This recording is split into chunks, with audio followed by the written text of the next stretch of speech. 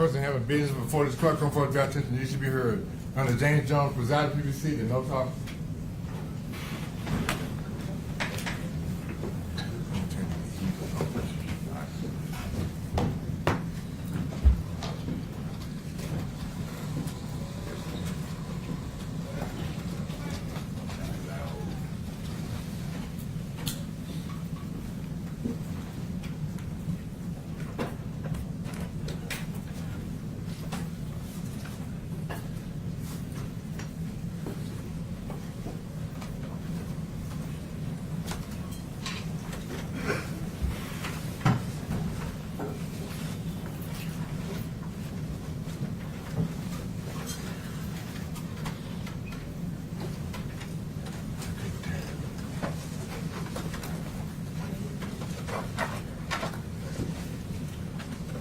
Y'all can be seated. Ladies and gentlemen, welcome back. We're going to go ahead and jump right back into it. Defense, you ready with your next witness? Your Honor, defense called Samantha Spencer.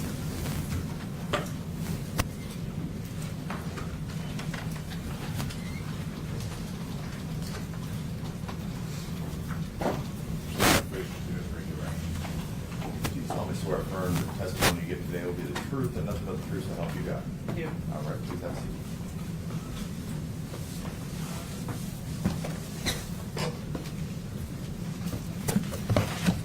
Good morning. Morning. Tell us your name and spell it for the court. Yes, my name is Samantha Spencer, S-A-M-A-N-T-H-A, Spencer, S-P-E-N-C-E-R. Spencer, what's your occupation? I am an independent forensic consultant. And tell us what that means. So that means I mostly help educate attorneys on the forensic science process. I focus in the fields of forensic biology, or DNA and serology, and crime scene reconstruction. Do you have a scientific background? I do. What was your education? So I received a Bachelor's of Science degree from Erskine College in Due West, South Carolina in 2009. After I received that degree, I went on to work at a genetics center that I helped diagnose mostly children with rare genetic diseases. I then accepted a position with the Tennessee Bureau of Investigation as a special agent forensic scientist within the forensic biology unit. And then I was also a member of the violent crime response team. During that time, I also got a graduate certificate in the field of forensic DNA and serology from the University of Florida. How did you get involved with TBI? So again, I applied and accepted the position when they offered it to me. I participated in training there that all TBI agents go through for both to become a forensic scientist and a member of a violent crime scene And team. what would your position be called? I was a special agent forensic scientist. What did that involve? So for the most part, that involves just working evidence. So when evidence comes into the lab, I would accept it from the evidence receiving unit, take it back to my space in the lab, and then perform my testing, which included serology testing and DNA testing. While at the TBI, did you get called upon to give testimony in court concerning your findings? Yes, I did. And how often did that happen? I believe a little over 20 times. And did that include offering opinions on the results of DNA testing? Yes, it did. And then did you eventually leave the TBI? I did. I accepted a position over at St. Jude Children's Research Hospital in their Shared Resource Center. So I was helping all of the researchers at St. Jude look at DNA analysis. And then in 2018, me and another former TBI agent decided to form the company that we have now, SEP Forensic Consultants, where we offer education and knowledge to attorneys in these fields. And have you continued testifying in courts since leaving the TBI? Yes, I have.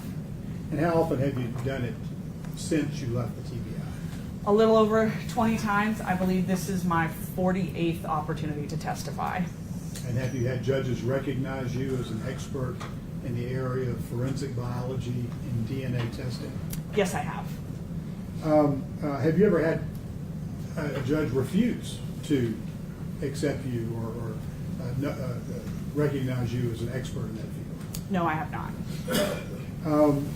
When have you testified on behalf of the state of Tennessee when you were at TBI? Correct. And how did you get paid for that? It was my salary that I got. The state of Tennessee paid for it.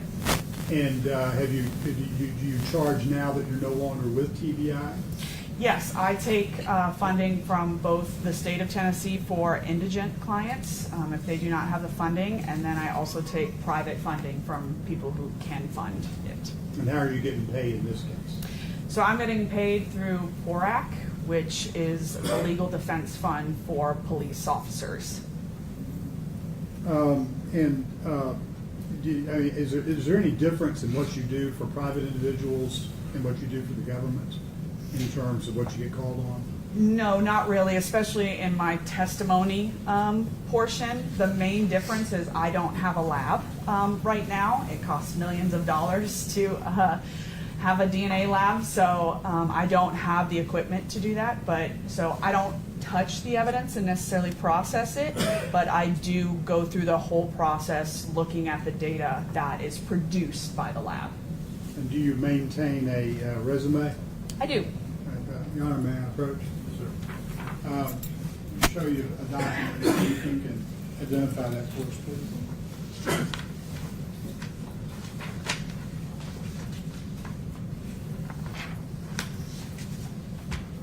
Yes, sir. Is that your resume? It is. All right. Your Honor, I would mark that as the next exhibit. Any objection? Yes, sir.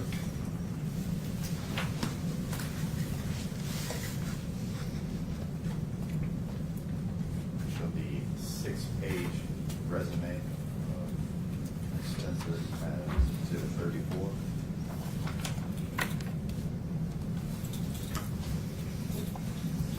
Say 34, Your Honor. Yes.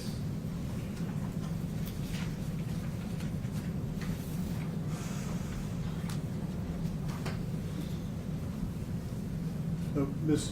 Spencer, what did we ask you to do in this situation?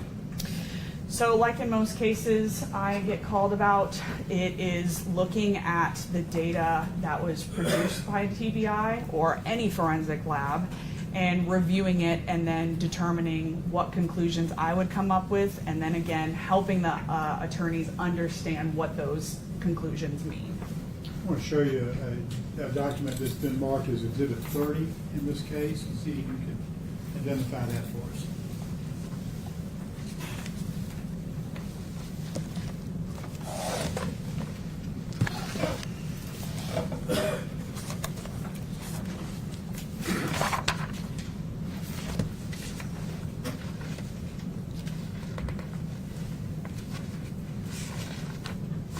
Yes, sir.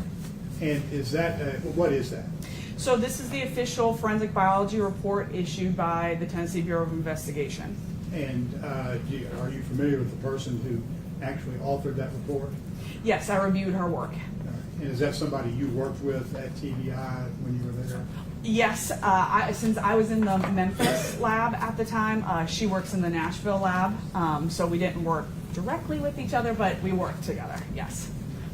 Your Honor, at this time, I would tender Ms. Spencer as an expert in forensic biology through DNA analysis. Your Honor, there's no objection.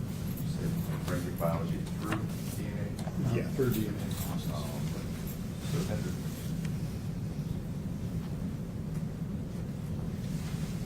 So, tell us, what is forensic biology?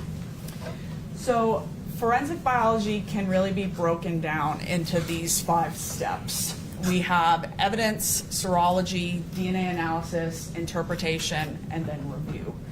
So overall, it's the process of finding hopefully a body fluid and then eventually making interpretations on that DNA that was found on that item of evidence. And so you have the body fluid. Would you know where the body fluid came from? So yes, once we get into the serology portion, you start looking at specific items of evidence, and then you would be able to identify where you obtained that body fluid from. Now, what is it that you, as an analyst in this case, consider to be evidence? So myself, as an independent forensic consultant, I'm mostly considering my evidence to be the documentation and data provided by the forensic lab. So in this case, the Tennessee Bureau of Investigation. On top of all their data and the reports they issued, sometimes I also get things like medical examiner reports, videos from body-worn camera footage or surveillance video, and investigative documentations produced by law enforcement. And are there other sources of information that you gather other than just documents?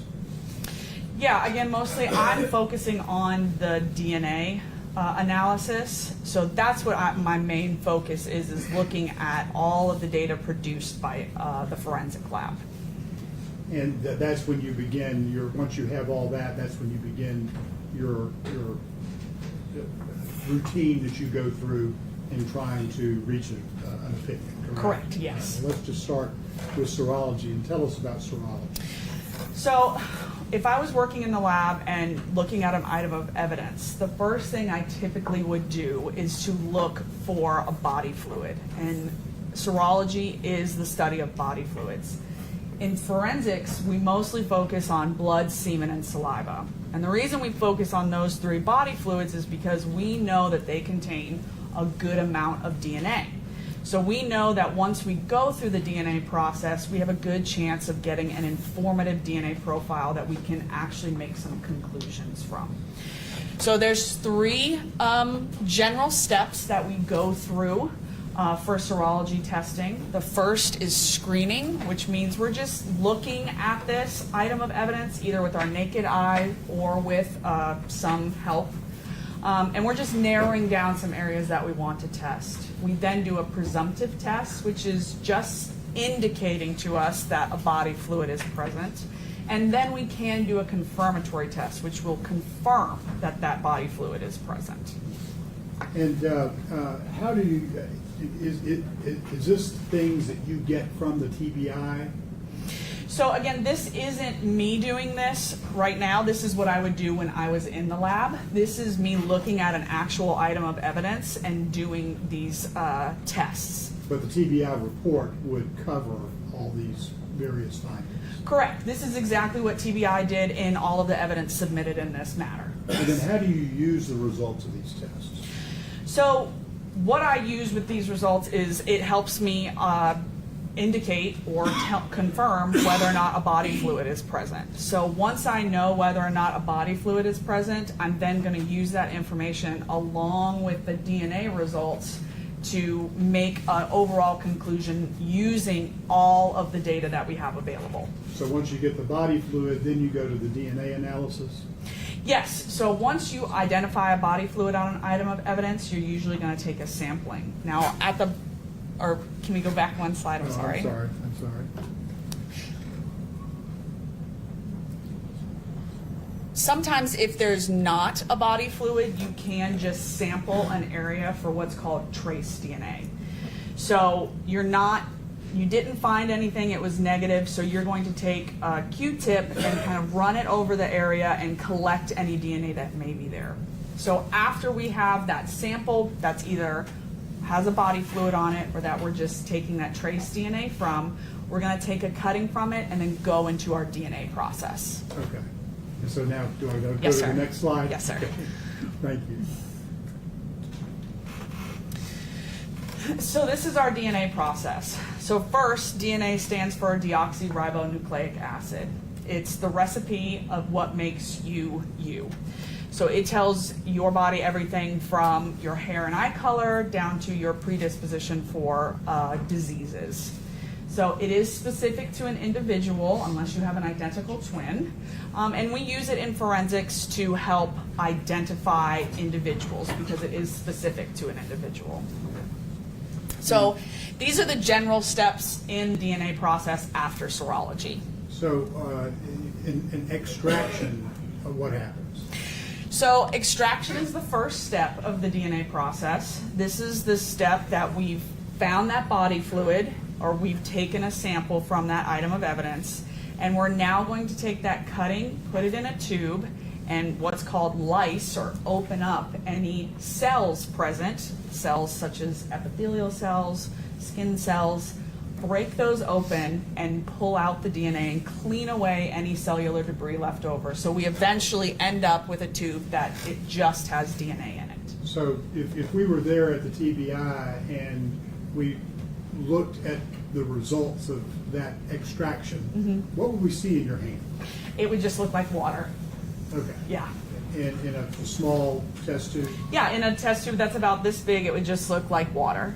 And is that all the DNA that you have to work with in any particular testing? Yes, when we do that extraction step right there, that's the DNA that we're going to work with for the rest of the time, and that's what we've taken from that item of evidence. So do you ever find yourself having to monitor how much you actually use for one test or another to make sure you have plenty of the evidence? Yeah, so part of the process of extraction is making decisions on how much water or chemicals you're going to put that DNA in. But through the process, we have specific amounts that we use through that, so we're not using it all up. As a forensic scientist, my goal is not to consume a sample. I want to make sure there's some left over, either if I make a mistake or if somebody else needs to process that sample in the future. So yes, we use a small amount every time and don't use it up. So after extraction, what happens next? So after extraction, we have quantitation, and that kind of sounds like what it is we're trying to determine how much DNA is there, the quantity of DNA present in our tube. So not only does it give us the total amount of DNA present in that sample, but it also gives us the amount of male DNA in that sample, a male to female ratio, and a degradation index. The degradation index just tells us how much the DNA may be damaged. And what are you looking for with the quantification? So the main point of quantification is that it really helps with the downstream application, steps 3 and 4, because we're going to target a specific amount of DNA to go into those steps. It also gives us an idea, again, of how much DNA is present in this sample. Again, if we're looking at our serology results and it's indicating that a body fluid is present, I'm going to look at those serology results and see if that's consistent with a body fluid. And the next step is amplification? Yes, so amplification is a fancy science word for making copies. So what we're doing in this step is we're making copies of specific areas on the DNA that we've extracted and figured out how much DNA we have. You mean like 5 or 6 copies? We're making millions of copies. And we're making millions of copies of what's called short tandem repeats. These are those specific areas we're going to focus on. And they're areas on the DNA that we know just repeat over and over again. So we make millions and millions of copies of those. And it's essentially just like you taking a piece of paper and copying it on a copier. Just going to continue to make copies of it. How do you know when to stop? There's validations are done, and again, we're targeting a specific amount of DNA. So we know that this amount of DNA takes this long to make this many copies of. And we have set protocols of how we're going to make copies of the DNA. And the next step is separation? Yes, this is our final step in the DNA process. So like I said, we just made millions of copies of different areas of those short tandem repeats on the DNA. So now we have to separate them. So we separate them based on size and charge. And at the end of this process, this instrument here will take basically a picture of the DNA, which will be what we use during interpretation. And that picture is basically, you can go to the next slide. It's a bunch of peaks and numbers that we use. And these, maybe this will help. Can't see it. Those boxes on the top, you see that are in green and yellow, those labeled ones, those are all the specific areas that we made copies of, and those are what we're going to compare. So those peaks and numbers below, that's what we use to make a comparison. So you sort of overlay on the comparison? Somewhat, yes. And so what's next? So what's next is the interpretation step. I failed to mention that we have kind of two sets of samples when we're doing DNA analysis. We have those evidentiary samples, things that came from the crime scene or from individuals involved in the incident, but we also collect standards from people. Standards, if you've watched any crime show, you've seen somebody take a big Q-tip and run it on the inside of their cheeks. That's a buccal standard. And all that is for us to know what that person's DNA profile is, so we can eventually compare it to our evidentiary samples. So our interpretation step first starts out with ensuring that everything went well. We look at controls that we ran in our sample and make sure that everything performed and had good quality. Once we do that, we're then going to look at each of those DNA profiles, those peaks and heights, or peaks and numbers that we just looked at, and start interpreting. And how we interpret it is we basically start describing that profile. So do we have a full, partial, or limited profile? Meaning, do we have data at all of those locations we make copies of, or are we missing data at some places? We also try and determine how many people are present in this sample. A number of evidentiary samples that we work with in forensics have more than one person in them, which is called a mixture. So we determine whether or not it's a single source profile or a mixture, and then how many people are present in there. And then finally, sometimes we can also determine a major and minor contributor. A major contributor is somebody who is showing up more strongly in that profile, and a minor contributor is the opposite, showing up much less in that profile. Spencer, I want to hand you Exhibit 30, and you're talking about getting these profiles. Could you read some of the descriptions of the profiles and explain those to us based upon what you just said? Yes, so an example, and we'll look at this in a little bit, an example of an interpretation would be the DNA profile is consistent with a mixture of at least 5 individuals, including at least 1 male. And then we have some that also say the major contributor matches a specific person, and then the minor contributor profile is inconclusive. So that's kind of the terminology that we're using in the reports once we've done this. And the way that we eventually get to is those standards that I just talked about. That is when we're going to be able to say that a match is present. We're going to take that standard of that individual and compare it to that profile that we've already made conclusions on from the item of evidence and see if that person is a contributor. And that's what we call the binary method, because basically we're saying, is this person in this profile or are they not? Okay, and then what is that? Does that complete the interpretation process? Yes, other than documenting it in a report, which is exactly what TBI did. Okay, and is that where you get to the review process, or? Yes, sir. Yes. So once a scientist who has done that whole process, done their interpretations, put their conclusions in a report, they're then going to hand off this report, this draft report, to 2 other people. And this is the review process. We have a technical review and an administrative review, and they sound exactly like what they are.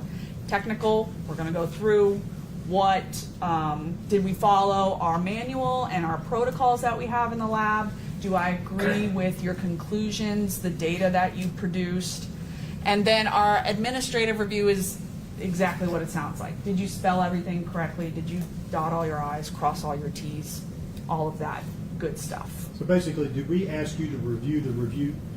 Yes, I kind of like to say that what I do is like a super technical review of the case. I go in and look at it again. I try and look at it how I would if I was a technical reviewer, but I'm usually also incorporating other information into it, and that's why I kind of call it a super technical review. So are we ready now to go into your examination of the evidence you got from TBI? Yes. So this is going to be pictures from TBI's analysis along with their results, and then Yeah, and we'll look at this as we go through. So the first exhibit we'll be looking at is Exhibit 1A and 1B, and that's Mr. Martin's boots. You can see 1A is the left boot and 1B is right. So like we talked about before, the first thing TBI did was that serology process. So they're going to screen it and then try to identify any body fluids on these two boots. The body fluid they're focusing on in this case is blood. So how they did that is they used a presumptive test, which is on the slide is TMB&P, which is tetromethylbenzidine and phenolphthalein. Now, let me ask you something. On the slide, it looks like the boots have been sectioned off. Is that something? Tell us, what is that? Yes, so what the analyst did is she was testing these specific areas to try and narrow down where the blood was.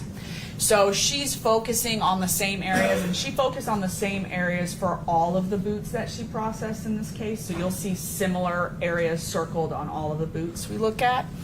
So she circles these areas because not only did she do the serology, but she took those samples like we talked about, the trace samples, and they went on to DNA analysis too. So the entirety of the left boot there, 1A, was TMB&P negative, which means it's negative for the presence of blood. And then if we can go to the next slide, this is 1B, so the right boot. This area that you can see there that has that blue arrow, that was TMB&P positive. So again, that's a presumptive test for the presence of blood. And just for the record, the boots we're talking about right now are Emmett Martin's boots, is that correct? That is correct. That's Exhibit 1. Yes, yep. So again, all three areas on each of these boots were swabbed for DNA analysis and taken into that process. Okay, so we'll have 3 samples per boot that we'll look at eventually with our DNA testing. Next slide. Yes, sir. So this next slide is basically the same of what we looked at for Mr. Martin's boots, except these are Mr. Haley's boots. So again, we have 2A is the left boot, 2B is the right boot. We have those areas denoted again that she focused her testing on. And again, we have 3 areas per boot. Again, the left boot tested negative for TMB&P, so it is negative for blood. And then the next slide. The right boot tested positive in that area, presumptively for the presence of blood on Mr. Haley's right boot. So where'd you go from there?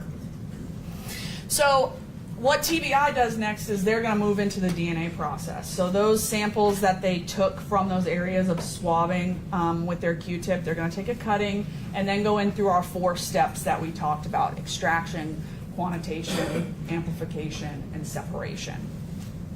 And is this the results on the screen now of Martin's boots?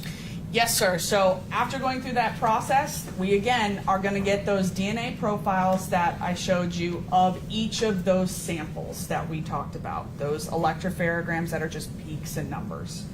And these are the interpretations of TBI. So when they sat down and looked at these DNA profiles that they generated from those exhibits, those items and those samples, this is their interpretation. And what was that interpretation? So for Mr. Martin's boots, again, looking at the left boot, which was negative for the presence of blood, that area 1 is a mixture of at least 5 individuals, including a male, and it was inconclusive. So typically when we're doing interpretation using that binary method that I talked about, whether or not somebody is included or not included, when you have a mixture of DNA that goes anywhere from 3 to 4 individuals, it becomes very difficult for me as an analyst to try and do any interpretation of that, because it's just It's what we call a nasty mixture. There's just a lot of people, and it's really hard to pull specific profiles out and determine who is really present. So what happens with that is it becomes, we have at least 5 individuals. I know a male is there, but I can't do any more interpretation of it, so it's inconclusive. In your experience, is it surprising to find a lot of different people's DNA on a boot? So shoes in general usually produce mixture profiles. If you think about your shoes, you're walking around in your home, anywhere, you're collecting DNA from your family members on your feet, putting it in your shoes and on your shoes if they're sitting around the door. But we also have to take into consideration what these boots are worn. These are police officers' boots that they're wearing out to crime scenes, interactions with a number of individuals every night. So the idea that they have a lot of other people present on their boots is not really odd. So that number is something you would expect. Yeah.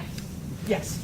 And go on with your conclusions on the Martin boots. Yes, so sample number 2 is a mixture of at least 3 individuals, including a male, and it again is inconclusive. And a sample can also be inconclusive, even though I said it's 3 to 4 people we're really looking at. We can't really start breaking down that mixture. Sometimes you just don't have a lot of DNA, so it's not a really good profile that you can be confident in to make good interpretations on. And then 3, we have a mixture of at least 3 individuals, including a male, and the major is consistent with Mr. Martin, and the minor is inconclusive. So that's, again, like we talked about, we have that major contributor that's showing up more strongly than another individual or any other individuals present in it. And it's Mr. Martin, which we expect Mr. Martin to be on his own shoes. And what about the right boot? So the right boot, for sample 1, we have a mixture of at least 2 individuals, including a male. That's inconclusive. And then for 2 and 3, we have the same results. We have a mixture of at least 2 individuals, including a male, and the major matches Mr. Tyre Nichols, and the minor is inconclusive. That's for sample 2 and 3.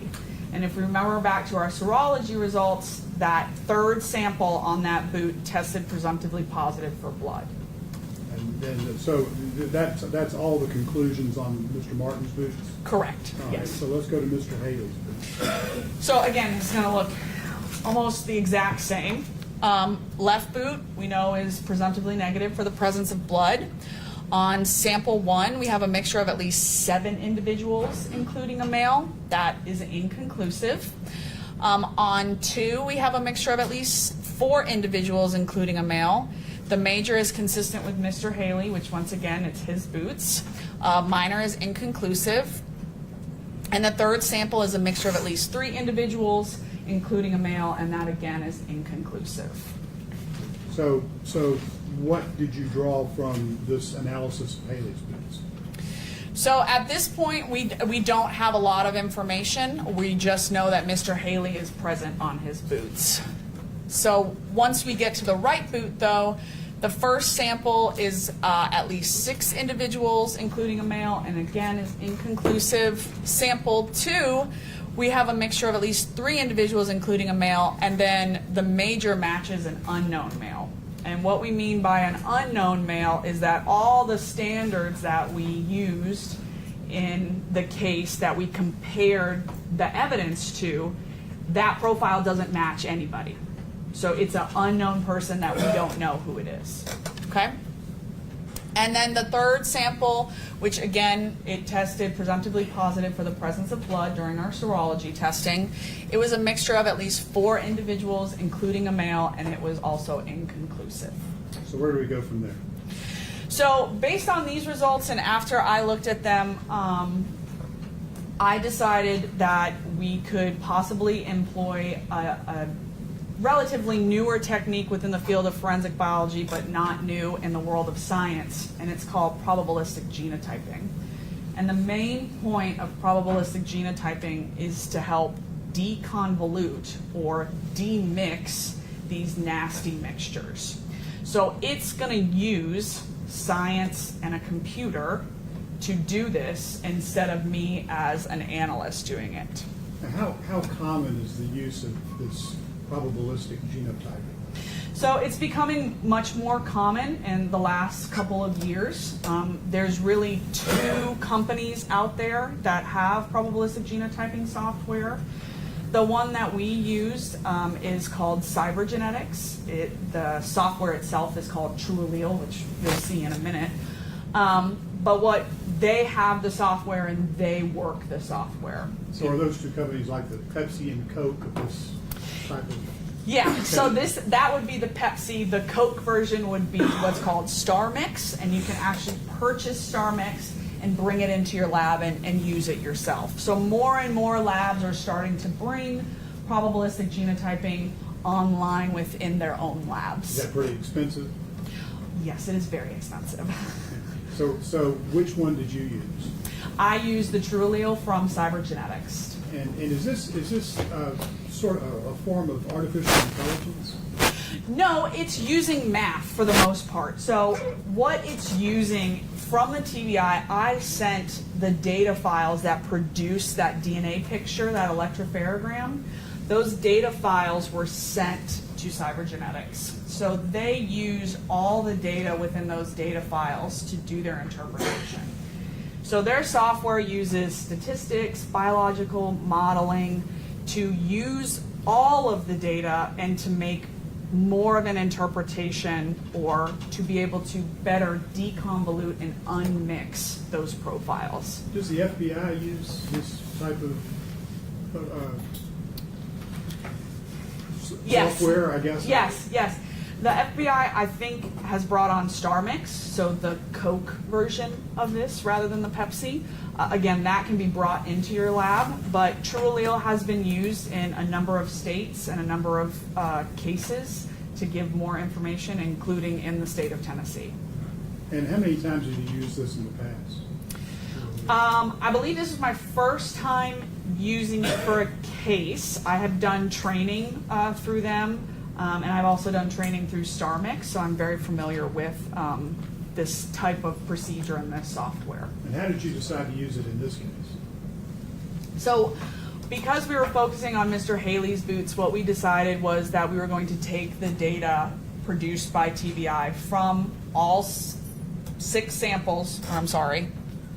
samples, right? 3 from each boot, and send that off to Cybergenetics or TrueAllele for them to use in their software. And next slide. Yes, sir. So what TrueAllele did was they did a preliminary screening test, and that's what these results show on this PowerPoint. So it's basically just a table up there, and if we just to explain the table a little bit, we have all of our item numbers. So we see we have 2A is our left boot, 2B is our right boot. We have 1, 2, 3 samples for each one. We then have the comparison to Mr. Haley's standard, and we have the comparison to Mr. Nichols' standard. And then they also, because we had that unknown male that was on the boot, that was also used as a standard in this case as well. Down at the bottom, we have a table that represents kind of what these numbers that you'll see in the table. So remember when we were talking about interpretation, we are either including someone or saying it's a match, or we're saying it's not a match and they could be excluded. So that's what these numbers are representing. These numbers are actually the number of zeros given within the probabilistic statistics that they produce. If there's the blank over on the right-hand side, as you can see, blank means no statistical support. So if we look at the comparison to Mr. Haley, we can see that in most areas we have strong support for him being present on his boot. Again, he should be present on his boot. That's not surprising, right? So next, the comparison is to Mr. Nichols. So we have on sample A2, we have a 1, which is inclusionary.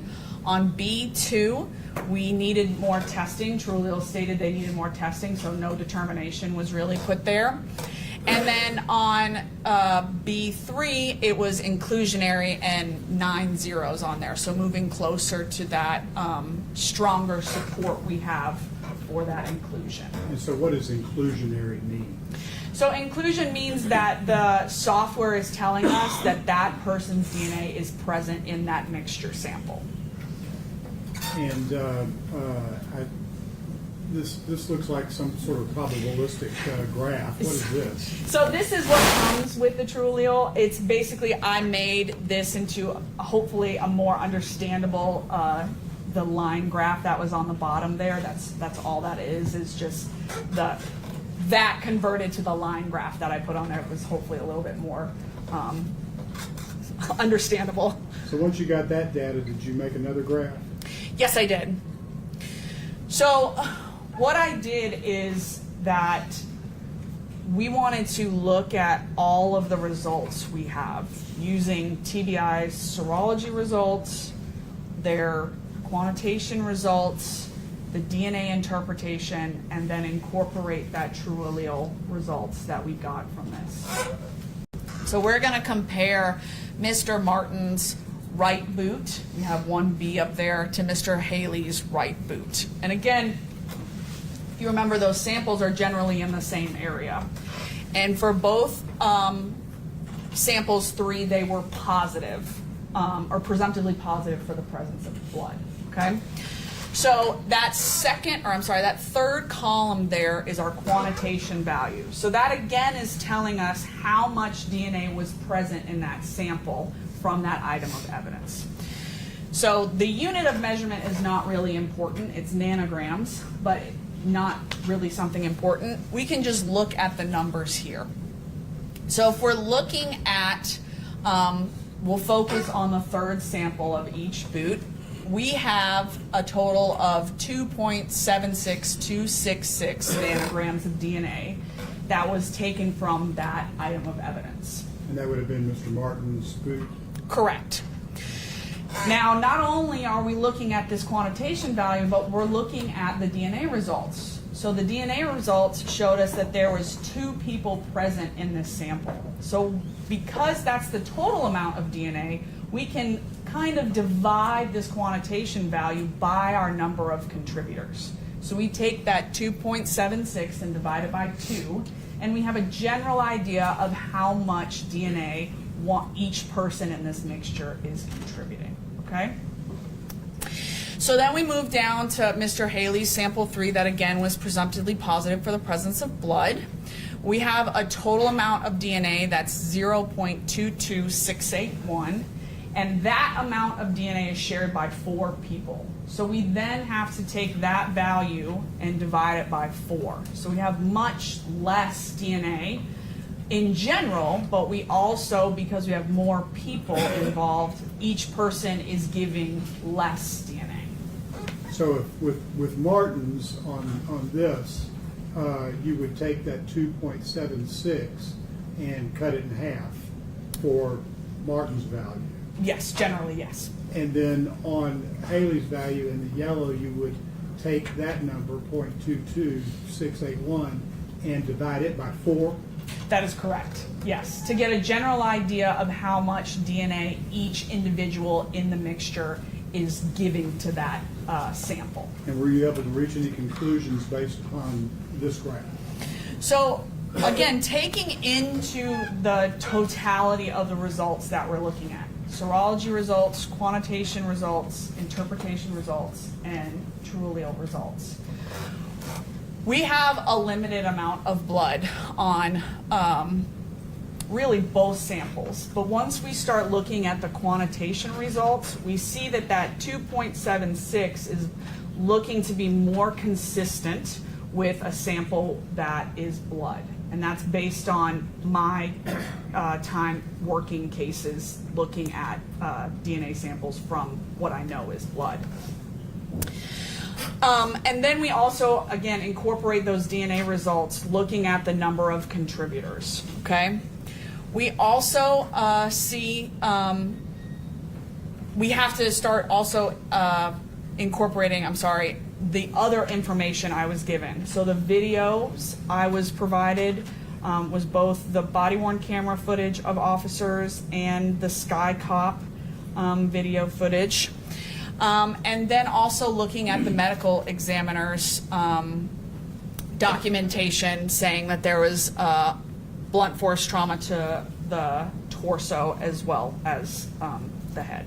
So did these findings correlate, in your opinion, with the what you saw in the video? Yes, they did. How so?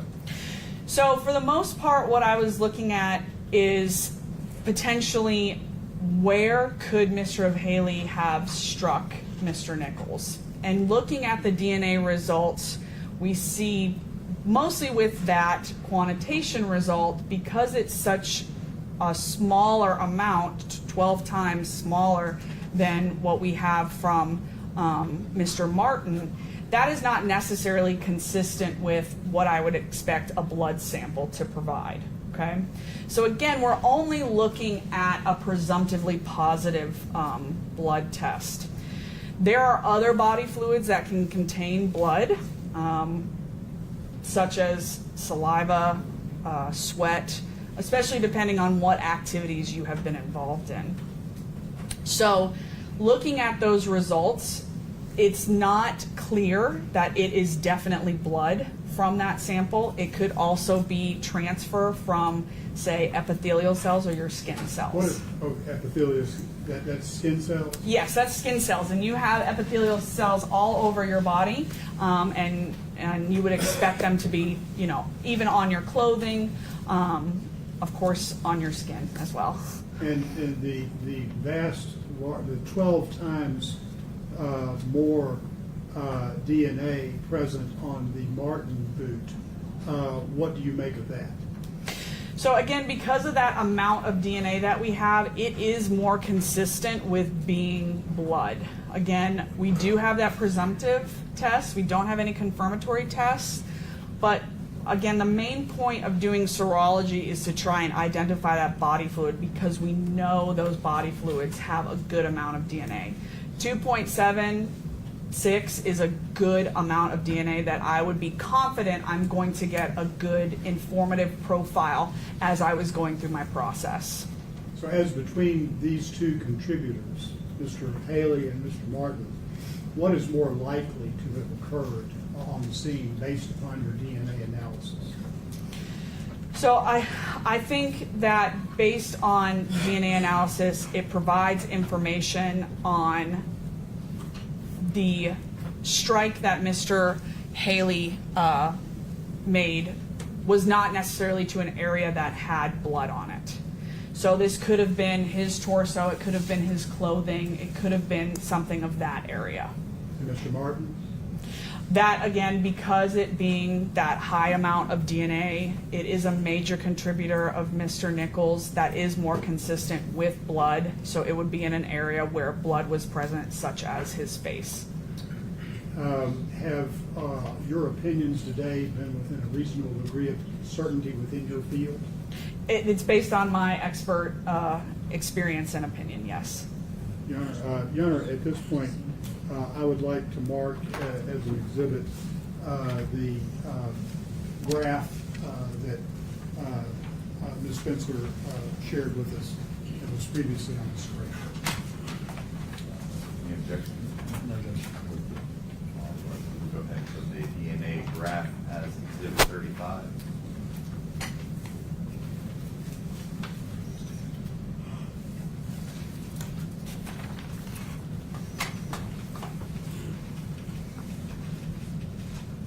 Your Honor, I believe that's all the questions I have. All right. Next in line would be Mr. Zilla. Oh, I have no questions, Your Honor. All right, Ms. Berry? No, Your Honor. Stay.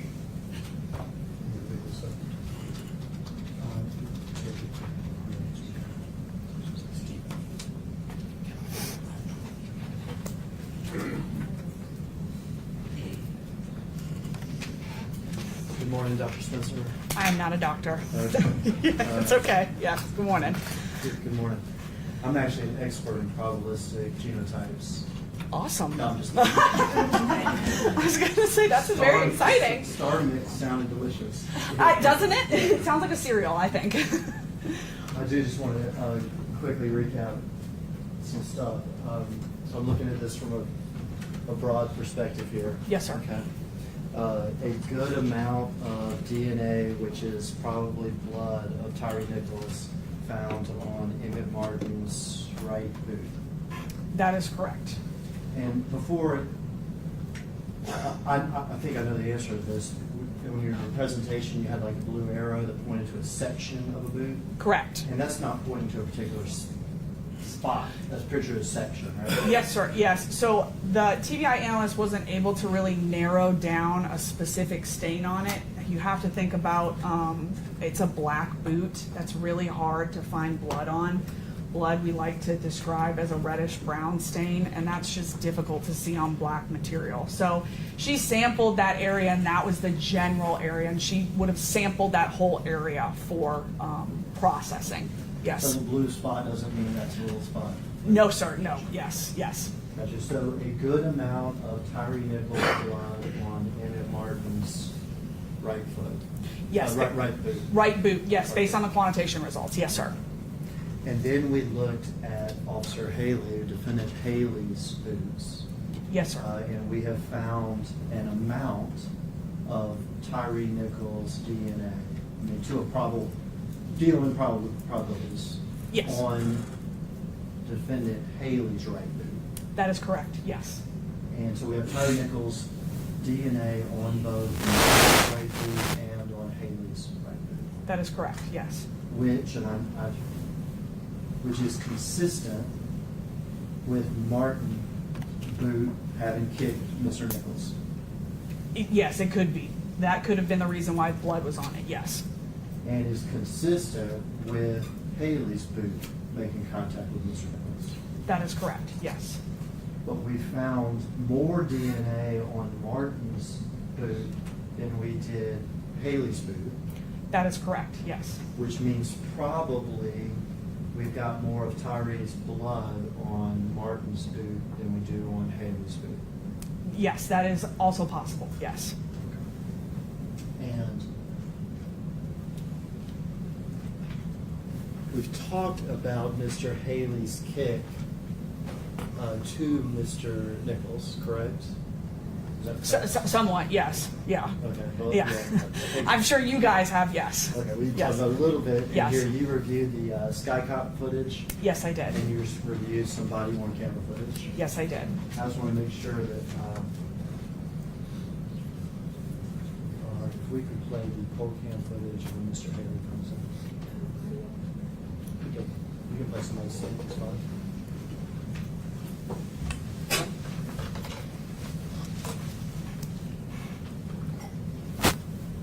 This is just so we see the kick again that we're talking about. Yes, sir. Yeah. I know that you weren't there, and I'm not going to ask. Yes. And while they're queuing that up, in fact, you've worked at TBI previously, Yes. but it was before this case. Yes. Before this case. Yes.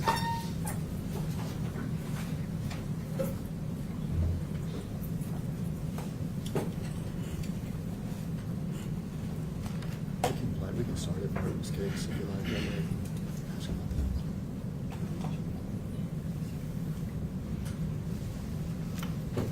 We can just start here. We can just, if you can just fast forward to where the camera switches over. I'll call your attention to just a couple spots in the video, okay? Yes, sir. This is a Castlegate video.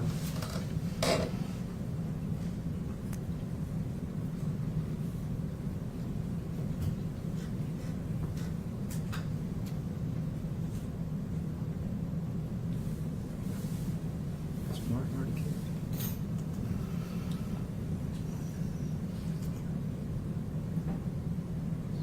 Just go, if we can just play from the start, just play from the start, it's the easiest thing. There may be 30 seconds where we're waiting, but here we go. We're starting the video at 20:32:55. Yes, sir. Yes. Thank you.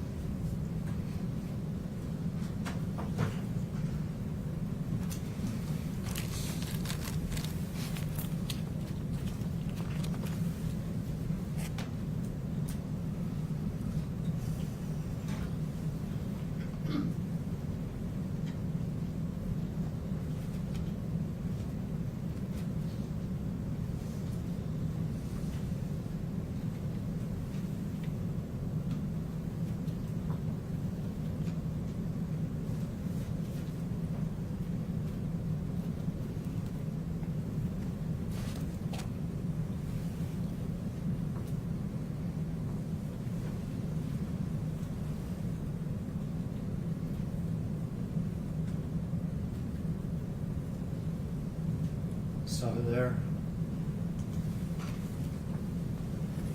I tell you, that's Officer Martin that just kicked Mr. Nichols in the head. Is that consistent with your knowledge and review of the video? Yes, it is. Yes. And is that type of strike that may result in a transfer of DNA from Mr. Nichols' head to Mr. Martin's boot? Yes. You can't specify which, but is that type of contact that could result in that? Yes. Yes.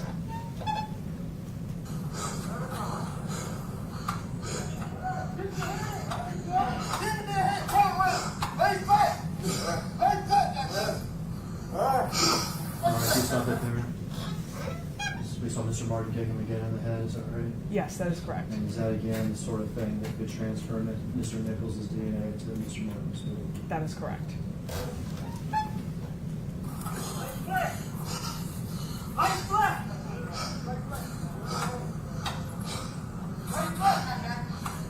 Shit!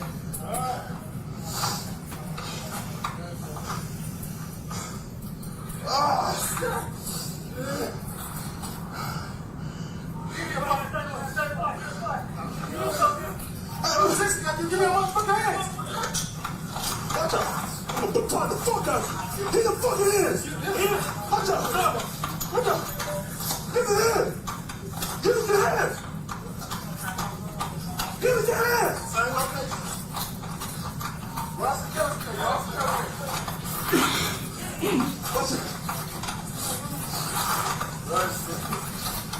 Give me your fucking hands!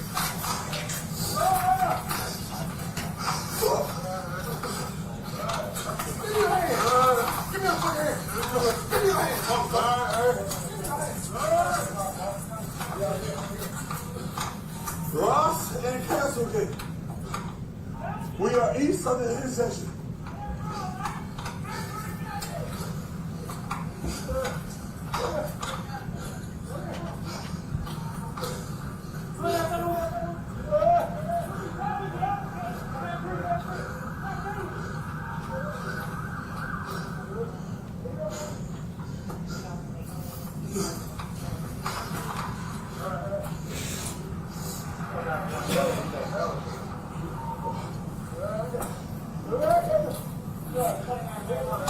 Right here. 230. Castlegate. You can get here from Ross. You see that right there, if you stop it? You see it right there? Yes, sir. And would that have been identified to you as Officer Haley there that represents? Yes. And is it that kind of impact, did you say kick? Yes. Is it that sort of kick that could result to the transfer of Tyre Nichols' DNA to Mr. Haley's boot? Yes. And if you just a little more. Castlegate. Stop there. Did you just see that? Yes. And was that Mr. Martin again? If you tell me it's Mr. Martin, yes, it is. Yes. It is Mr. Okay. Martin. Yes, sir. And is that the sort of kick that again could result in the transfer of Mr. Nichols' DNA to Mr. Martin's boot? Yes.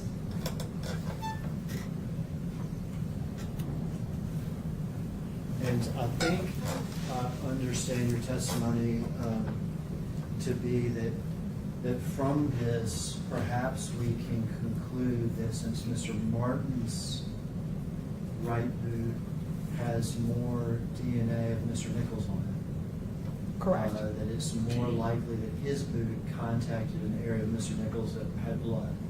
Yes. And we see it for himself. He kicks him in the head. Yes. But from looking at Mr. Haley's boot, since it has less of Tyre Nichols' DNA, it's harder to ascertain the area in which Mr. Haley actually kicked Mr. Nichols. Yes. That is true.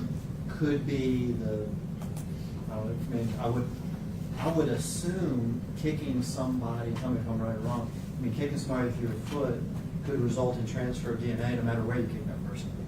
Yes, that's true. Because again, as we talked about, your DNA is all over your body and on your clothes. So especially if you're kicking exposed skin or even clothing, it's probably going to transfer those cells are going to transfer to that shoe. And so all we can really talk about is probably or probabilities or whatever. Is that correct? Yeah, that's correct. And even a closer view of the video doesn't really answer that for us. We could play Blake's body camera.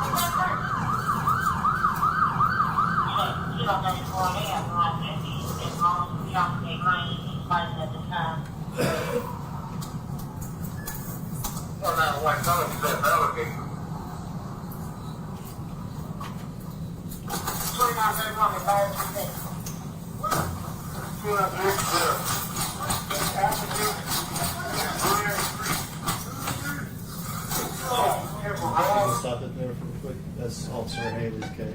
Okay. Again, it's unclear from that if he kicked him in the side, in the shoulder, in the head, neck, whatever. Correct. I might as well play Officer Martin's kick. About the same with Officer Martin's kick. Yeah, in that video. I have not reviewed that video before, but yeah, you can't tell from that video. But yes. But what we can tell from the DNA and from the videos are that Officer Martin kicked Mr. Nichols at least 3 times. Correct. And Defendant Haley kicked Mr. Nichols while he was on the ground at least 1 time. That is correct. No further questions, Jim. Anything else from the defense?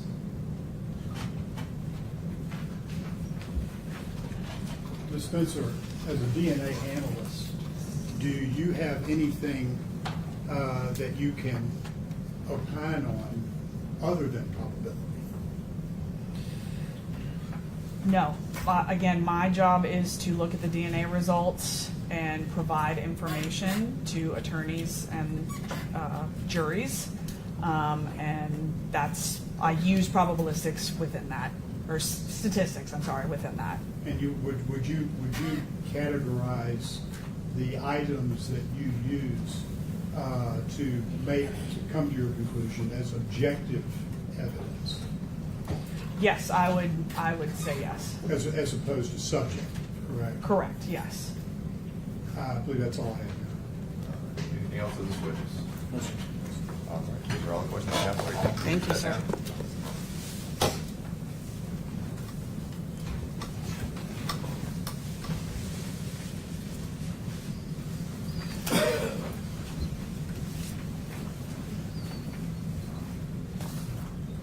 You ready with your next witness? I believe we're going to take a witness out of order. Justin Smith's going to provide a witness. All right. And may I have a moment so that we avoid technological problems like this today?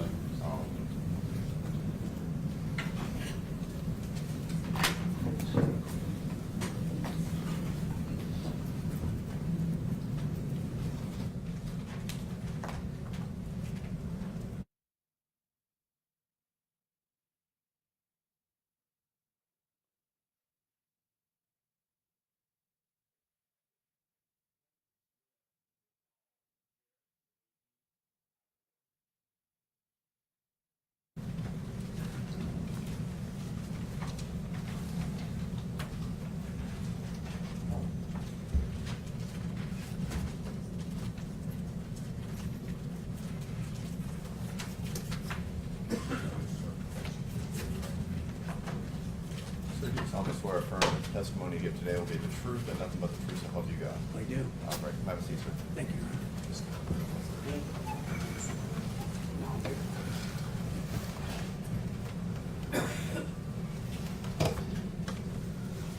Okay, before you start your questions, can I have the attorney's approval?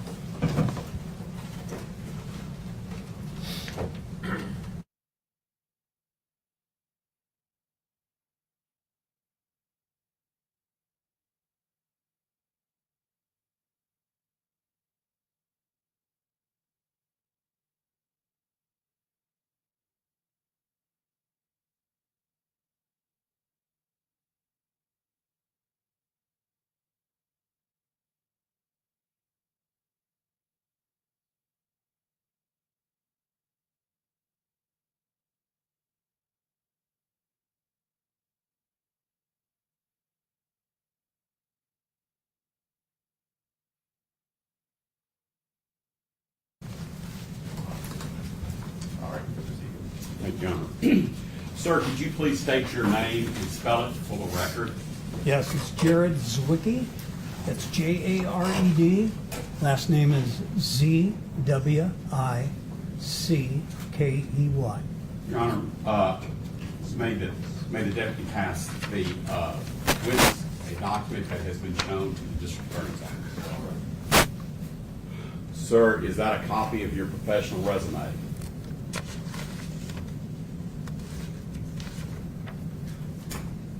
Yes, sir, it is. I'd like that marked the next, Your Honor, with your permission, the next sequentially marked exhibit.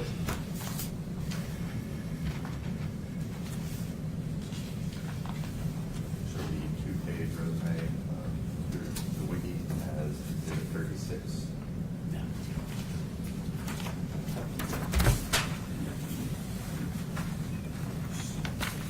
Sir, we're going to briefly go over your experience, training, and education. We are going to give, not that it's not important, but we are going to give, for lack of a better word, the Cliff Note version, all right? Yes, sir. Since you're not shy about these things, how old are you? I'll be 81 this year. I say that only because I hope for myself. How long have you been in law enforcement? I served 38 years in law enforcement. And have you been a chief of police before? Yes, I have in 2 organizations. All right. Have you attended college training put on by different law enforcement organizations in order to become proficient in your chosen field of expertise? Yes, I have. Have you also provided training to different law enforcement organizations, again, in those same fields of your expertise that we'll be talking about more of? I have, yes. Have you trained, for example, the FBI? I have. Have you trained the Secret Service? I have. Have you trained the Los Angeles Police Department? Some members of the Los Angeles Police Department, yes. And having gotten to know you for a number of years, you've trained officers and police departments across the country, from the Northeast all the way down to Texas to California, in areas of deadly force. Is that correct? That's correct. Defensive tactics. Yes. By the way, give us a thumbnail version of what is defensive tactics. Well, defensive tactics, actually, it's a misnomer. It's defensive tactics plus arrest control techniques. It's the ability to teach people how to arrest somebody and get them under control. And the other part of that, the defense, is defense of yourself and others with either weapons or with your hands. And do you carry a number of, I'm going to call them certifications, do you carry a number of skill sets as it relates to martial arts and fighting skills? I do. I have been fortunate enough to acquire 3 black belts in 3 different systems. One would be a Chinese system. The second one would be modern arnis, which came from the Philippines, which is double stick fighting, or with sticks or with machetes. And with Bajak, karate came out of the South Koreans, is a dagger set teaching a defense with 2 daggers. They all pretty much intertwine. And then along with some Aikido training that I first studied back in 1964, 1965 with Los Angeles police instructor who was an Aikido expert as well. Only because I'm short and fat. Does that explain why you're in such good shape? Yes, sir, I practice every day. Every morning, I have to wait till you're done before I call you. Is that right? Absolutely, sir. All right. Now, you not only have you been a police chief, but have you also been a SWAT team member? Yes, I have. Actually, I worked on the SWAT team for over 20 years. And have you been a SWAT team commander? I have been, yes. Did you, let me back up one bit. Have you been qualified as an expert in the field of defensive tactics, human factors, arrest techniques in state courts across the country? I have, yes. Have you been qualified as an expert to testify, give opinions in the areas of body cam and pole cam videos in order to render opinions regarding the appropriate level of force that a respective officer or officers have administered? Yes. Do you have an estimate on how many times you've been qualified and testified in live court as an expert in those areas? Boy, that's pretty hard to give you an exact figure. Best estimate. I'm just going to estimate probably over 90 times during my entire career. How many federal courts have you been so qualified to testify as an expert? Once again, I think that's a little hard to go back over 50 years, but I would say probably at least a quarter or more of those cases that I testified in over the years. And have you been qualified in the Sixth Circuit, which includes Tennessee, in the U.S. federal court as an expert in those areas? Yes, sir, I did. Okay. And briefly, tell us what is known in the area of court testimony, court expert testimony, as a friend of the court. What is a friend of the court? Well, my understanding of friend of the court was or is when an individual has a certain expertise, is asked by the court to offer the court an opinion. Basically, like my field would have been use of force. Have you been asked to serve as a friend of the court, by the courts, to serve as a friend of the court, to actually provide them expert opinions in federal court?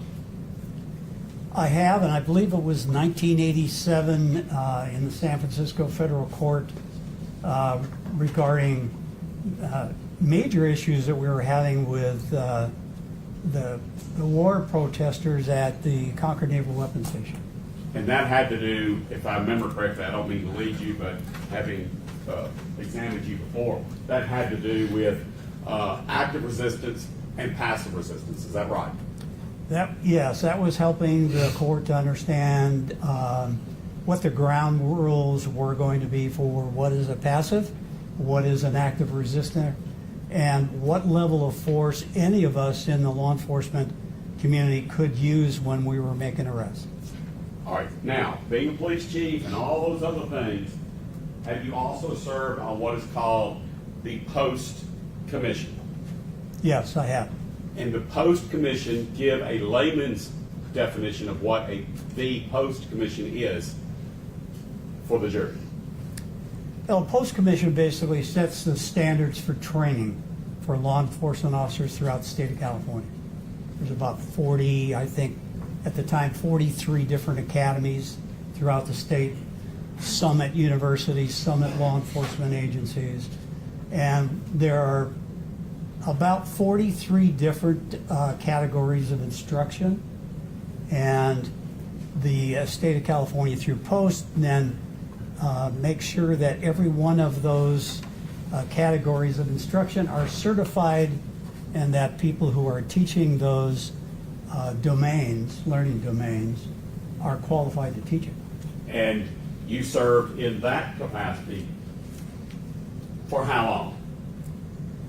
Well, let's see, from 1997 to about 2011, I was the academy director at one of the university or a junior college. And we had the post committee, so I had to serve during that time as a subject matter expert for use of force, firearms. And then we also participated in developing not only the curriculum for those, but also for role-playing exercises and computer training for the academy students as well. And have you, number one, testified as an expert in the area of what is referred to within your industry as human factors? I have. Yes. What is a layman's definition of the analysis of human factors? Well, basically put, there are some real basic factors such as what we refer to as tunnel vision. The second thing is auditory exclusion, what you hear and what you feel. And then there are environmental factors. And every one of those factors are looked at in all aspects of law enforcement investigations, whether it be traffic accidents, whether it be plane crashes, whether it be fatal accidents, where we have to reconstruct maybe what the driver saw or how the driver reacted, were they under the influence, to basic mechanical defects of a vehicle. So we're looking at all those factors plus environmental, what were the lighting conditions at the time of a particular incident, and what type of an incident was it, because that type of an incident really dictates what kind of an emotional response that the individual officer, a suspect, and witnesses will go through when they're involved in those kind of encounters. Have you performed and exercised that expertise first level or first option as an investigator of an incident? In other words, where you come on to investigate and conclude what happened in an incident? Yes, you have to. And have you also used that training, skill, experience, and education in giving expert opinions to law enforcement agencies or the courts in areas of human factors? I have, as well as individual officers to not only experienced officers, but new officers coming into the business, to let them know basically that an arrest situation is not only a physical one, but it's a mental one as well. And they have to go through the steps of things like anger. How do you control anger? And how do you control excitement? If you're involved in a possible shooting situation, how are you going to stop that rapid breathing? So we try to not really inoculate an officer to those things, but to just make them aware and try to give them some techniques how to reduce that level of stress that they're going to be going through. And have you been asked by the FBI to give this type of training or inoculation, as you call it, have you been asked by the FBI to provide that type of human factors training and advice to their own FBI agents? Yeah, not directly. I didn't have to go to the academy to do that, but through our training. Every training that I give, whether it be hands-on training with a defensive technique, how to defend yourself, whether it's a baton, which is the training I gave to the HRT, which is a hostage rescue team out of San Francisco.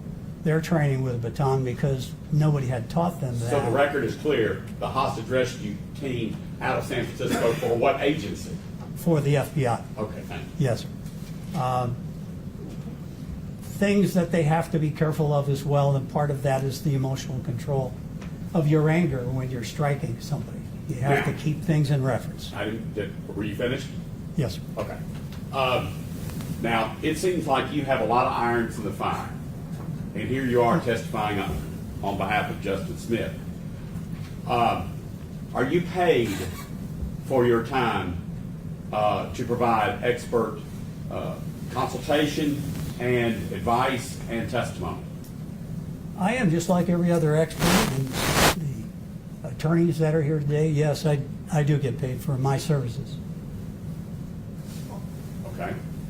Of all the courts that we've talked about, of all the agencies we've talked about, or you've talked about, have you ever been declined or denied or refused by any court in this country, federal or state, to testify as an expert in the areas you've listed?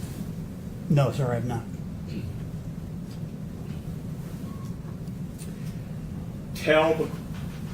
I'm going to tender this witness as an expert on behalf of Justice Smith in the areas listed thus far in the record, Your Honor. Can you list them off? I knew you'd do something. We talked about a whole bunch of expertise. That's duly short. Defensive tactics, human factors, deadly force, police training, police officer training, investigations of critical incidents.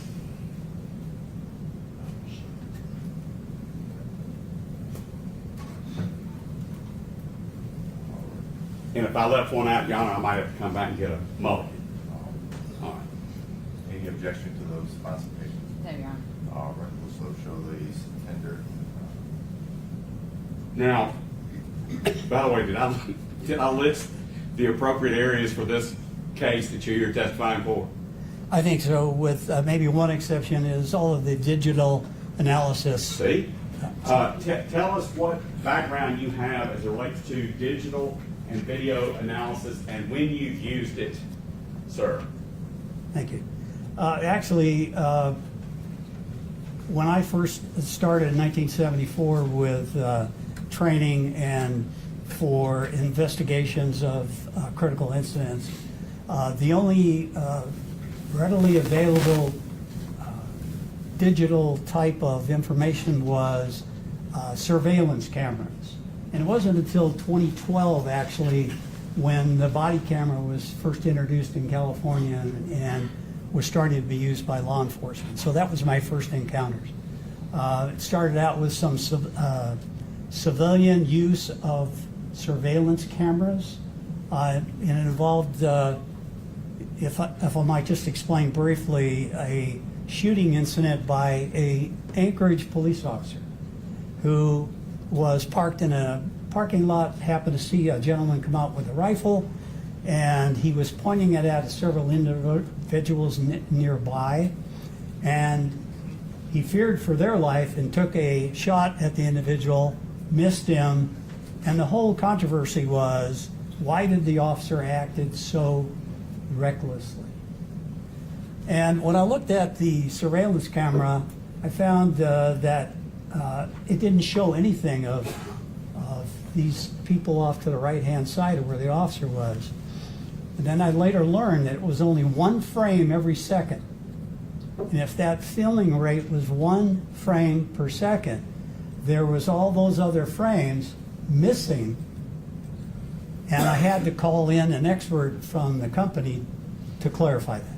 Let me, thank you. You know, when we were kids and we take the edge of a book and we draw a picture of a guy about to jump his bicycle over a ramp, and then on the next page we move that bicycle up a little bit more, and then the next page you do a little bit more. Do you know what I'm talking about? Absolutely, yeah. Everybody over the age of 60 probably knows what I'm talking about. And then you flip the pages, and it makes like a little old Disney stick cartoon, doesn't it? That's correct. In between each one of those pages is what you're talking about, the frame rate. Is that right? That's right, referred to as frame rate. Okay. So what are the drawbacks, for lack of a better word, deficiencies in today's modern poll cams like we have in this case? Right. Well, I think I basically answered that question one way, is because in that earlier shooting there was only 1 frame per second, so other things were missed. Are you familiar with the frames per second rate of the Tennessee Memphis Police Department poll cams in operation? I am. I'm not sure exactly what the initial frame rate was when it was filmed, but when it eventually goes to a central receiving and is processed and digitized, because it's sending over by radio frequency. It's not like a camera that immediately is recorded here. It has to be transmitted over a long distance. That frame rate may have been 16 frames per second, but by the time it's produced, it's 8 frames per second, which was what the SkyCap camera was at the time of this incident. Good.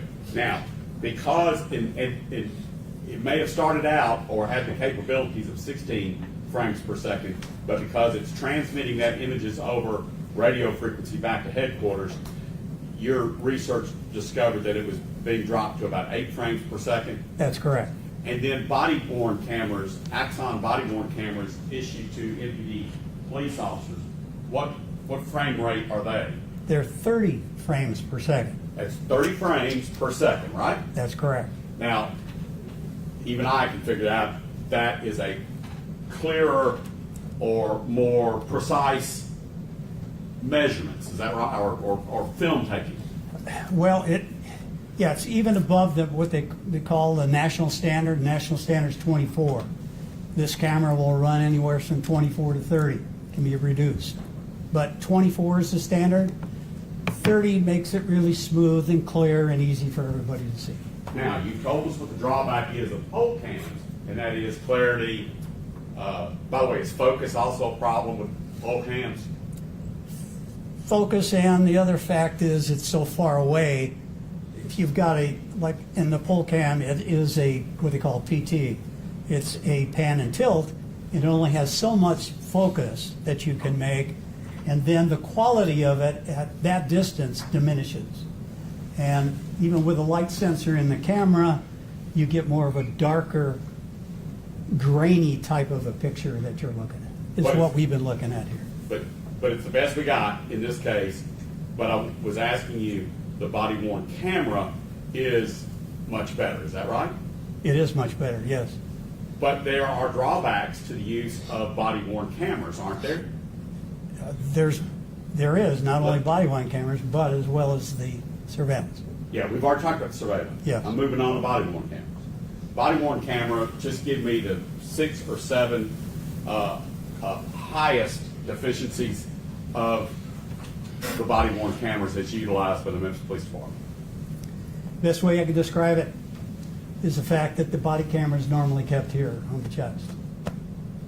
And whenever we look at whatever that image is being projected, we make an assumption, sometimes falsely, that the officer is looking exactly where this is. Anywhere where I turn, that camera will be looking at you, but I may be looking over here at the counsel. Okay? It doesn't help the officer feel a suspect's hand. You won't see if there's any tension that the officer feels when he grabs the suspect's hand. That's not recorded on here. You'll see the hand, and you'll see the officer holding that hand, but you'll never feel the resistance through a camera. Those are some real basic things. And lastly, if I may, Oh, I'm sorry. is because the body camera is attached to the officer, whenever there is a disturbance fight and I'm trying to turn and grab a suspect, what you get is a blurred image. And then you're really not going to see what happened.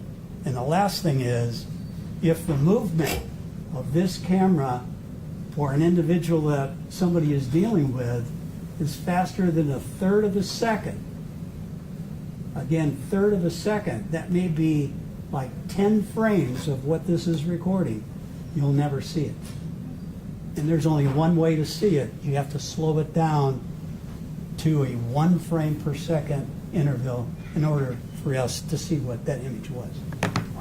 And you've been here all week listening to the testimony, have you not? I have, yes.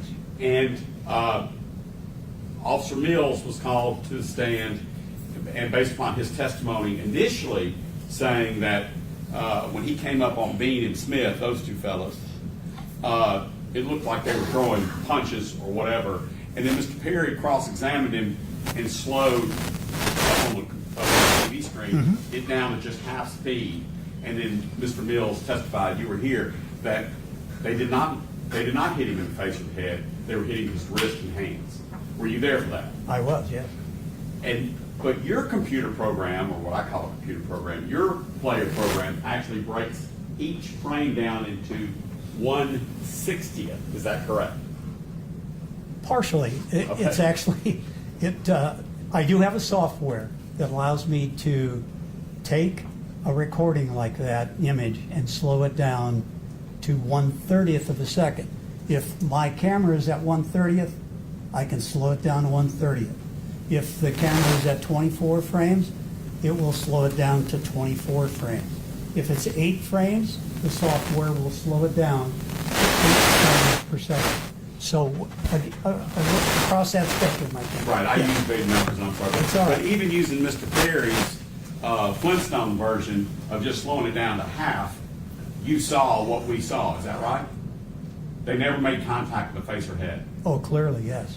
As it relates to slapping at the hands, as you saw in that video, is that a defensive tactic? Well, it is if I'm trying to reach somebody's hands to get them out of the way so I can grab them. Yeah. What is a distraction slap? It could be a variety of things. It could be to any part of the body, could be close to the face. I may not ever have to touch your face. It's just flip up towards your eyes and it can distract you for a moment. That's a suspect. distraction. A suspect, right. And does it not also trigger the reaction of the suspect if their hands are down here and you do a distraction slap? Does it sometimes bring their hands up to guard their face? Oh, absolutely. Is that what you saw in the video with Tyre Nichols? Yes, it was. Is that what your conclusion is as an expert as it relates to what Bean and Smith were doing over Nichols trying to get his hands? Based on my experience and training, absolutely. All right, now, more administrative, I call it administrative. As part of your working for Mr. Smith, have you reviewed all of the Memphis Police Department training that Mr. Smith received at the Memphis Police Department Academy? I have, yes. And unless you have an objection to it or unless you have a problem with it, was the training that Justin Smith received, did it meet the standards nationally of law enforcement training? That's a difficult question because on paper it does look like the standards of post within the state of Tennessee were met. But whether or not they actually performed all those, I wasn't present during all of those training sessions. I couldn't give you that kind of an answer. All right. Bear with me. Mr. Attorney, what I'm doing is I'm going to go to here. I'm going to that. It's 25, 24, 28, 6, which is less than 3 minutes. And that is only Justice Smith.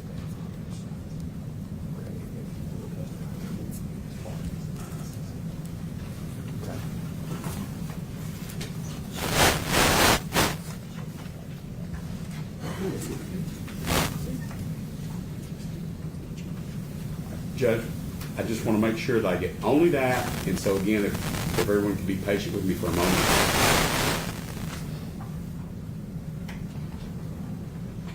Right now I'm muted, I'm not projecting it, I'm just getting it to the right spot.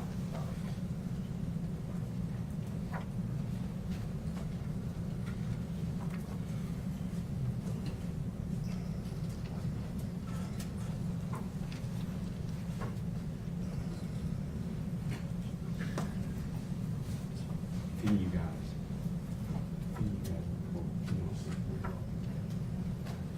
Just let me know.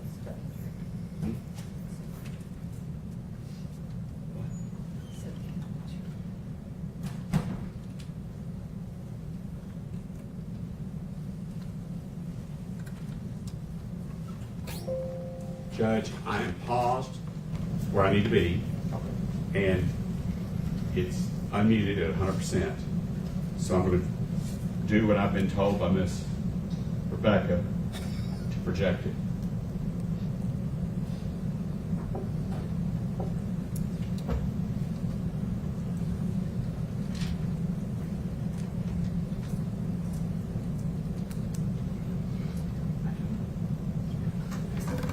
Can't believe it. May I proceed, Judge? This video you all already seen. They're just signs down far. I'm gonna get it when it gets to Mr. Justin Smith. All right, before I hit play, you reviewed what is commonly referred to at the Memphis Police Department Training Academy as the Bad Bob video. Is that right? I did, yes. And in order to set some groundwork, the officers are sprayed with one shot of OC spray in one eye, which the eyelid is closed when they're shot with the shot. Is that correct? Yes. And the other eye is covered, they call it a tactical L, that keeps it even off the eyelid. Is that right? Yes. And do you recognize the person that's in that video that I'm about to play? Yes, I do.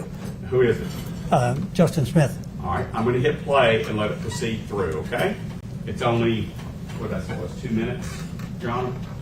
This is starting at, for the record, it's starting at 25 seconds, or excuse me, 25, 24. Yes, 25:24, and we were going to go through 28:06.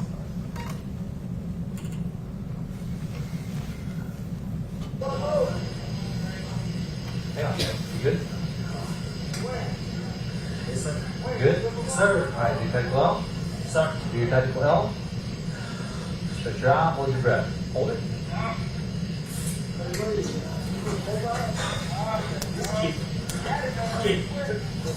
Control yourself, take a breath, open your eye. Don't whine, shit! Maintain your composure, recruit. Maintain your composure. You gotta control yourself. What is your name? Justin Smith, sir. What's your IBM? 13999. Where are you from? Arkansas, what's in Arkansas? Who's the commander of the Memphis Police Department Training Academy? Commander, sir. Who's the commander of the Memphis Police Department Training Academy? Commander, Lieutenant Dan, I don't know, sir. You don't know the commander of the Memphis Police Department Training Academy? Lieutenant Colonel Anthony Rudolph. Rudolph, sir. How many fingers small enough? Can't see, sir. Open your eyes, you gotta look. Don't want, I'm gonna spray you in the face. Hold on, sir. Smith, get it together. Control yourself. It burns, that's it. Breathe. Open your eyes. How many fingers small enough? Don't blink. Look, like 6. It's not 6. Look.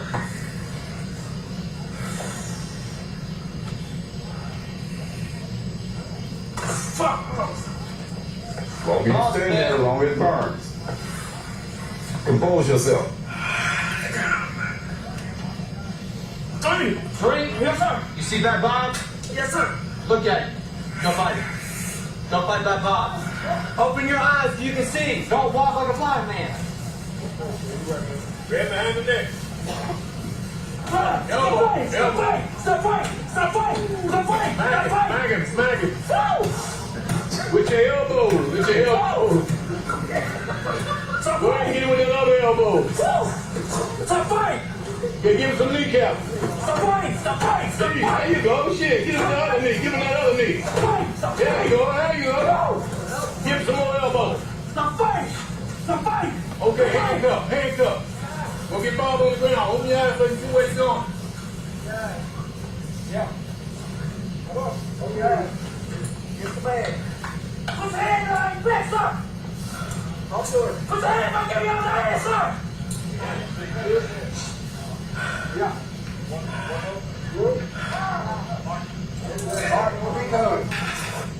Go ahead. All right. I'm going to minimize this. All right, minimize it again somehow. All right. You watched that training? I did. You've watched that training before? I have. You've gotten to know Justin Smith as part of me, for lack of a better word, hiring you. Is that right? I'm sorry, catch that last part? You got to know Justin Smith, have you not? Yes, sir, I have. Was he out of control there with one shot of OC in his face? Oh, absolutely. And it was amongst friendly people, wasn't it? Yes, it was. That experience with OC spray, is that similar to what Justin Smith experienced at Bear Creek and Castlegate? No. I know what you're. Yeah, What was? Let's do it another way. yes. the effects, the physiological effects of only one shot of OC spray in one eye? Was that a much less troublesome or harmful series of events? Oh, absolutely. How so? Well, I believe, if I'm not mistaken, he had at least 3 exposures to the face When? during the struggle with Mr. Nichols. Mr. Nichols. That's correct. So he had 3 experiences of OC spray there at Bear Creek and Castlegate That's correct. with a subject who had or had not been searched for weapons. Your Honor, basis of knowledge. If you can just lay the foundation as far as what you would know from the videos. But I'm not going to be limited to the video. Have you reviewed the investigation of the Memphis Police Department and the Tennessee Bureau of Investigations, as well as the FBI and the Department of Justice as it relates to each and every act of Justin Smith and Tyre Nichols on January 7th? Yes, I am. So are you familiar with those facts? Yes, I am. So how many times did Justin Smith get shot in the eye with pepper spray? At least 3 times on the scene. And was Tyre Nichols ever searched during the entire process? No, he was not. That I could see. Or know of. Did you see any documentation that he'd been searched? Absolutely none. And you've heard sworn testimony that he was never searched, right? I have, yes. So do you have any reason to believe that Tyre Nichols was searched? None at all. Until a suspect is in handcuffs and searched for weapons, is the scene secure? No, it's not. What Justin Smith dealt with at Bear Creek and Castlegate, was that an unsecure, dangerous scene? Absolutely it was. Does Justin Smith wear glasses to your knowledge? Yes. All right. Let's go to the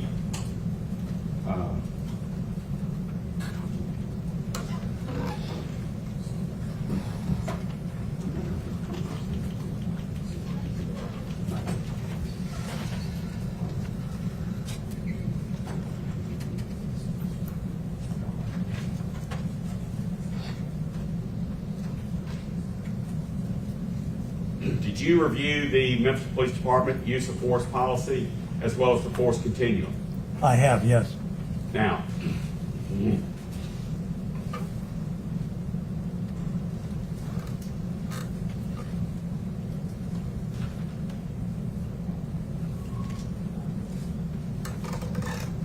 going to show you just the cover page of it.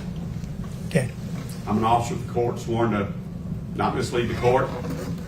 You've reviewed the Memphis Police Department use of force policy, is that right? I have many It's times. been provided to us in discovery. Yes. I would ask that that be the next sequentially numbered exhibit. It's about that thick, Your Honor. We'll take care of it. I don't, do we have something tomorrow? We do not. What? I thought we entered some policy with, I was told earlier it had not been admitted yet, so maybe I misheard. I'm sorry. I have the policies and procedures. Okay. Let's move on. It sounds like it's already in evidence. The jury will later be able to see it.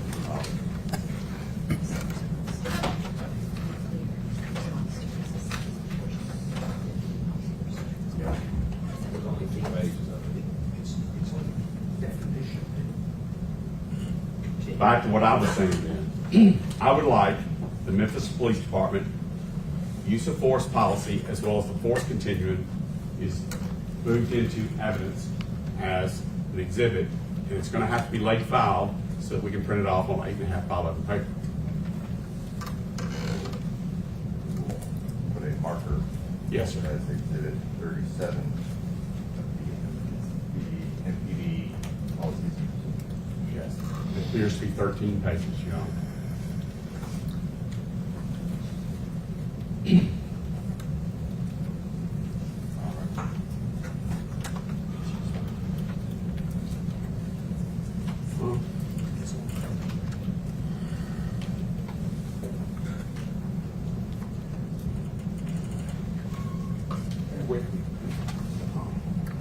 I'm going to go now to a video, and I'm going to hit pause so that we don't accidentally do anything, okay?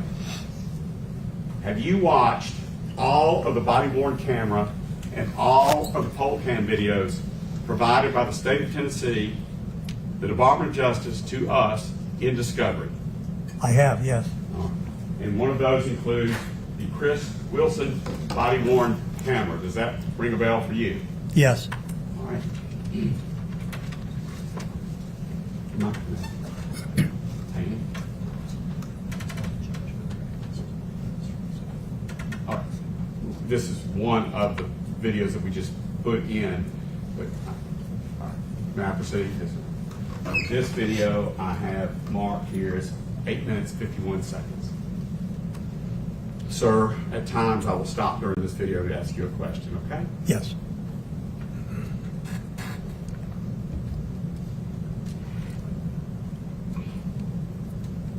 You want to do the lights, Judge?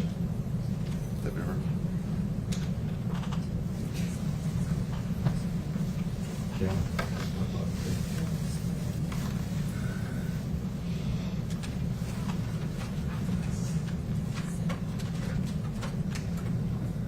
Can you see from where you are, Mr. Zwicky? I can.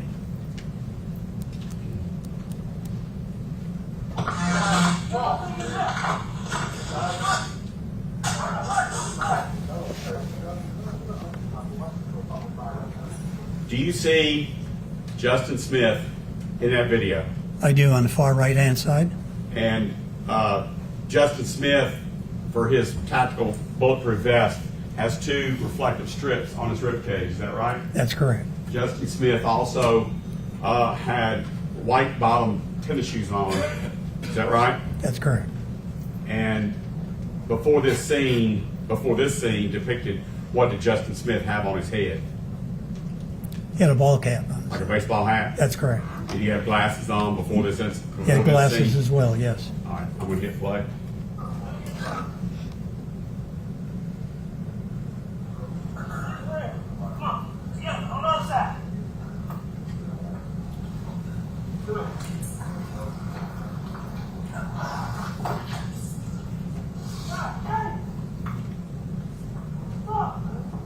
You're familiar with Justin Smith's voice, aren't you?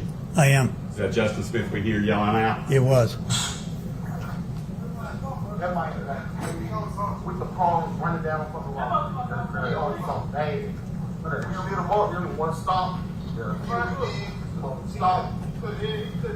I'm talking about take folks out. I'll cover traffic and everything.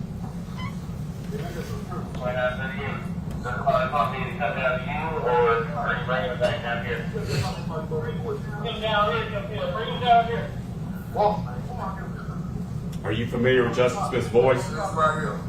Yes. Who was that telling Hemphill or 2938 to bring the paramedics down? To bring down for Mr. Who was Nichols. it? It was Smith. Justin Smith.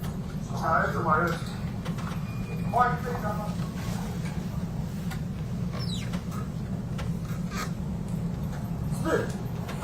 What's up, man? Good? Yeah?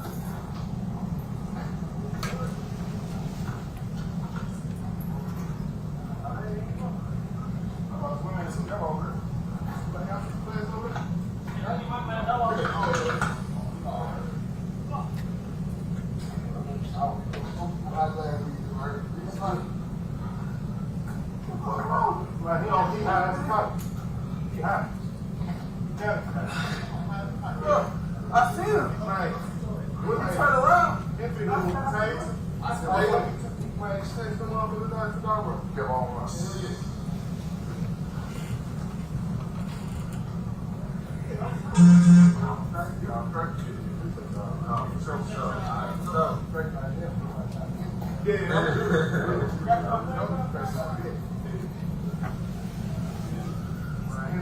Cut this shit out. Y'all want to bring him down there? Hell no, bring him down there. Bring him down there. Oh, hell no. Come on, man. I got sprayed too. Oh, yeah, my shit hurt.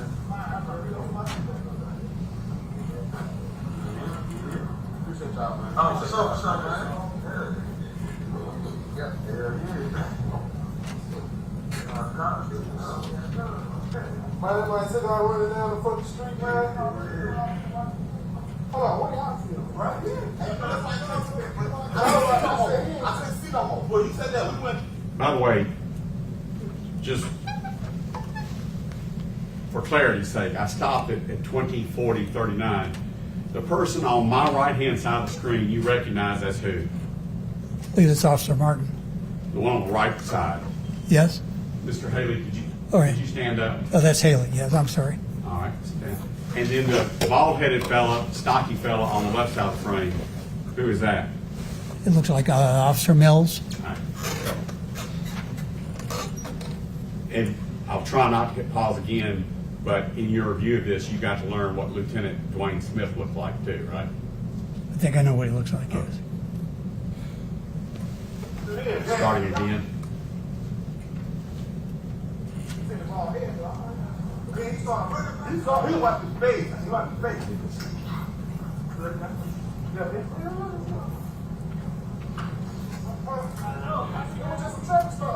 Right.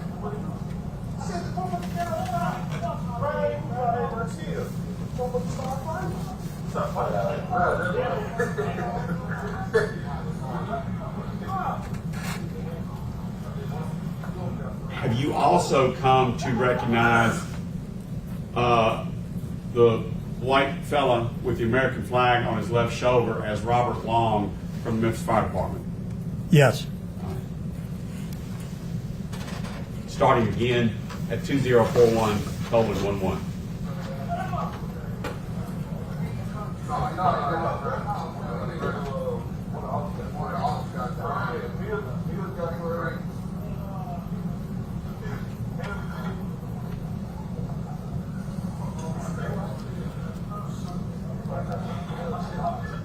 Since we're doing it for everybody else, you see the guy with the beanie on his head, and he's got his left thumb underneath his bulletproof vest. Do you recognize that to be Tadarius V? Yes.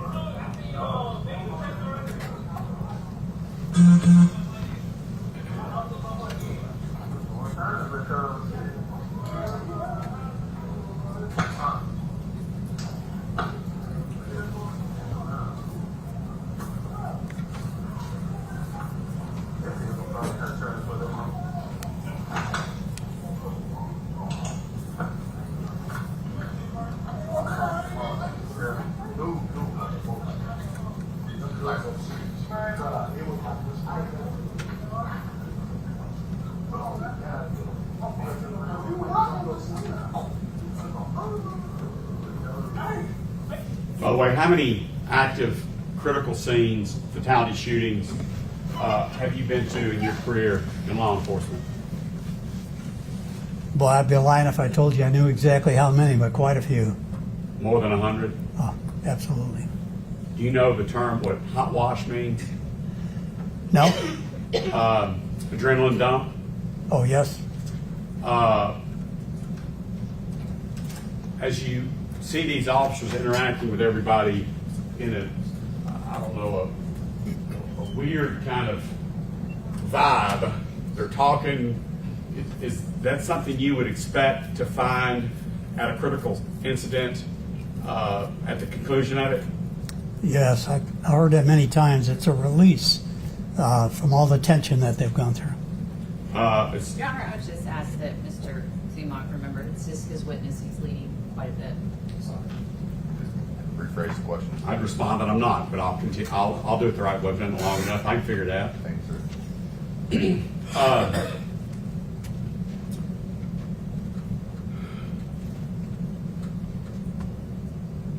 You've seen Mr. Smith in this video, is that right? Yes.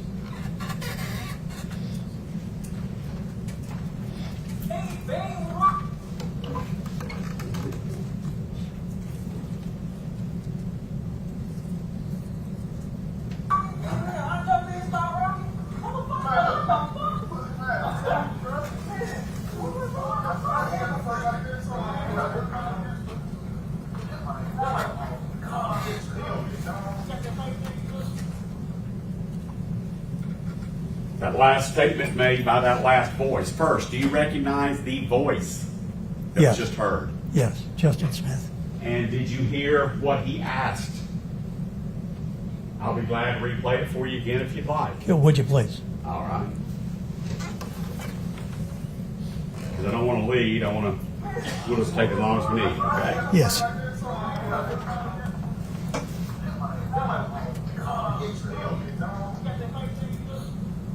Did you hear that? No, sir, I'm sorry. I can't pick that up. Do you need to move closer? I could try. Did you hear that Mr. Smith asked a question of someone? Yes, I could, but I could not hear his articulation of what he said. All right, I'll move on. Okay.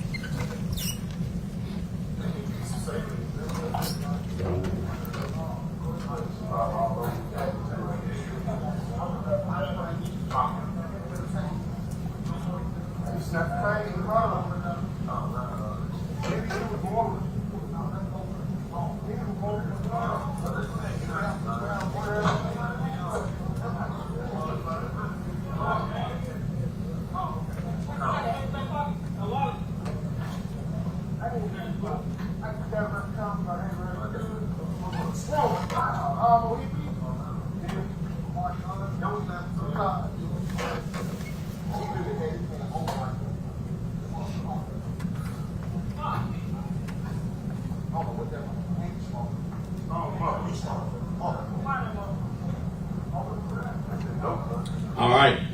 Without leading you, sir, you see a man with a very disheveled-looking beanie on his head standing there, second man in from the right margin. Yes. Who is that? I believe that is Lieutenant Smith. Thank you.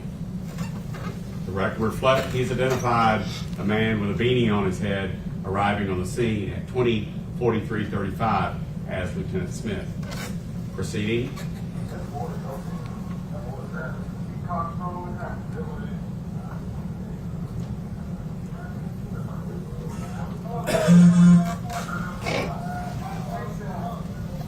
Hello?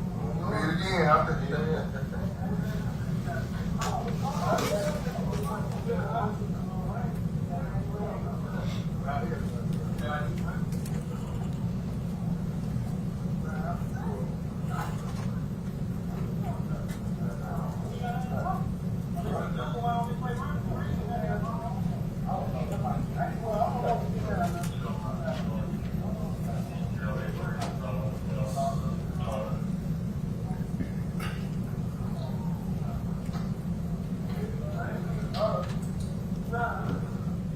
When you pause, do you see Mr. Tyre Nichols in that image? Yes, I do. And what position is he in? He's in a seated position against the side of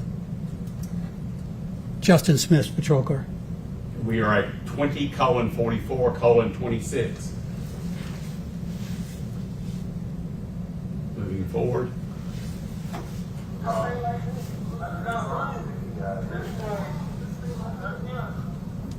Did you just see Tyre Nichols make a movement? Yes, sir, I did. And you see a black man with a baseball hat on, and you see the white man you had earlier identified as Robert Long of the Memphis Fire Department. Is that right? Yes.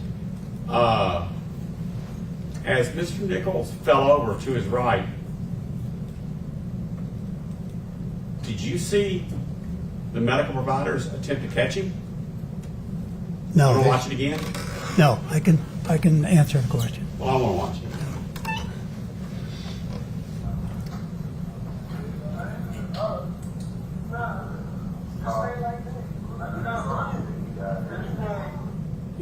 Is Mr. Nichols conversing with the two medical providers? Doesn't sound like it.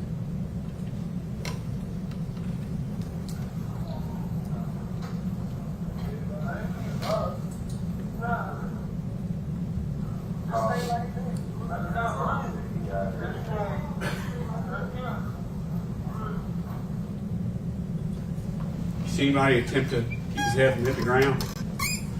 Yes. Pulled the bag away so that allowed him to just drop to the ground. Going forward at 2044-33.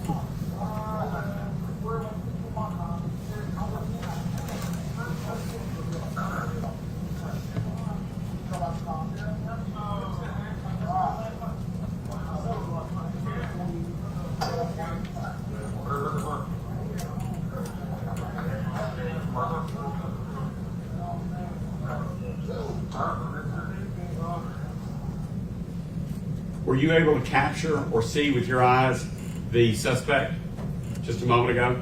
Yes, Was he still laying on his side? yes, remain there. What is the recovery or supine position when it comes to emergency medical treatment?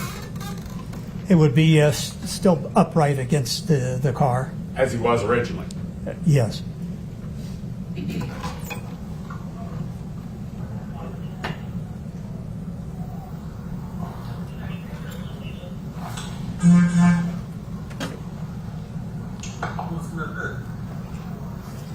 You see Mr. Nichols there in that?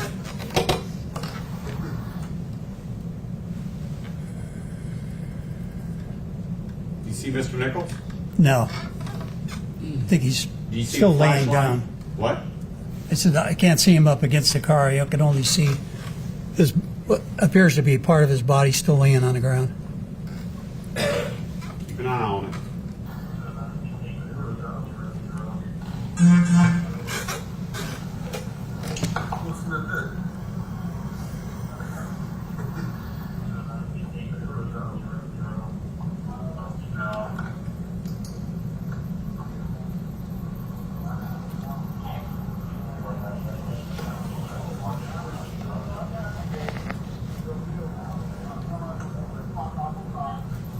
Bear with me.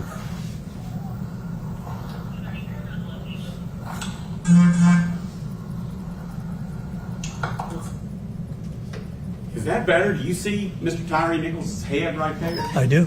Where is it? It's still on the ground right next to the bag that was pulled out from beneath That was his at head. 2045:48 where I pointed it out earlier, but you do see it, right? I do.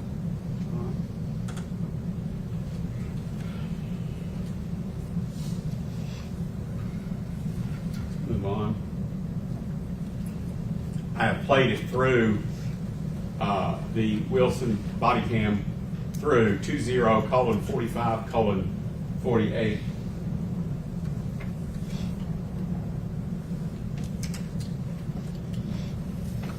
I'm going to show you,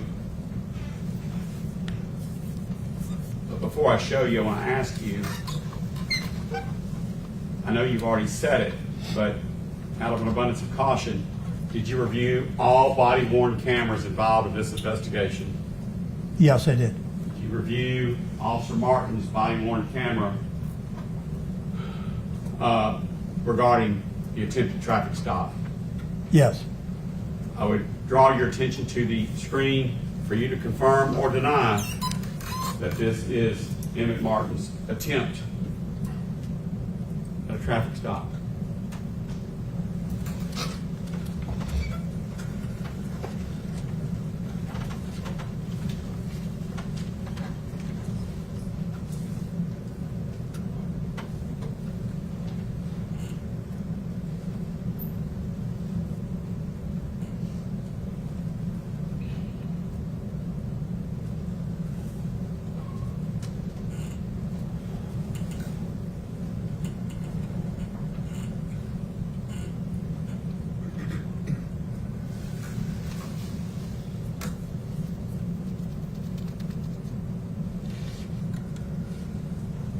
All right, I have stopped the Axon body cam counter at 20:22:25, and in the bottom left-hand corner toolbar, it shows 42 seconds from its beginning.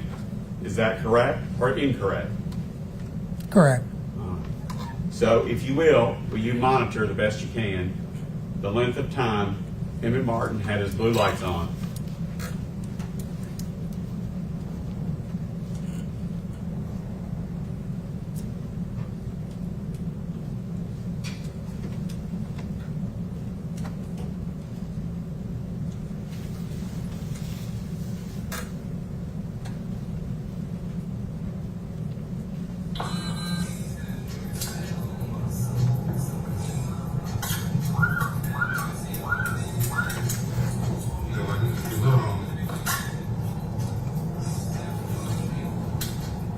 All right, it's off.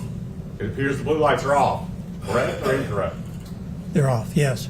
And what I see on the screen is the Axon body camera counter of 20:22:56, and in the bottom left or bottom toolbar, it shows 1 minute and 14 seconds have elapsed. So as not to suggest to you the answer, can you do the mathematics, please, and tell me how long Mr. Martin had his blue lights on? Well, it looks like it's over a minute. I can't add that right up, but Do you remember the first number we started at? yeah, it started 42? at 27 seconds and it wound up at 54 seconds. Without leading you, first number that the record will reflect that I told you the blue lights come out was at 42 seconds in the lower left-hand corner. Correct. We are now at 1:14. So would that be, give or take, 30 seconds? Yes, pretty close.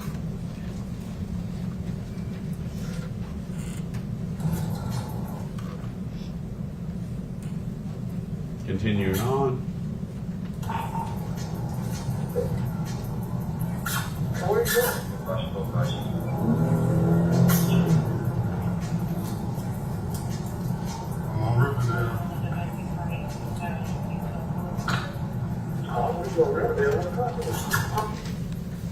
That video ends at 20:23:15, a total elapsed time of 1 minute and 32 seconds of that traffic, or what you just had depicted for you on the screen. Is that right? That's correct.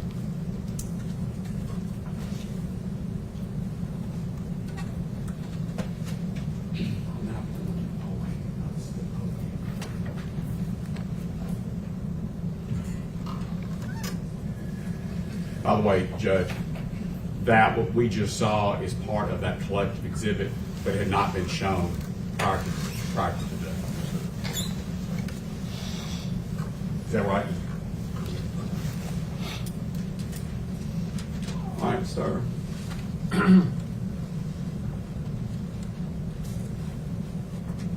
It's a long video. Very important to us here in this courtroom. So I'm going to play for you the MPD poll cam. Have you reviewed this poll cam video before? Yes. Approximately how many times have you reviewed this poll cam video? Seems like over about 50, 60 to 100 times. All right.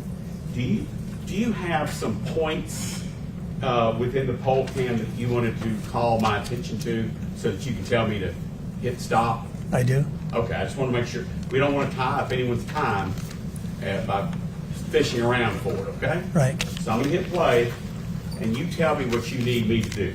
Okay. Fair enough? Okay. And the spots you're going to stop us at are matters within your expertise. Is that right? Correct. All right.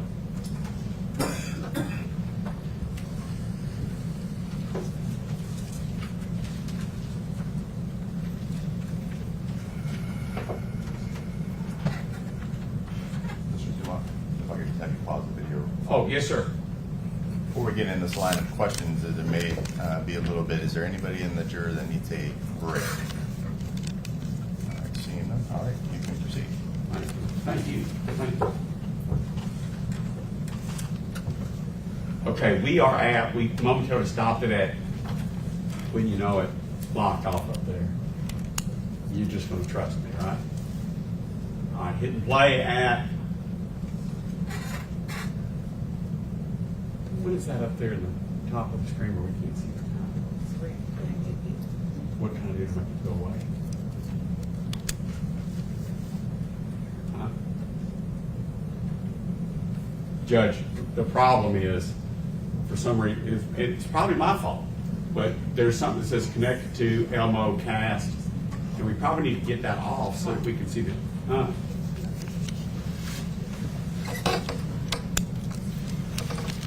Just take it off full screen. All right. Right. Right here. It's still up there. See it up there? Yeah. Can I drag it?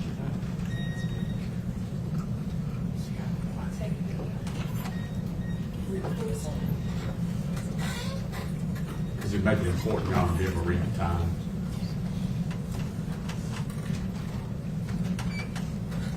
Mr. Stengel, feel free to sit back in your seat.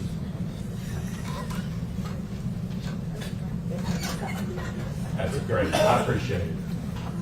Thank you, Ms. Tanisha. All right. What? That you minimize for the time.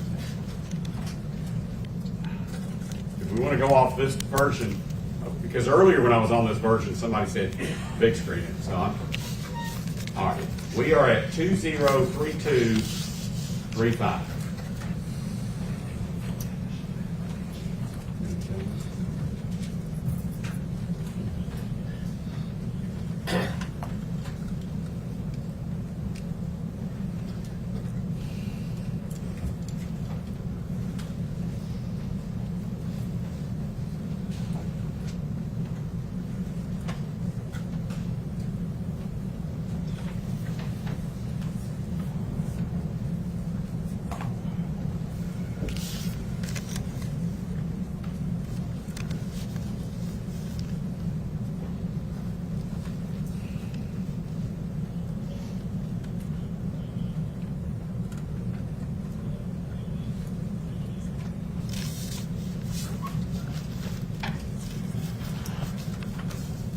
I want to ask you something.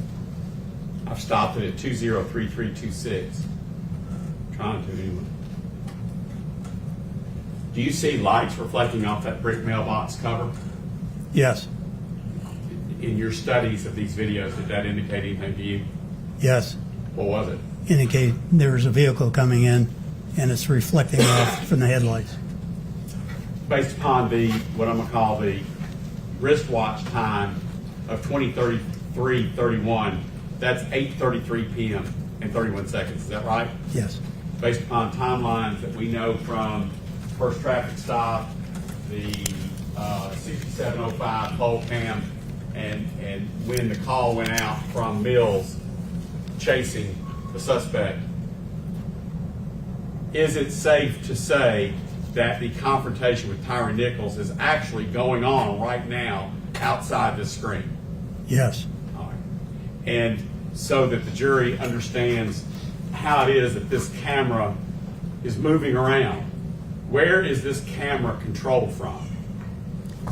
that particular camera is controlled from a pole mounted up in the sky. And it is not a fixed position. It is what I mentioned earlier, a pan and tilt.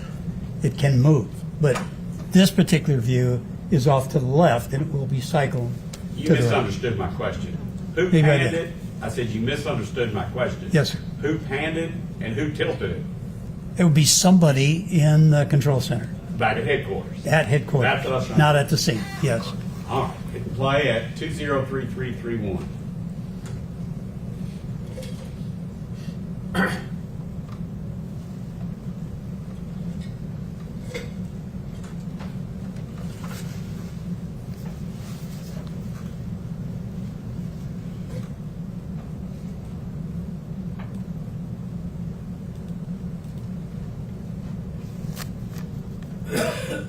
And pause.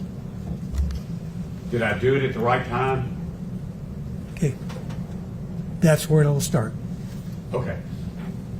told me to hit pause. Tell me if you see, as for what you're here testifying about as an expert, do you see anything significant in that frame? What I see, obviously, where the cars are parked, and I see the officers, three officers standing. Can't quite make out from. Yeah, I see the other officer. I believe that's Officer Mills off to the right-hand side, the other side of Justin Smith's patrol car.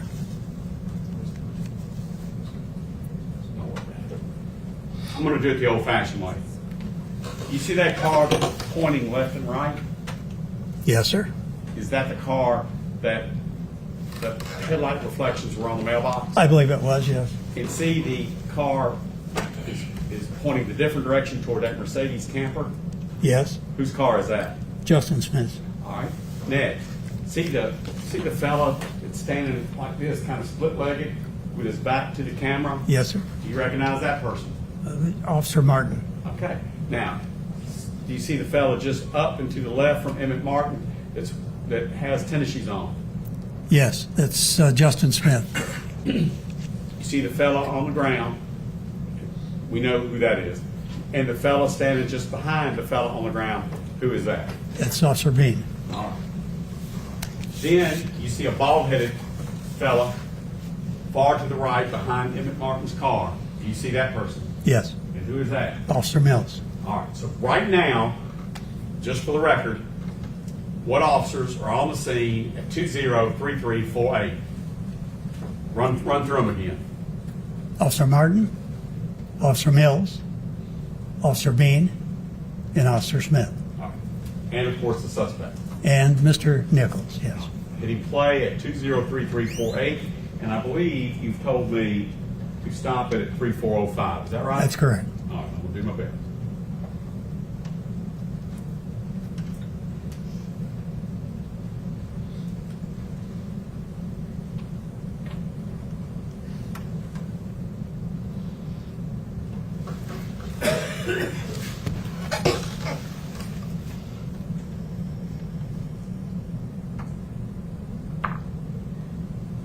Pause.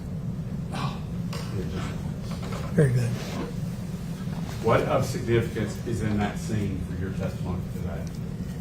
What was significant to me is I was able to see two officers depart from the scene. One would be Officer Mills on the right-hand side, and then Officer Martin going towards his vehicle, which you'll see at the driver's side right front fender, or left front fender.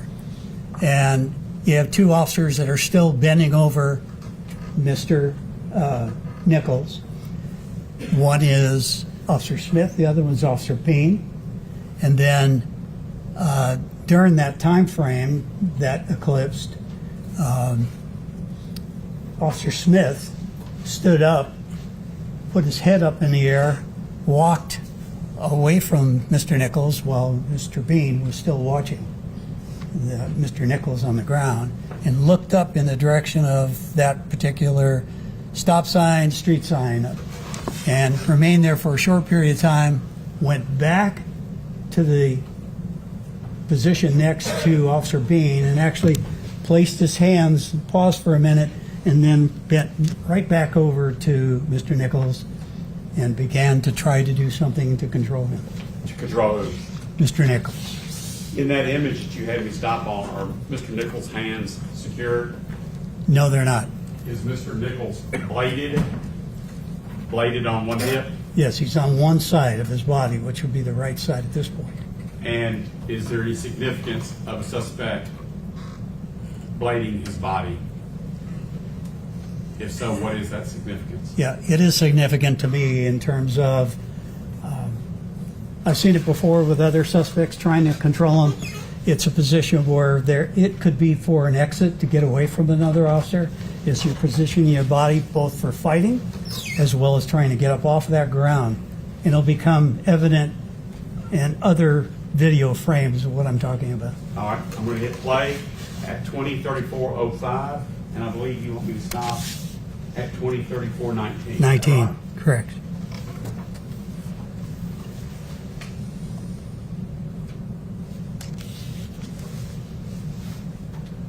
just so the jury and all of us, the person walking back up to Nichols on the ground, that his back is to us, is that who? That's Officer Martin. All right. I'm sorry for stopping early.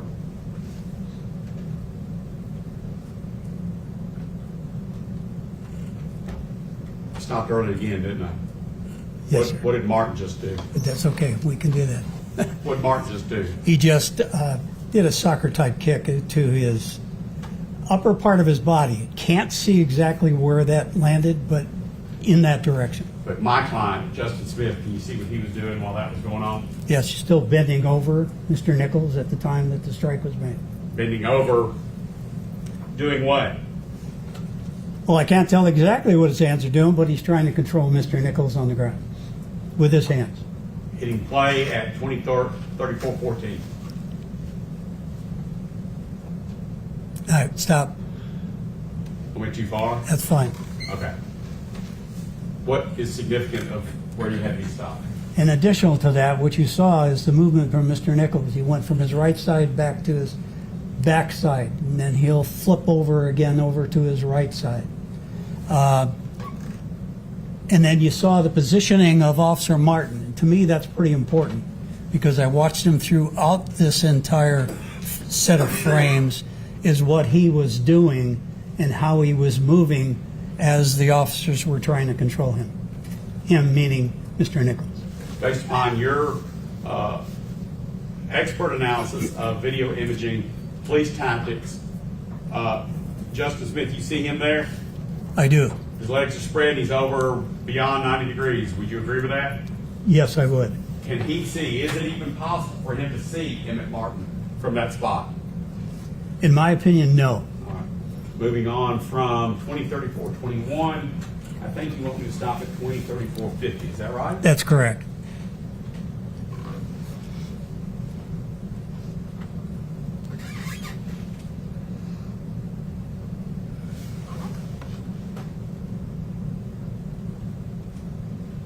We saw another kick there, didn't we? Yes, you That's did. leading. Strike that question.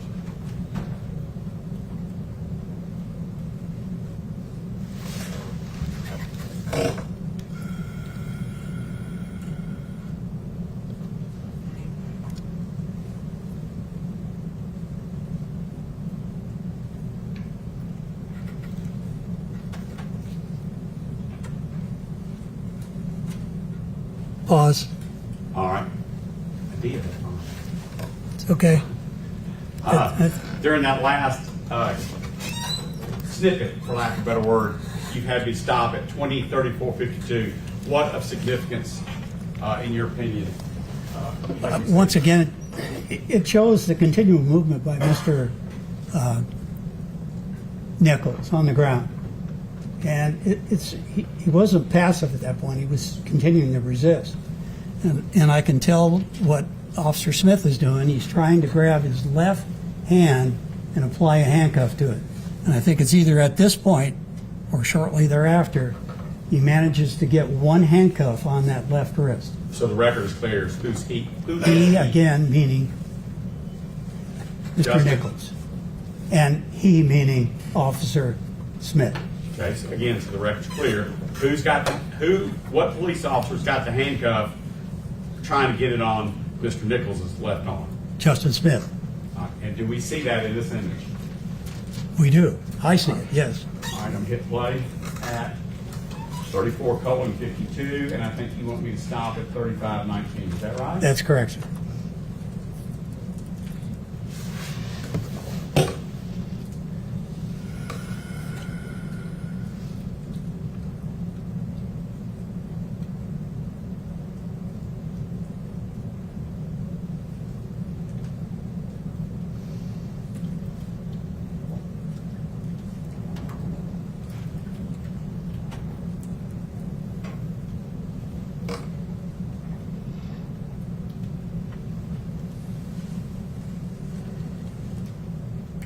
Stop. All right, stop. During that snippet from 20:35:05 there-ish to 20:35:19, what did you see of significance from the standpoint of your expert opinion? without having to go frame by frame for you to see it, what I saw was Mr. Nichols position his body off to the right-hand side and start to move his lower part of his legs, his left leg. And I saw Officer Smith pull up on the handcuff. He's got one hand on the left wrist. And he's trying to position the Who is body. he? Excuse me? He's trying to position Mr. Who is he? If you use the word he, I please said identify the Officer person. Smith was trying to position Tyre Nichols into a forward motion onto the ground. And as he was trying to do that, you'll see a struggle where the arm will go back up again. That's Mr. Nichols pushing off in one direction against Officer Smith. And then Tyre Nichols managed to get up off the ground in a rather quick manner before Justin Smith could push him on the ground, and began to move to his left. And Move to who's left? move to his left. Who's his? Who is his? Still talking about Tyre Nichols moving towards his left. Okay? You can also see the position of Justin Smith's left foot going off to the left-hand side. And they follow Mr. Nichols, they meaning the other officers, which would be Officer Martin and Officer Mills, around into a counterclockwise position. And you'll see, if we were to go back and play that over again, you'll see Officer Bean grabbing a hold of Mr. Nichols and pulling him backwards as Justin Smith is trying to grab both of his hands now up front and pulling him in another direction. So in essence, he basically made a circle and was being pulled back, right back towards the position where he was initially on the ground. And then you can see Officer Martin circle around the patrol car.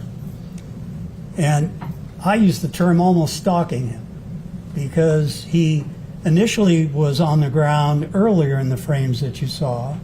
You could tell Officer Martin was circling, trying to get in and do something to Mr. Nichols, whether he was trying to grab him or whatnot. Can't tell through the video. But finally, when he reached around the other side, meaning Martin, Officer Smith was positioned with a left hand, while Officer Bean had Mr. Nichols' middle section. That's when Officer Martin struck Mr. Nichols in the head or in the facial region. And then Mr. Nichols was directed by Officer Smith and Officer Bean off to the side as Mr. Nichols was starting to walk away. And then you'll see Justin Smith bracing his leg on the ground to stop Mr. Nichols, and that's when the tape ended. All right. It has been argued, you've been here in court as an expert, it has been argued that Justin Smith was somehow holding Tyre Nichols' arm to his side to permit Emmett Martin to do what he did. You've heard that testimony or heard that argument, correct? I did. Based upon your expert analysis of this video and the actions of Justin Smith, is that true? No, it's not true. By the way, you see the two stripes, reflective stripes on Justin, his bulletproof vest? Yes, I do see him now. All right, you see the two reflective stripes? I do. What? I do, yes. And you also see Justin's left leg, left foot, is that right? That's correct. Does the positioning of Justin's rib cage and Justin's positioning of his left leg have any significance to you? Yes, I believe he's being pulled forward By who? by Mr. Nichols. Was that the last snippet you wanted me to stop? Yes, it was, sir. Now, as part of your expertise or your in evaluating these cases, do you direct, oversee, and have prepared animations for demonstrating to juries what was going on with specificity? Yes, I have. And in order to lay the groundwork, lay the foundation, did you do that in this case? I did. And could you please describe for the jury and for the judge what is that process of taking what we've seen video-wise and turning it into specific animation? Yes. What we try to do in those animations is take the original footage, such as the poll cam footage that we just watched, and take it by frame and superimpose it over an animated figure, and then rotate that figure in the same direction that the officer was moving into. So it's not just the made-up figure without a baseline. The actual figure that we're inserting over the image is taken off of a frame of the body, either a body camera or off of the poll cam. So if we see a pink or a blue figure that we haven't seen before, are those figures overlaid over the actual images on the video? One on top of the other, yes, sir. All right. With your honor permission, I'd like to play. Would it be helpful for you to watch what you had prepared to explain your positions to the jury? Before we do, has the state seen these? Yeah. No, Your Honor. Okay. I don't want to argue with her. I don't want to go back and look for an email that I sent, but I'll be glad to take a break and show it to her. How's that? And that's going to be fine. Ladies and gentlemen, your lunch has arrived or is about to arrive, so we're going to, before we get into this next line of question, we're going to go ahead and excuse you all for your lunch. We'll just go ahead and let the jury step out. Stay seated, sir. Oh, thank you, Your Honor.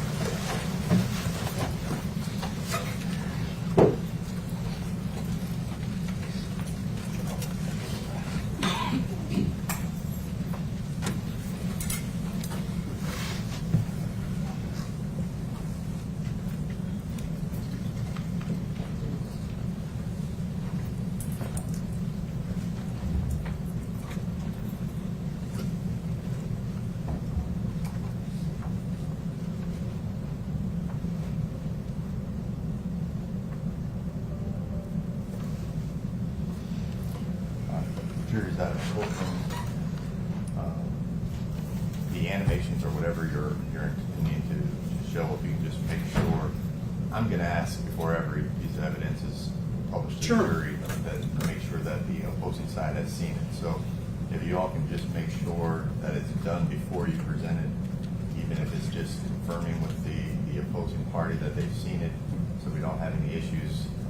But we're going to go ahead and just stand at recess for lunch. Y'all How have may we approach briefly before we recess?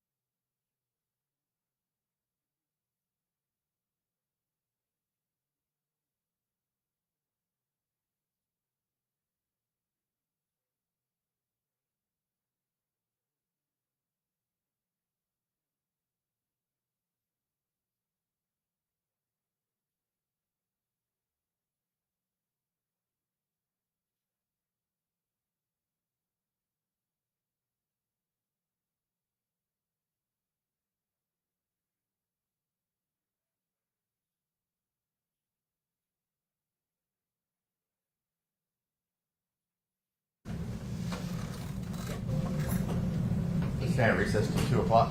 Court stands recess at 2 p.m.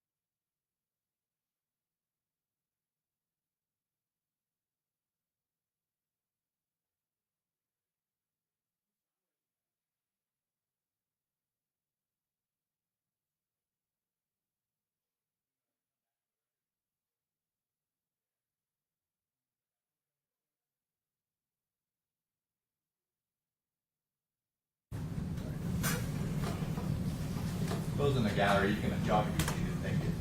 They're just standing for the jury.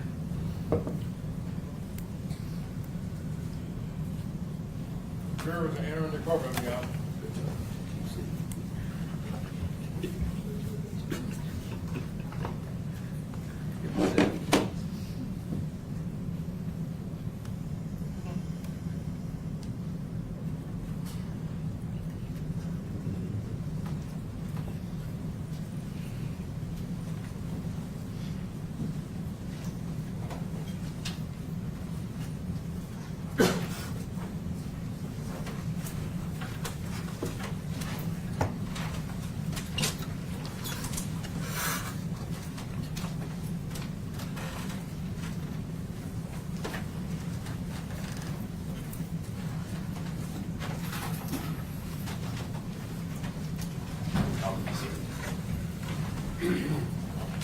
We're going to resume the testimony of Mr.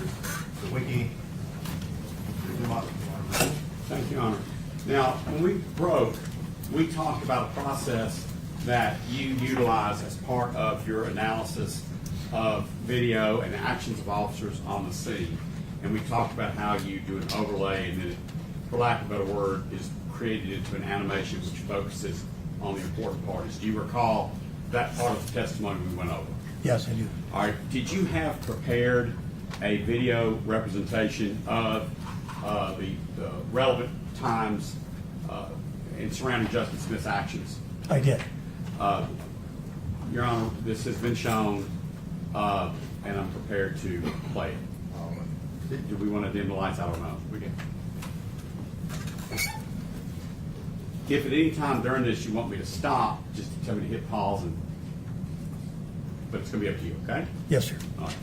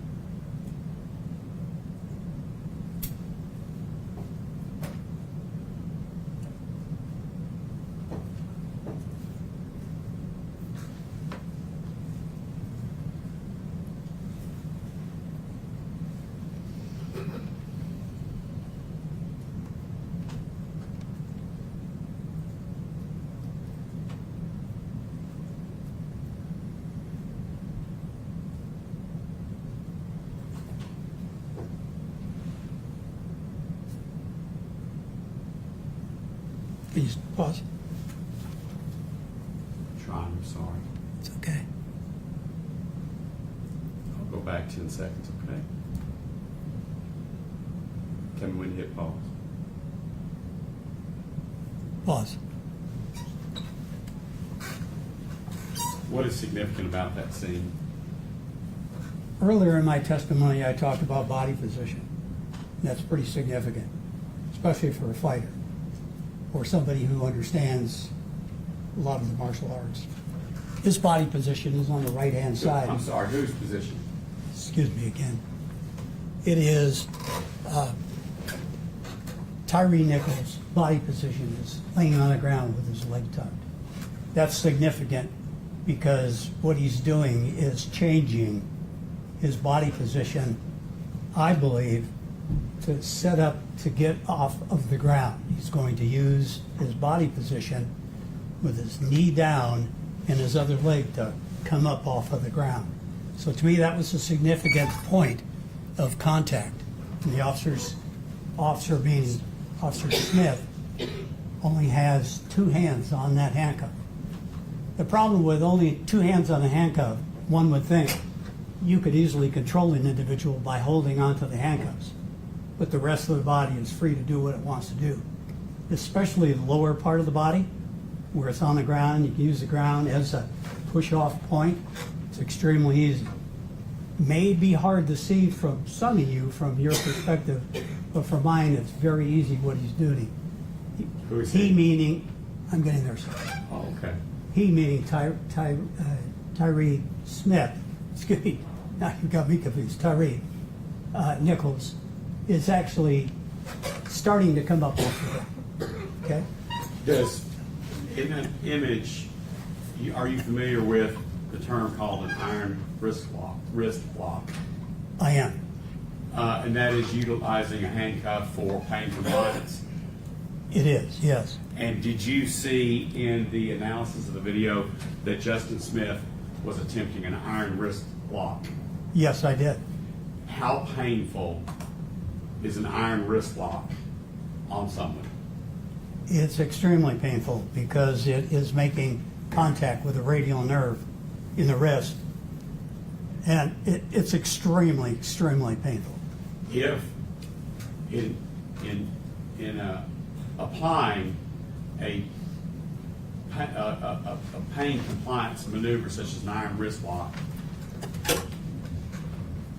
does an officer sense, or an arresting officer sense, that it's having some effect on the person that they're applying this pain to? They Yeah. either verbalize something or what? Yes, there's an actual feedback because the officer's in contact with the individual that they're applying the pressure on. You Yes. would expect to have some kind of a response from them, such as, "Oh, it hurts," or some kind of a grunting fashion, or yelling out, "Help," or "Heart, it hurts." Some of that type of a feedback to give you an idea that, hey, it's working. I can continue to use it. If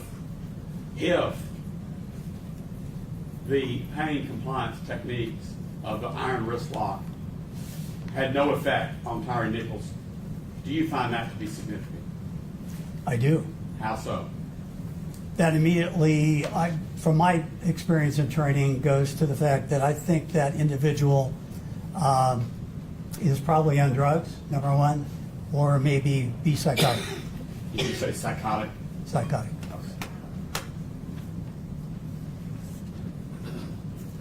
I'm hitting play on the bottom bar of 1:21. The time stamp is 20:34:57.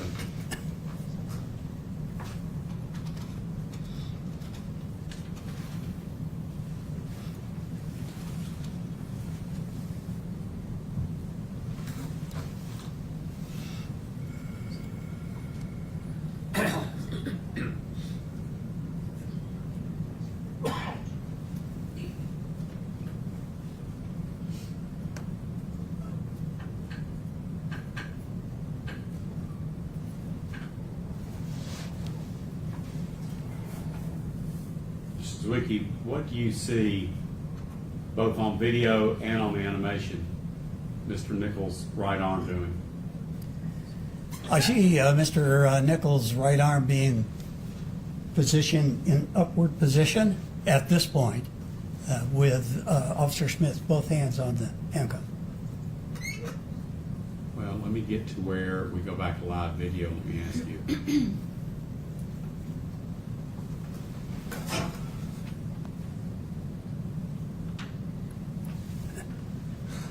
Right there. Do you see Mr. Nichols' right arm?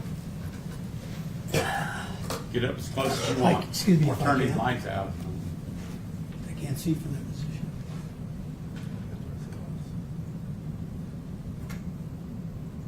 Turn the lights off. Off. All the way on.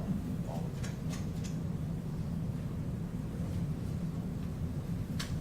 the way. Do you see Mr. Nichols' right arm? It has handwriting on the sleeve coming down. I see just above the wrist on the left arm. Look for his right arm. If you know where his left arm is, do you know where his right arm is? I can't see it. Oh, yes, I can. I'm sorry. Yes, I do see it from there. I was focusing on his other arm. His other arm is his right arm of Mr. Nichols is resting on the pavement.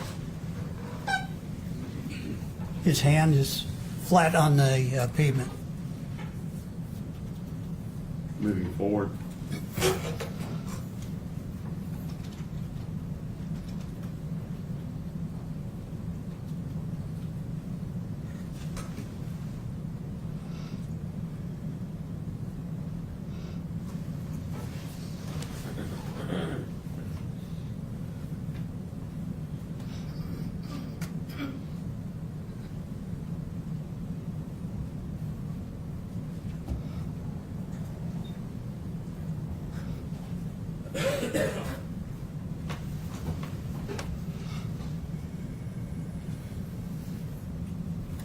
From the body positions of the parties, the weight, and where Justin Smith has the handcuffs, do you have an opinion what Justin Smith is attempting to do? It appears to me that the officer's trying to push the right arm forward from that position to move Mr. Nichols' body towards him and then forward to the ground. And there'll be a follow-up, I believe, just after these frames.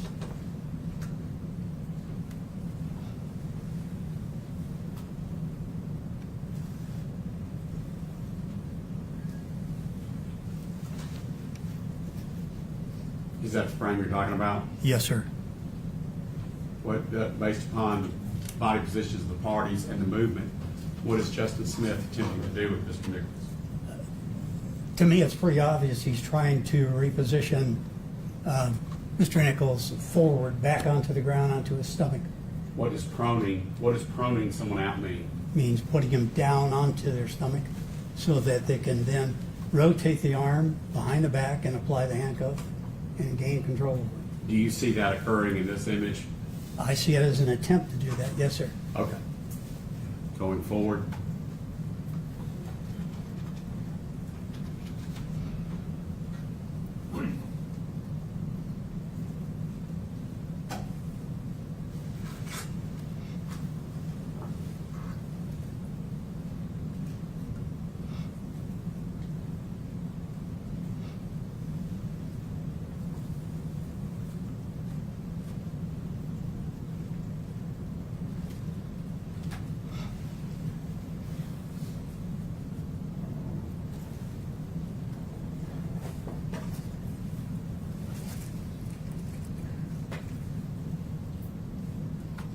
What is happening in this? That's a completion, basically, what I was talking about earlier, about the pressure on the arm. Mr. Nichols now is up on his knees, and he's got his right hand placed on the ground, and it offers him a push-off point from the ground. Is he coming up? Where he could come up off of his feet and get into an erect position. Is Tyre Nichols coming up off the ground on his own? He is. He's not being pulled up. He's pulling himself up, or pushing himself up. Yes.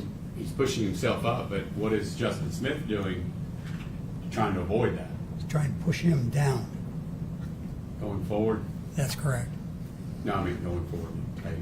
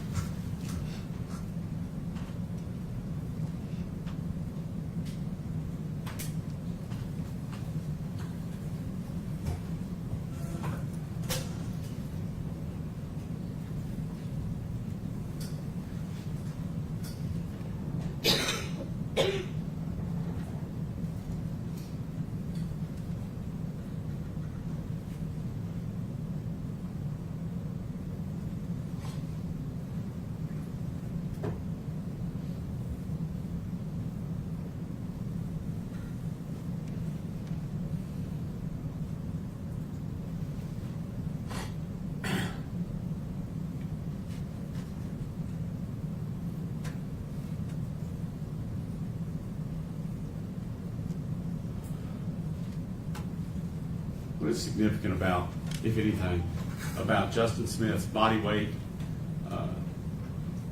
flexion, anything else? Anything significant about Justin Smith?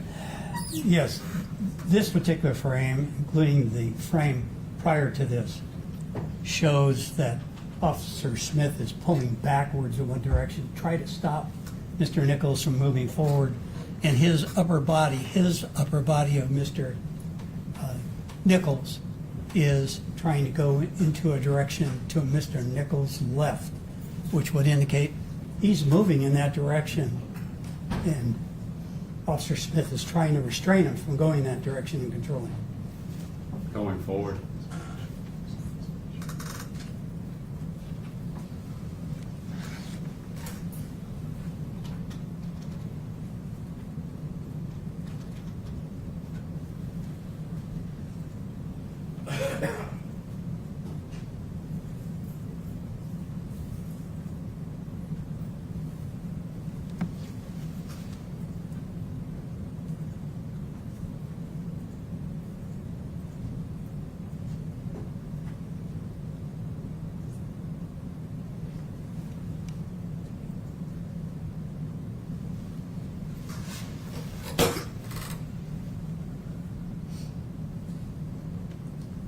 It appears there that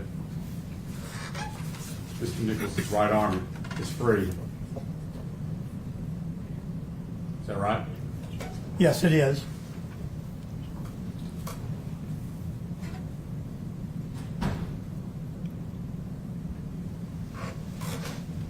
If you could pause. Well, you gotta tell me. Pause. Yeah. And I think it also illustrates if you look at Mr. Nichols' foot motion, that he is in motion. And the previous scenes that you just saw as well, if you were to look at the officers' feet, Officer Smith, Officer Bean, they're all in motion.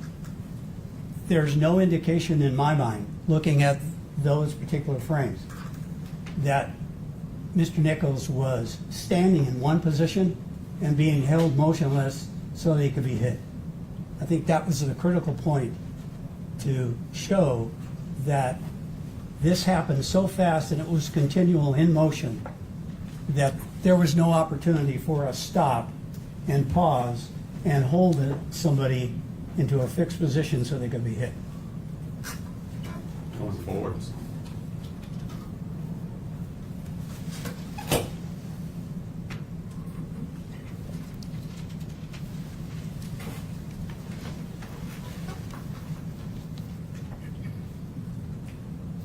Is there anything significant about the body position of both Mr. Nichols and Justin Smith in that image? Well, it's clear to me, Justin Smith's feet are spread wide. He's trying to stop Mr. Nichols' motion from walking forward as Officer Smith is holding onto his arm. From the time the handcuff was placed on the left wrist, did Justin Smith ever let go of the left handcuff? I did not see any, no. Could he or should he let go of that handcuff? No, he shouldn't, number one. I didn't see it. I don't think he ever I'm not- released his hold. Yeah, I'm not Period. suggesting. Go ahead. Yeah. What would happen if he let go of it? And he shouldn't, because it could be a dangerous weapon for him. It How is so? a dangerous weapon. How If so? you get hit, an officer can be severely injured and even killed with a loose handcuff. Officers are trained in the academy, and I've trained officers over the last 50 years doing that. Do not let go of that handcuff. Hold on to it for your dear life. Going forward.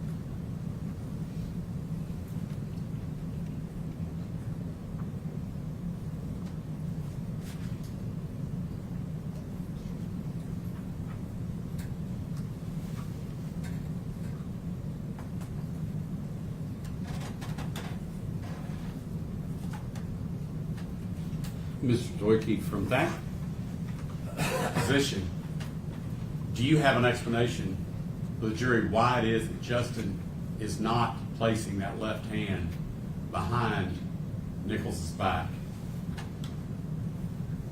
for handcuffing? The only answer I can give to that, frankly, I don't know specifically, but that he can't. I mean, to me, it's pretty obvious. He's been holding on to that left arm of Mr. Nichols, and he's tried to get it behind his back, and he can't. And I can surely demonstrate to anybody that if I don't want you to put my arm behind my back, you're not going to do it. Going forward?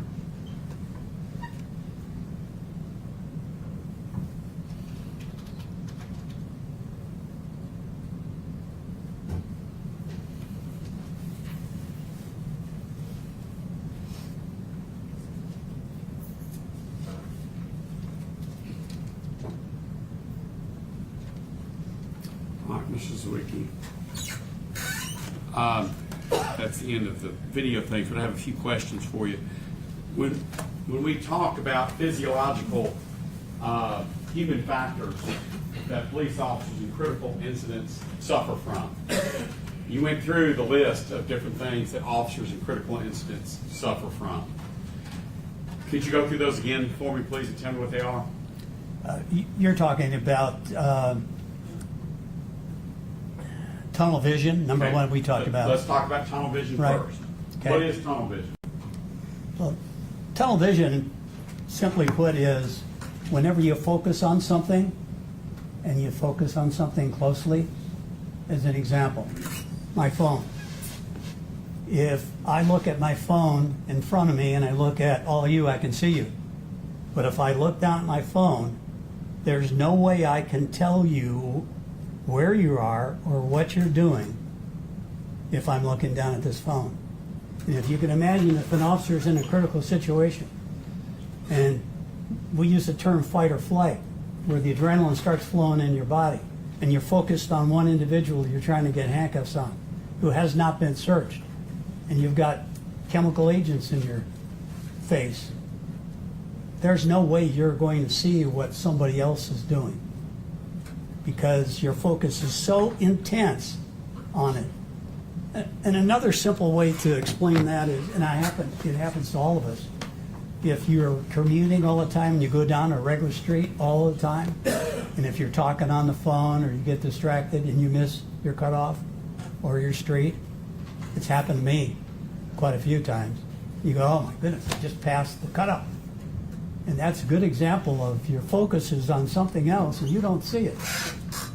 I mean, that's a simple way of doing it. And not only that, I think we heard in our testimony with Officer Mills, he even said that he didn't hear certain things when he was at the scene, but he did hear them in a audio tape that was replayed back to him in court. I think all those are examples of what that is, where you get so much focus on too narrow away from what we're normally adjusted to. Under normal conditions, we would say that right now I've got full, almost, you can't say 360, 180 degrees around. But suddenly, what happens in a critical situation, the focus then narrows, and scientists have told us that it gets down to about 2 degrees. And when you think about it, 2 degrees is about like this. I couldn't tell you what the judge is doing right now because my vision has been blocked. But suddenly if I got something in my eyes, or I find somebody that's got OC in my face, I get about like this, and I'm not going to be able to see. What about if you wore glasses? Does that make it worse? Well, fortunately, I can still see a little bit when my glasses are off. But when you've got OC, and I've had it myself just recently, you can't see. It's all blurry and it hurts my eyes. We talked about Mills' earlier testimony that he could not recall until he watched the video later certain things having been said on the scene. Is that an example of what? Is that called auditory what? Exclusion, basically, or narrowing as well. It's the brain that basically just shuts down your hearing. It's a protective mechanism. I know occurs because I've experienced, other officers have experienced it. I've interviewed probably over 100 police officers during my tenure in critical incidents of what they heard, what they saw. They were all affected by those phenomena. The example of the field of vision going down to 2 degrees and then even getting narrower that you did with your hands. Yes, sir. When you're in a critical incident and you're focused, let's say, on a set of handcuffs. Based upon that evidence, based upon what your opinions are, did Justin Smith have any capability of seeing what was going on around him? I do not believe so, no. That's all I have, Your Honor. Mr. Perry? No question. All right, State.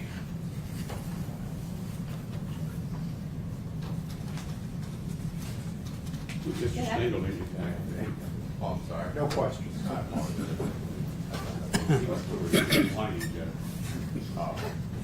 Thank you, Judge. Good afternoon, Mr. Zawicki. Afternoon. You talked in the very beginning about being, having testified as a friend of the court. Yes, ma'am. What year did you say that was? I think it was in 1986, 87. And you've just done it that one time? Yes, ma'am. In 87? Either year, one of the two. 86, It's been 87? quite a long time, yes, ma'am. And to be clear, you're not here testifying as a friend of the court? No. You're But I am here, friendly to the court, but I'm not testifying. you're here testifying on behalf of Justin Smith, correct? That's correct. Who is paying you? The PORAC, I believe. What is that? It's a peace officers organization that these officers are a member of, and they're paying for his legal defense, their legal defense. You testified at the federal trial, I did. and now you're testifying here. Yes, ma'am. Do you get paid by the hour, by the case, by the trial? How does that work? It depends on what kind of work that I do.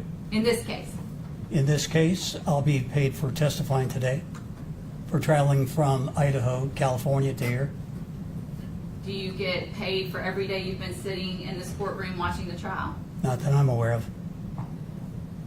Do you get paid for your time reviewing the file? For this particular case? Yes, No, all I've my already questions will be reviewed about it. this No. case. I'm sorry, sir? No, I have not. You didn't get paid for reviewing the file? No, ma'am, I did not.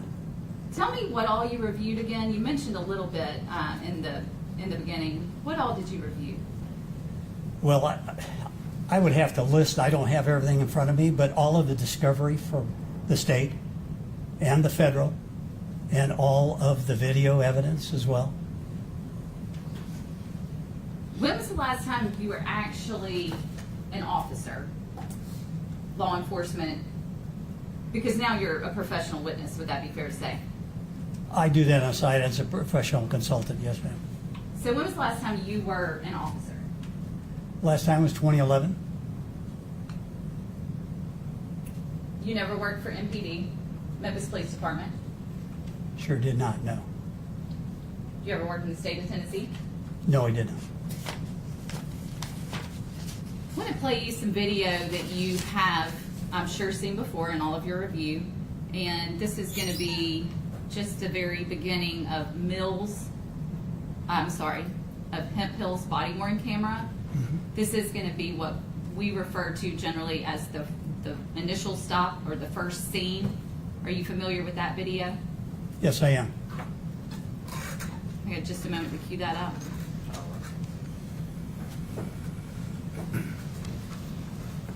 Playing Hemp Hill's body-worn camera from the beginning. And we're just going to go through sort of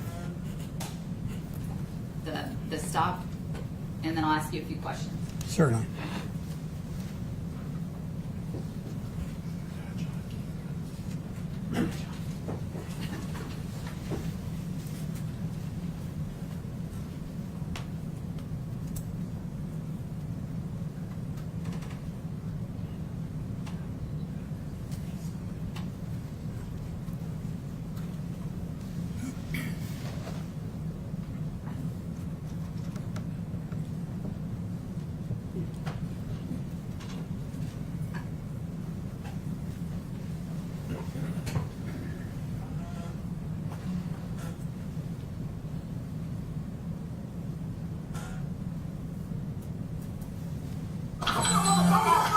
Get your ass, blow the fuck up! Get the fuck out the car! Get the fuck out the fucking car! Damn, I didn't do anything! Hey, I didn't hurt you! That's crap!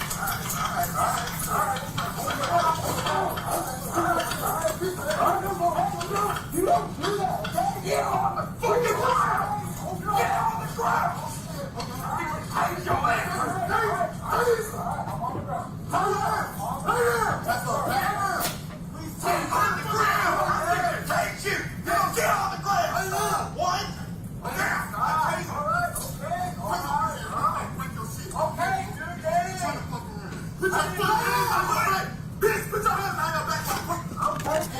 Knock your ass the fuck out! You guys are really doing a lot right now. Bro, damn! I'm just trying to go home. Man, if you don't lay down, I ain't on the ground! Put your hands on your stomach! I'm not doing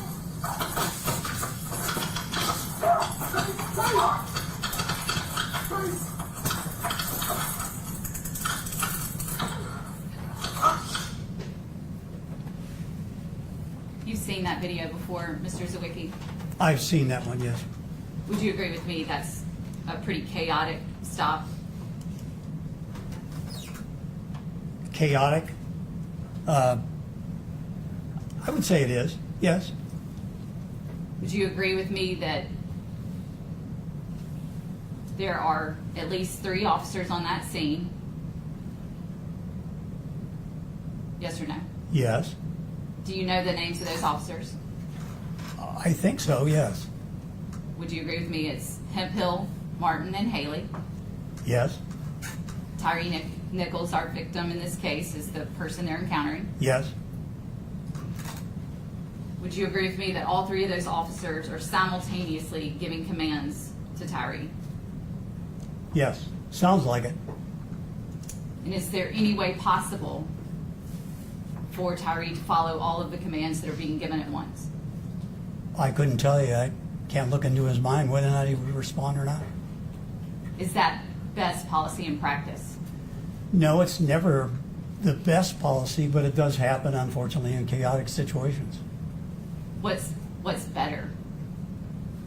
I thought I just testified to that. It's always better to have one person do it, but things change as they rapidly evolve, and other officers do get involved.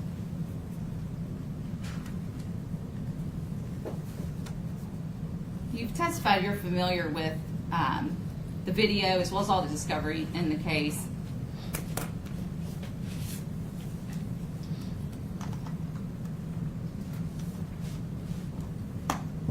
In the beginning, going to the second scene, initially where Officers Smith and Bean have contact with the victim, and right about the time Martin comes in for that first soccer kick, you've called it. At that time, if Defendant Smith has described himself as holding Tyre down, would you agree with that statement? He was attempting to hold him down. When you define what is down, he was on his right-hand side or left-hand side or on his back at times, but at Smith the point said that he was holding him down. Your Honor, that's the second time. You've got to give the witness a chance to answer before the next one. I apologize. Go ahead, Mr. Zawicki. That's I right. apologize. But at the time that the kick was made, it's hard to tell whose hands were on who. So I couldn't tell you specifically if it was Officer Bean or if it was Officer Smith doing that. Did you, in your review of the video, you heard Smith say, "Hit him"? Do I remember in the video that Smith said hit him? I don't remember reviewing that. I remember hearing it in testimony that somebody said he said it, but I couldn't make out it was his voice. In all your 100 times of reviewing the video, you never heard Smith say "hit him"? I Your didn't. Honor, that mischaracterizes his testimony. He said that he didn't recognize the voice of Smith. What? I'll allow him to answer the question if he can answer it. If he can't, he can't. Yeah. You testified on direct that he knew the voices and was very familiar with Defendant Smith, which is why I asked the question.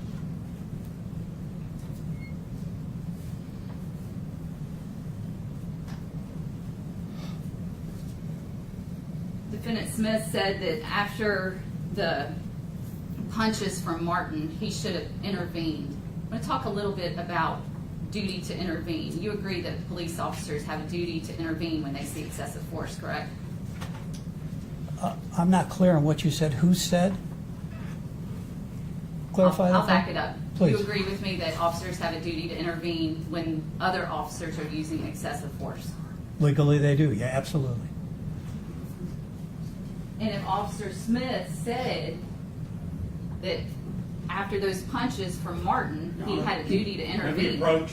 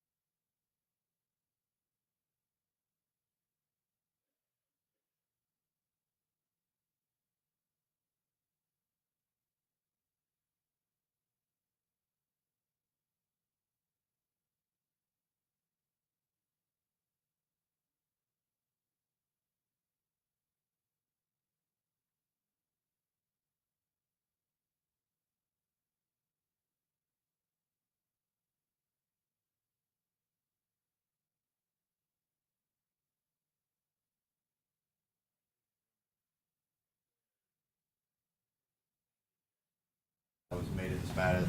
The last couple of questions specifically referenced things that Mr. Smith may have said. There has not been any testimony of what Mr. Smith has said, so I'm going to strike those questions. Any answers that you may have heard in response to those questions, I'm also going to have you strike those responses, as that individual has not testified. So if you have anything in your notes, you are to disregard those from your notes, and those cannot be used later on in your deliberations. All right, State, you can proceed. Thank you, Judge. In your review of the videos, is it your position that Justin Smith deployed pepper spray on this night? I don't know if he actually, when you say deployed, did he take it out and have it in his hand? Yes.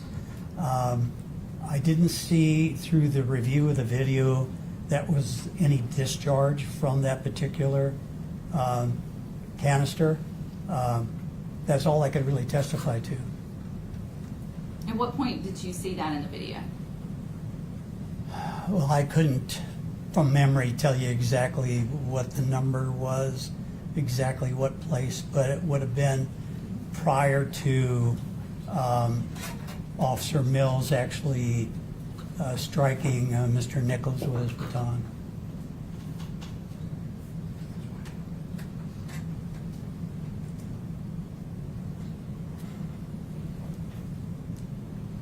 We mentioned briefly that officers would have a duty to intervene if another officer used excessive force in their presence, correct? That's correct. There are conditions, obviously, when that would occur or how that would occur. Officers would also have, you would agree with me, officers have a basic level of medical training to give them a certain amount of medical care on scene. Yeah, when you refer to basic, I mean, that's pretty basic what a regular officer on the street or patrol officer would have. They also have a duty to provide what level of care they can to someone who needs that care. Would you agree with that? Based on their experience and basically what their knowledge is.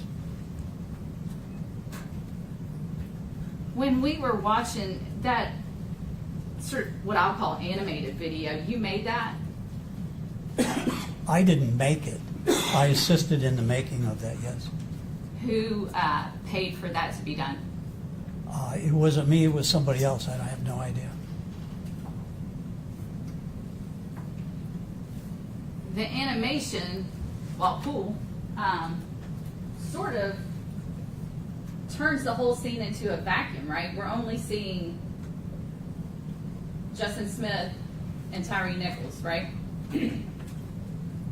Well, so it's individualized, that's correct. It does not include everybody because you could not see everybody in that animation and get it programmed to do what we were trying to do is show what Justin Smith was doing. But then it's at least 3 other officers on the scene, right? We only see Justin, but we know that Mills was on the scene, right? Yes, Bean was on the scene, yes, and Martin, yes, all actively participating. yes. When you testified about what's it called, an iron wrist lock? What's an iron wrist lock? It's not my term, it's MPD's term.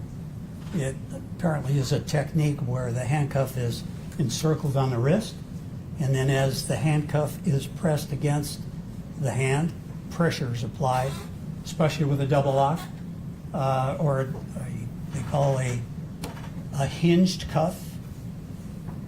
You use the frame of the handcuff to press up against the wrist bone and the nerve ending, either on the upper part or lower part of the wrist. And you said it's not your term, it's an MPD term. You found that term in the Memphis Police Department training materials? I believe I reviewed that in, I believe it was Officer Wright's testimony in federal court about that type of a technique. I don't train that, but they do. So it's not a technique you're familiar with personally? No, I don't use that technique. I use other techniques. And how are you able to determine that that was happening in this particular situation? How do you know that Justin Smith was employing that tactic? Well, basically, I know what it looks like when you do it. If I were to demonstrate, I could do that easily for you or anyone else. But I don't know how much pressure was applied. But it was given in a direction with a handcuff when he has it on the upper part of the hinge. There's only one way that handcuff can go once it's on the wrist. When you tilt that handcuff on the wrist, that's a pressure control. And I believe you testified earlier that you would expect a reaction, a scream, a shout, an ow, something like that. Oh, absolutely, I would. And if in the video we hear Tyre screaming and moaning, that would be consistent with what you would expect, correct? Not at that particular time. If it happened that time, I would expect it. But I think what I saw on the video was not at that particular time. And you have extensive qualifications. We went over those earlier. You're not a doctor, are you, Mr. Zawicki? No, I'm not. Medical doctor. No, I'm not. Did you testify that if Mr. Nichols didn't respond to that iron wrist lock, which you don't teach, that you're not familiar with, but you listen to in some federal testimony, that if he didn't respond to that, he would be psychotic? Objection, Your Honor. Mischaracterized the testimony. He actually gave two alternatives to why pain compliance would not work. One was psychotic, one was narcotics. Mischaracterized the testimony. Objection. I'll allow you to ask the question. Yeah, no, I testified earlier, if I recall. It would, in my mind, based on my experience, because I've dealt with people in similar circumstances, it's if they didn't feel pain administered by either a handcuff or by a baton being struck as hard as it was against the radial nerve of an arm, that I would expect to see some pain. It would either be somebody was high on drugs, probably a narcotic, or secondly, they could be psychotic. They could have some mental problems. Those are the two conditions that would quickly enter my mind. Psychotic. Not that I'm making a diagnosis, but that's just what I would speculate that might be occurring.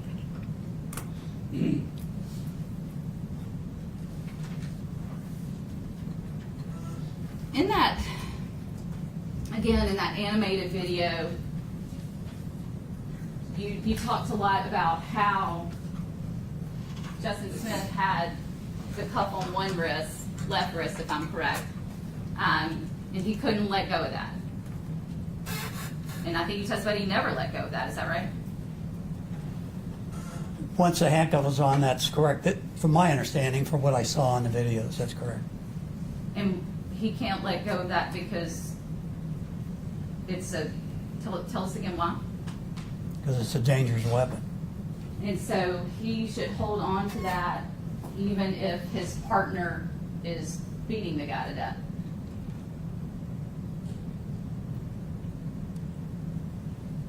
Beating him to death? He should still hold on to that left wrist. Well, if he's beating him to death and the officer can see he's beating him to death, and it would be his responsibility to try to stop that, yes. Duty to intervene. Correct. He has a duty for that. I'm going to pull up the video you've seen countless times. I'm going to play for a little bit and then ask you a few questions. Timestamps for the record. Just the beginning of the poll cam video.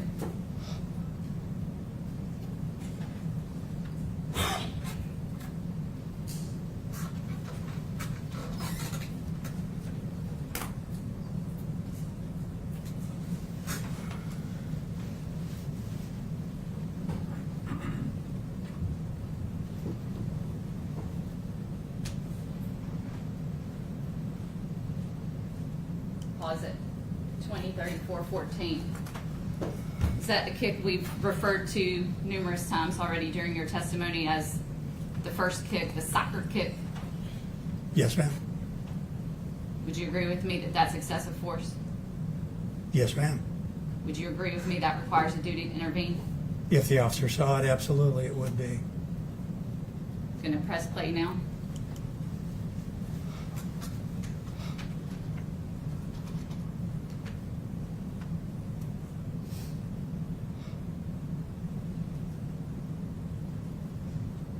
Pause at 20:34, 28.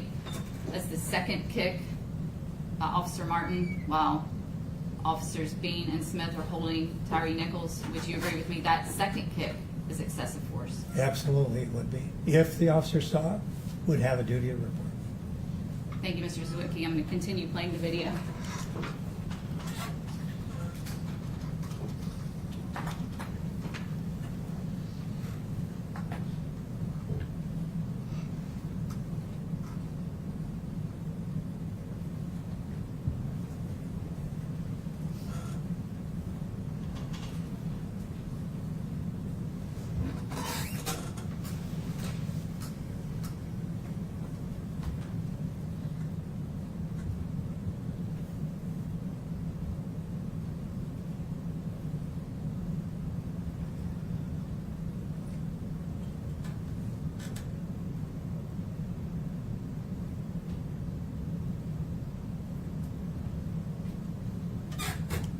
Pause it. 20:35:15. Did you just see that punch to the head by Martin? I saw a punch. I can't tell you where it was landed because it's not clear enough. It's grainy. But I did see the punch, yes, ma'am. Do you agree with me that punch was excessive force? Yes. And if officers saw it, would that require a duty to intervene? If the officer saw it, and yes. You press play again.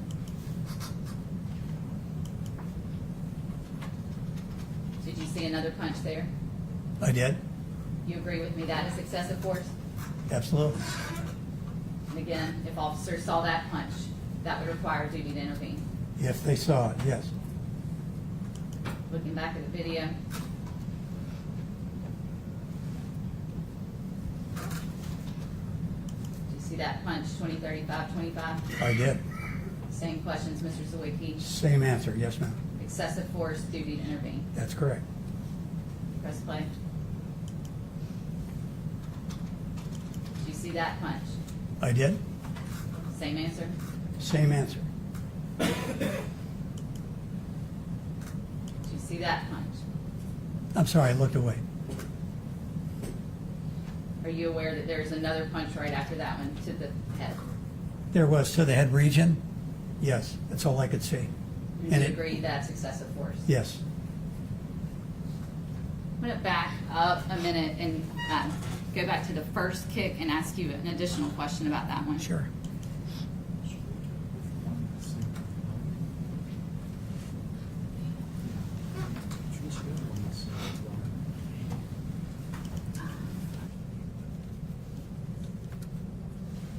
And I'm going to change videos actually. I'm going to play the poll cam video with the audio from Officer Bean's body worn camera. Okay.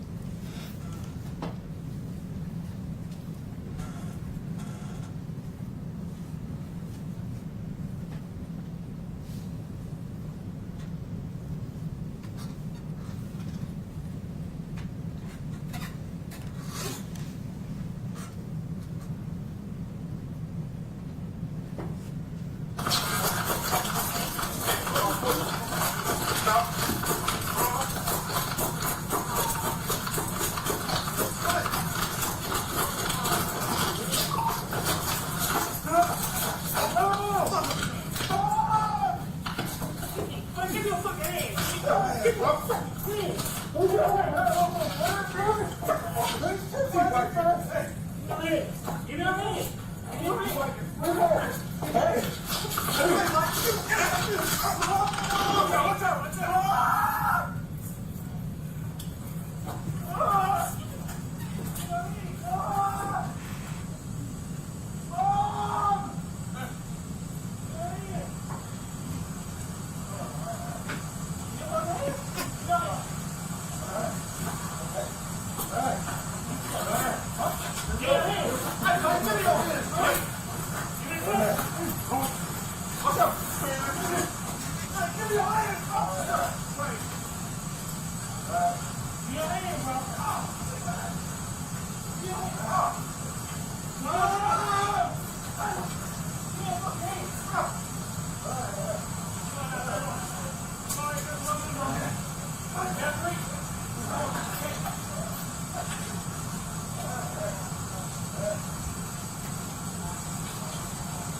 Give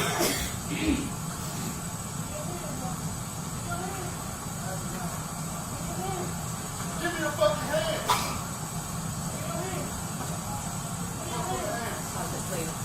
Pause at 20:34:16. Again, that was that first kick, the soccer kick, as we've referred to it by Officer Martin, while Officers Bean and Smith are holding Tyre Nichols down. Did I understand your testimony on direct to be that after that kick, you described Tyre Nichols' movements as actively resisting? After the kick, at what point? After the kick? The movements he's making. He's still resisting. Absolutely, he's not putting his hands behind. Is he The officers resisting? aren't just simply yelling to give me your hands when his hands are up, but he's trying to get him behind his back, and he's flipping from one side to the other. To me, that is active resistance, yes. Or is he trying to survive? I can't get into his mind or yours. At that particular point, he's still resisting. He's not complying with the officers. Press play. Get your hand. Give me a hand. Turn around. Lay flat. Lay flat, goddamn. All right. Lay flat, goddamn. Lay flat. Lay flat. Lay flat. Lay flat, goddamn. Pause at 20:34:37. Your testimony is that right now Tyre Nichols is still actively resisting, Absolutely.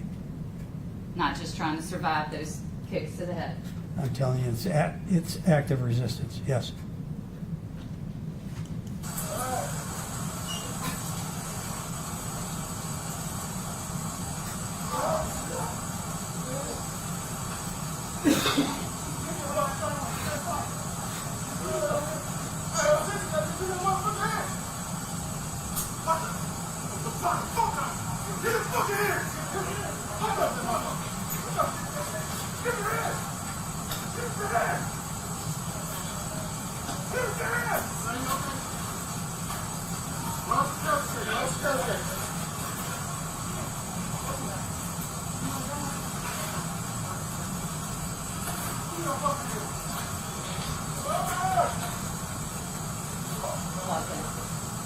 Is it your testimony when we see Tyre Nichols' body moving here from the force of the punch to the head, the excessive force punch, which we've already discussed, that that's him still actively resisting?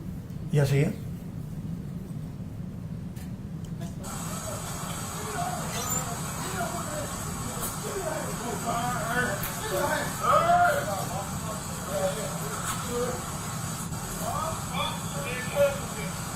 Down again! Down again! Bear crawl, buddy! Bear creek, got this!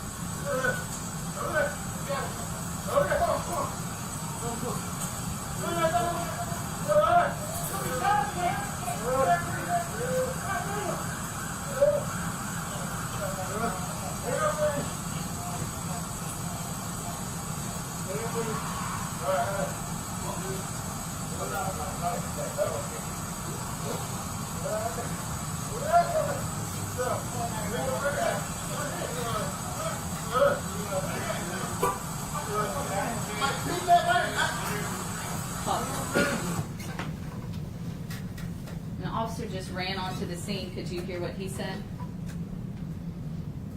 No, I didn't pay much attention to what he said. Beat that man's ass. Did you hear that? Yes. You did. No, I You heard did. what you just said. I said beat that man's ass. Did you hear that or not? I wasn't listening, didn't hear that, no ma'am. We'll back it But up. I heard what you said. Hey.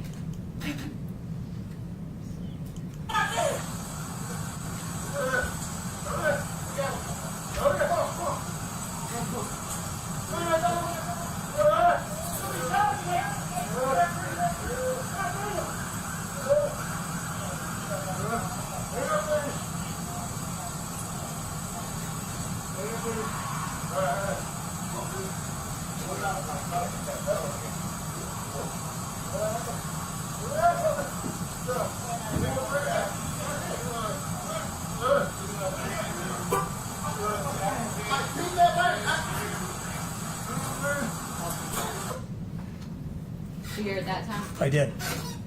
And did you see the officer run into the scene I as did. that was said? Yes, ma'am. Do you know that to be Officer Haley? Yes. Did you see the kick he administered after saying that? I saw him kicking, but I could not see where he was kicking. But you saw him kicking. Yes, ma'am, I did. Is that excessive force?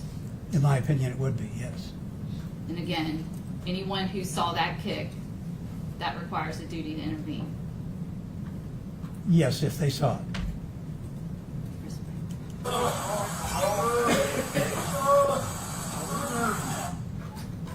Did you see that kick from Officer Martin? I did. Again, does that kick constitute excessive force?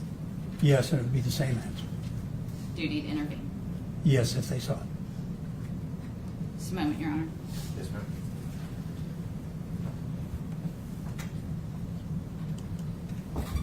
That's right. All right. I didn't think you were. Mr. Zwicky, I'm going to just go in the order in which my colleague asked you questions. You had stated to me on direct that you were being paid, and I think you said like the lawyers and like everybody else did. Yes, sir. But then you were asked on cross-examination, who paid for the week you've been here in court? And I was surprised to hear you say that you've not been paid. I have not been paid for this week in court. Well, is there work that you've done on this file that you haven't been paid for? Yes. Okay. Then explain to us capitalist pigs why it is that you would work and not be paid. It's not because I'm refusing to pay you or Corac's refusing to pay you. Why is that you're willing to work and not be paid? Your Honor, may we approach? All right.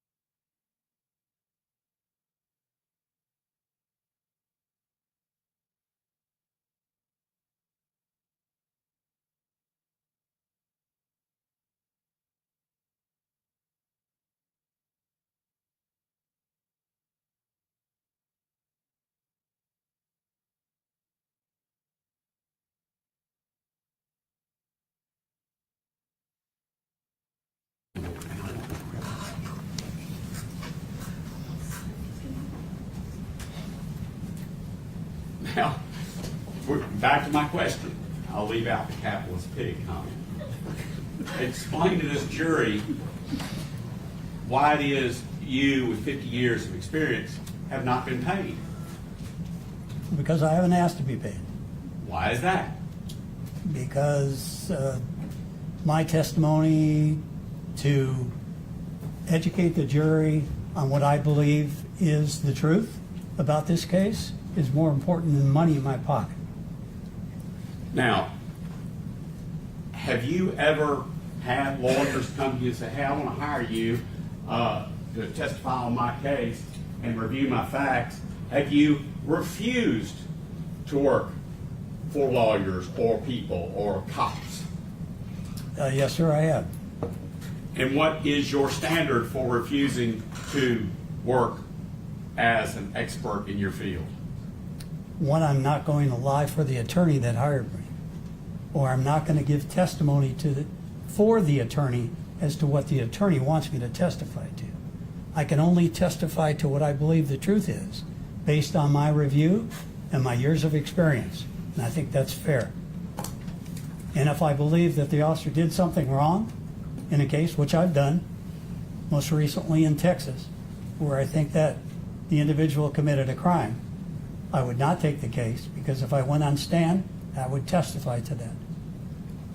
You were asked about the iron wrist lock and then about how you MPD trains it, and you did not train it. You were asked a series of questions about that. Do you remember that? I do. Were you here during Mr. Mills's testimony? Yes, sir, I was. Were you present when I asked Mr. Mills what an iron wrist lock was and what the effects of an iron wrist lock were? Yes. And what did he testify to? I don't recall specifically, but I remember he testified about the wrist lock.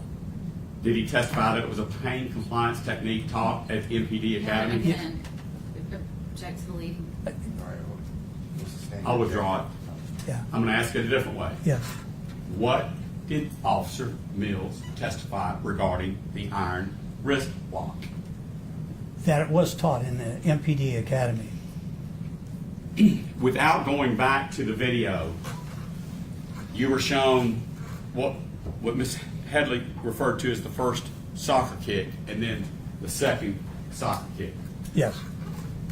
Based upon the time and based where Mills was, the OC spray, had it been sprayed by Mills at that time? Yes.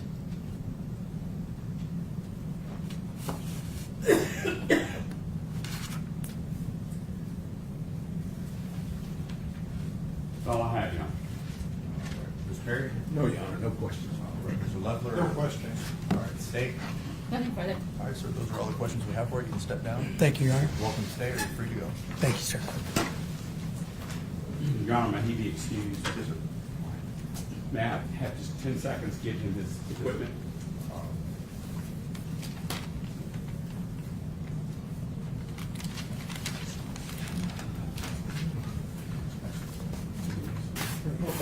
I know you can't. All right.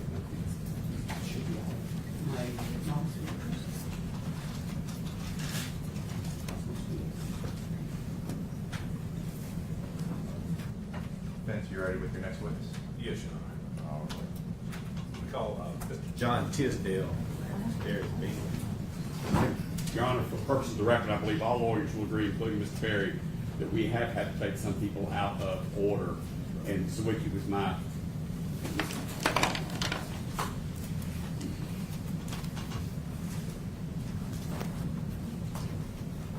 Stand this way. Stand in your face, stand straight, right hand. Sir, do you solemnly swear or affirm that the testimony you give today will be the truth and nothing but the truth, so help you God? I do. All right, please have a seat. Thank you.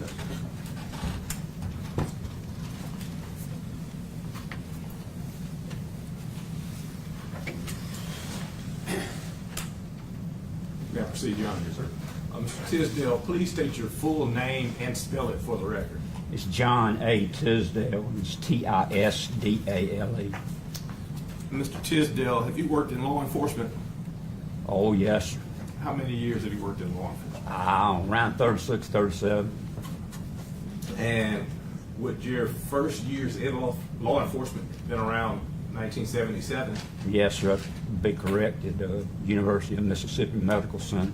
I'm the security or police force there. It's a state thing. And have you gone through the academy in Mississippi? Yes, sir. I went through Mississippi Academy, and I also went through the FBI National Academy. And have you served in different capacities in law enforcement? Yes, sir. I've served from being a a rookie patrolman all the way up to served as chief in 2 different occasions. Were you chief once out in Arizona? Yes, sir. A little town called Parker. And were you chief ever in Tennessee? Yes, sir. Gallatin, Tennessee. And were you chief, how many years approximately were you chief out in Gallatin? About 9. And did you retire as chief of Gallatin Police Yes, I Department? did. Have you ever had any role in what's called post-certification? Yes, sir. All right, what did you do in regards to post-certification in the state of Tennessee? Well, I had to, I've taught at several academies and some college classes I taught for a while for organization. Did you ever do any work with the state of Mississippi in their academy? I did. What did you do in their academy? I taught some classes in their academy as a guest instructor. Were you what's called an instructor? Yes, sir. Have you ever presented at any seminars? Oh, yes, sir. And that's been throughout the last 37 years, I think you said? Yes, sir. Just, different times throughout my career. And you've done the same in Mississippi as well as in Tennessee? Yes, sir. And have you presented places nationally as well? Nationally, yes, sir. Have you taught any online courses? Have I taught? Yes, sir. I taught for about 3 years online courses for a university out of Denver. All right. Your Honor, may I approach? Yes, sir. Thank you. All right. Should take a look at that document I just handed you. Yes, sir. Is that your what's referred to as CV or resume? Yes, sir, it is. And look at the pages to that.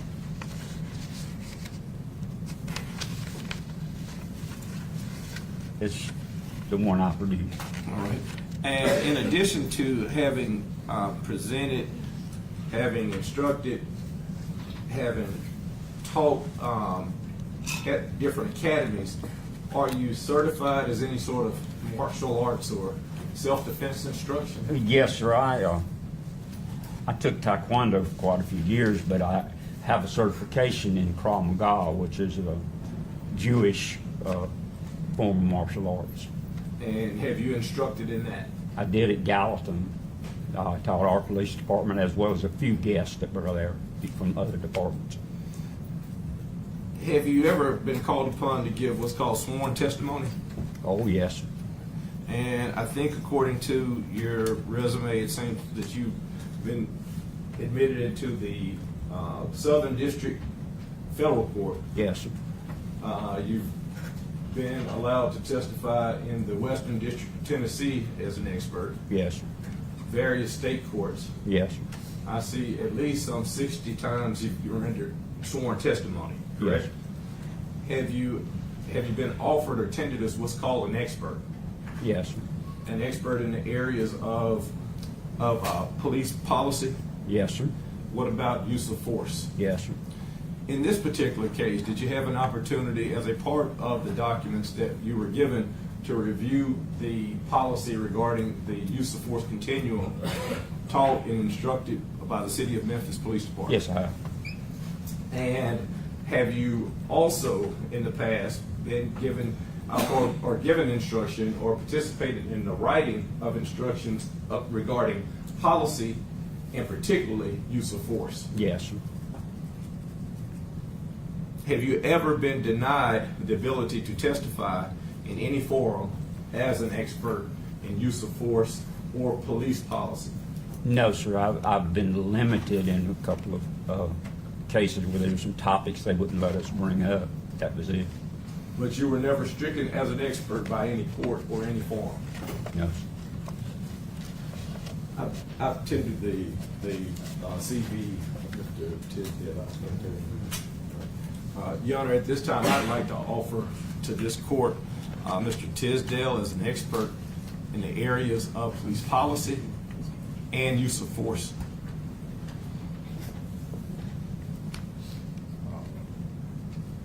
Any objection? No objection to Mr. Tisdale being tendered as an expert, Your Honor. All right. We'll go ahead and show him entered as an expert in police policy and use of force. May I proceed, Your Honor? Back in the think in the spring of 2023, so just about 2 years ago, Yes, sir. I placed a call to you regarding this case. Yes, You sir. remember that? Yes, sir. And at that time, I asked you if you'd be willing to review a file to possibly serve as an expert in that case in use of force.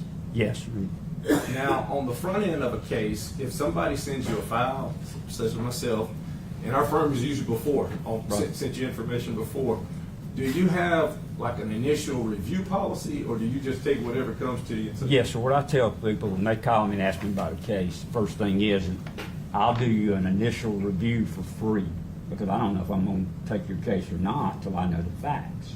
Because I may not want to, I may not agree with your person, you know, or support their position. So in your case, you sent me the facts and I reviewed them, and then I sent you back an initial review. And in the information that I sent you initially, did it include some videos? Yes, sir. Did it include a basic synopsis of certain statements that we had at that time? Yes, sir, it did. Did you have the opportunity to review those videos and the synopsis of statements? Yes, sir. And subsequent to your initial review, did you agree to at least continue service in this particular case? I did, because of the limitation of what I was going to be involved in. I was involved specifically to review the activities and behavior of one police officer. In this case, that's Mr. Bean, not the entire situation, because there are some components in that situation that I don't care for. And in your review of the situation, did you also say that you wanted an opportunity prior to saying, I'm going to jump in and do what you're doing today? Did you say you want to meet Tadarius Bean? Oh, yes, sir. And I want to interview him. did you have the opportunity to review documents and things with Tadarius Bean? Yes, I did. And as a part of that process, did you go through the videos that were involved in this case? Yes, sir, we did. Played the video back and talked about him, and then there was an allegation that he had struck the suspect, or the victim in this case, and we slowed it down and took a look at it to see exactly how it was done, because under the policy for Memphis, you have an open-handed process and a closed-hand process, and we wanted to see which it was. And you had, by that time, had you familiarized yourself with the Memphis policy regarding the use of force continuum? Yes, sir, I was relatively familiar with it. I wouldn't say I could quote it, but And the use of force continuum, just for the sake of the jury, is that what starts off, I think, with a physical presence at a location? yes, sir. Basically, it starts with your appearance. And, you know, show up, and sometimes that'll accomplish things, and sometimes it don't. What about verbal commands? Yes, sir. That would be your next level, the verbal And- commands, and then eventually from there you would go to open hands on, and then if necessary, then you'd go to closed hands, which is the more violent stuff, and then of course lethal would be the last.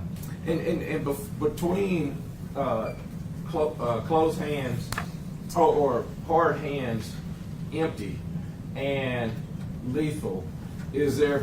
I see you have a cane with you.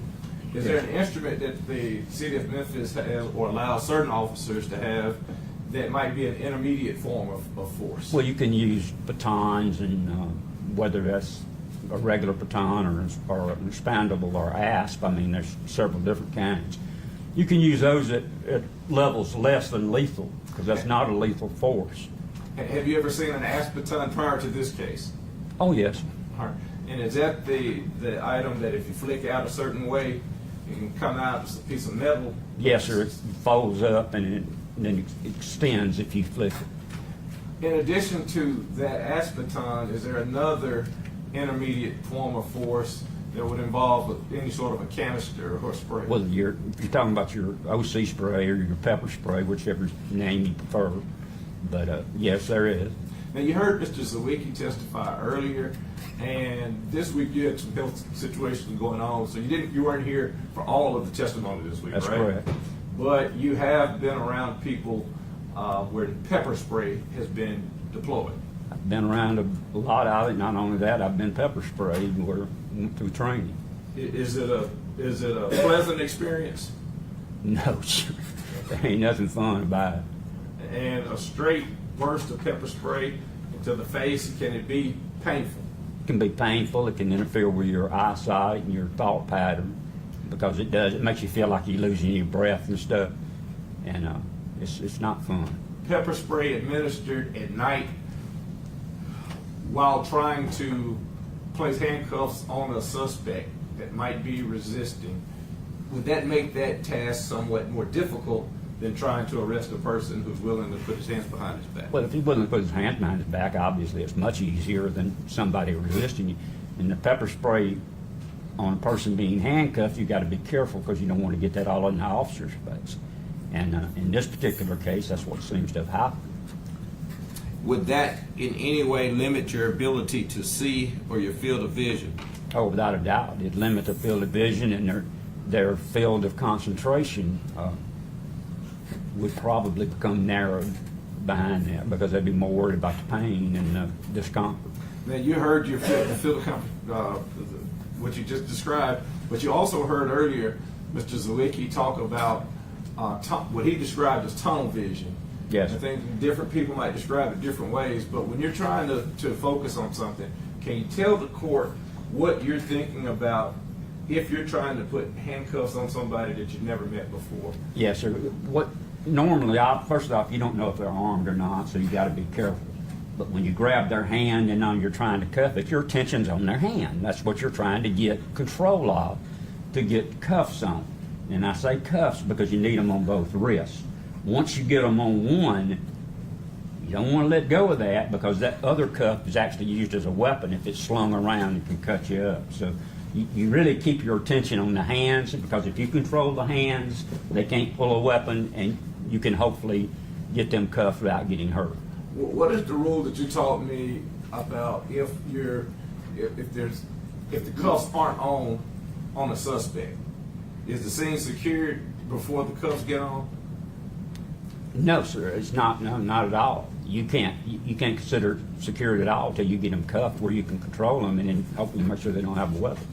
And is it increased somewhat if you know or don't know whether or not this person might have a firearm or a knife or whatever they might have, that suspect? Well, if you don't know that increases the danger and frankly, the stress.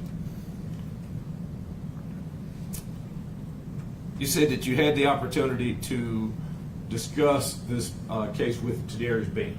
Yes, I did. And did you see a video, which we're going to call a body-worn camera, of Tadarius Bean?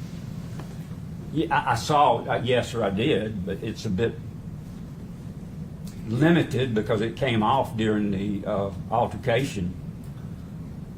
Do you recall seeing it? And if we'll go to body-worn camera 1, Tadarius Bean. This has already been marked but not admitted. Give us just a second. I hope we're on the system.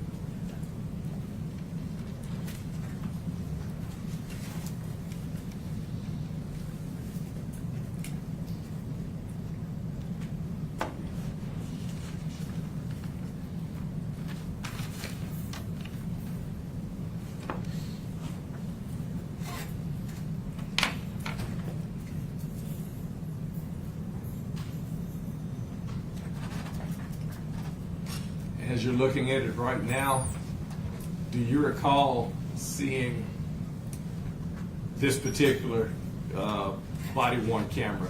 This Yes. would be from the perspective of the person who's in the passenger side of that vehicle. That's correct, because Officer Mills was driving their car. It was, from your information, Bean would be on that passenger side? Yes. Hit play. Hey, hold on a second, Mark. When I ask you to hit it, just call out the time stamp, if you will. So it will be starting at 20:31:28. All right. We're just gonna let it play through.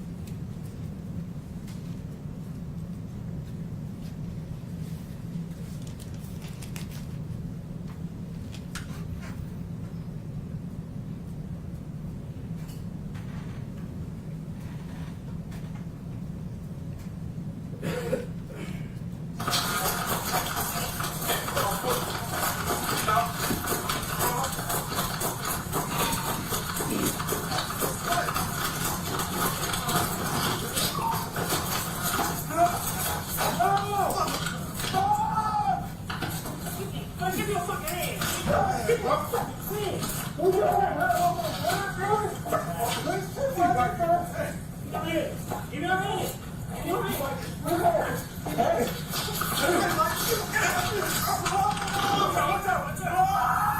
you can pause.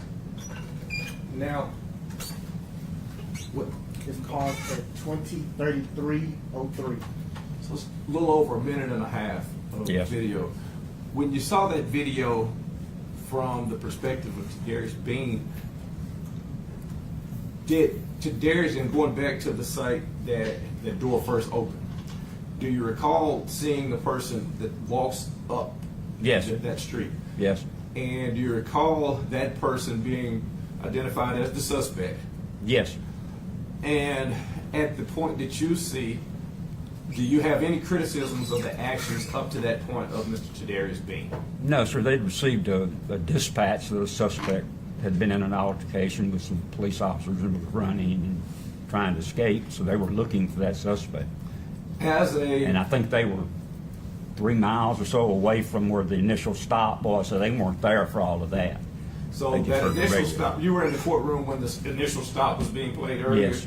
The guy got the man out of the car and in the A-frame and all of that. Yes. To your knowledge, was Tadarius Bean aware of what all would have happened on that scene at all No, during sir. this time? No, sir. All he knew is that the dispatch was that they were in pursuit of a guy they had tried to spray and arrest, and he had escaped and was running. And based on your knowledge, if Tadarius Bean is sitting in the passenger seat of this car and he sees a person who meets the description of that suspect, and based on the knowledge that he has been pepper sprayed, and this suspect is walking down the street wiping his face, if Tadarius Bean says, "Hey," and the suspect turns and runs, can you tell this court what Tadarius Bean is supposed to do as an officer if he worked for you in your role as police chief? His job would be to get out and try to apprehend that individual, because it doesn't make it appear that he's the subject you're looking for. If the driver of that vehicle on that two-man team, when he got back to the station that night and said, "Chief Tisdale, Tadarius Bean wouldn't jump out the car," what would be your response to that? He'd be fired. Any questions? Not many, because, I mean, as a law enforcement officer, when you know that other officers are after somebody, you've got a responsibility to assist. So, in your opinion, did Tadarius Bean have any other options than what he has done up to that point? Not at that point. Right. We're going to go to the body-worn camera of the driver, Mr. Mills. Right. And we're going to play it the same way, Yes. without interruption, until a certain point. We're going to play it until they're trying to get the hands of the suspect. Yes. And we'll stop there.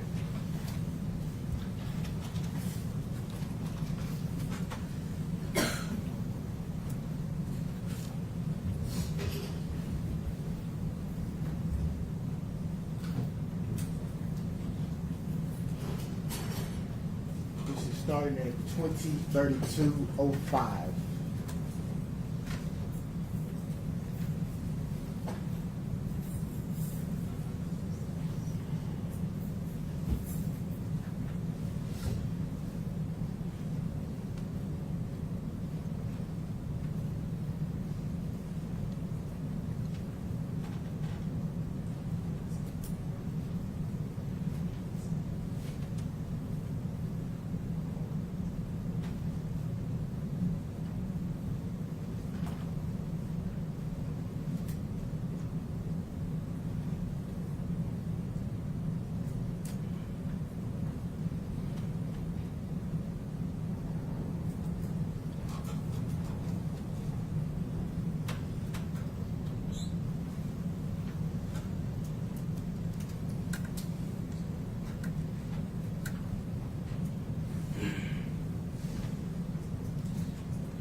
When that 30, we sitting with my foot was with that bottom on rocks. What street is this? What street is this? What street? Cascade Lane. Ross and Cascade Lane.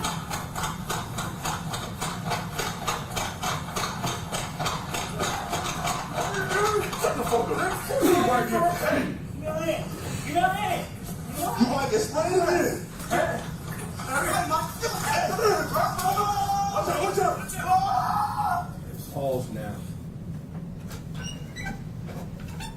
have you seen the deployment of pepper or OC spray at this point? Yes, sir. And is this the point that Mr. Bean identified that he had been sprayed as well? Yes, sir. And you saw it deployed just then. Now, that is played in regular speed, correct? Yes, sir.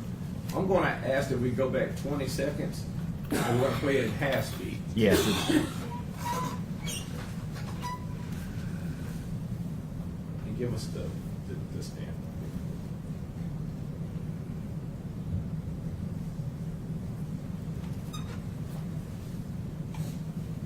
This is gonna be 2032-59.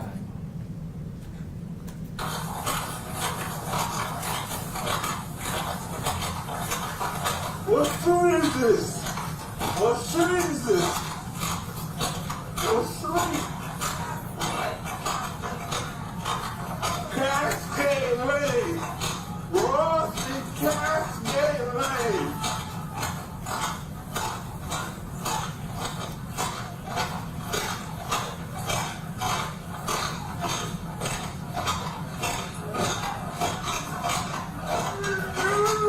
Shut the fuck up. See right here. Hey.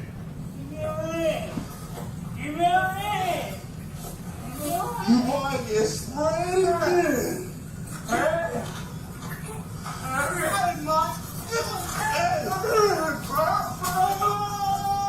Watch out.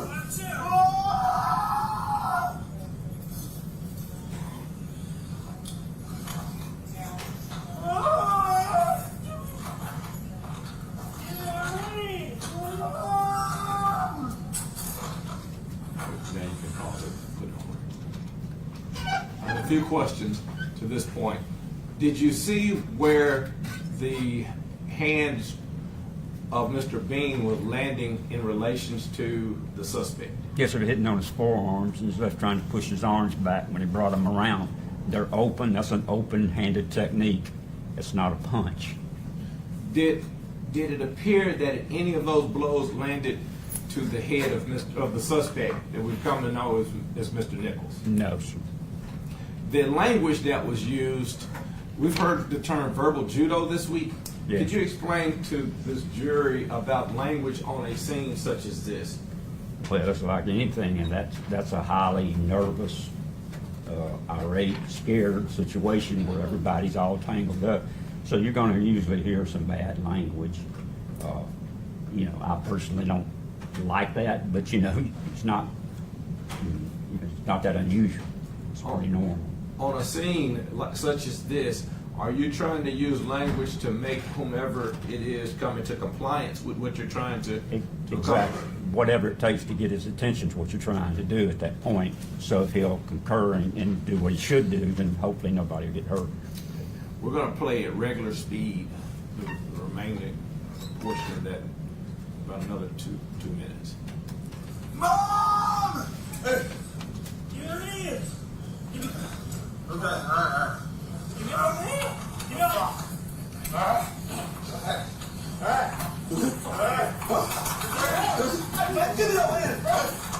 Give me a What's up? Spray ass again. Give me your hands, bro. What's up? Spray. All right. Give me your hands, bro. Oh, shit. Oh, shit.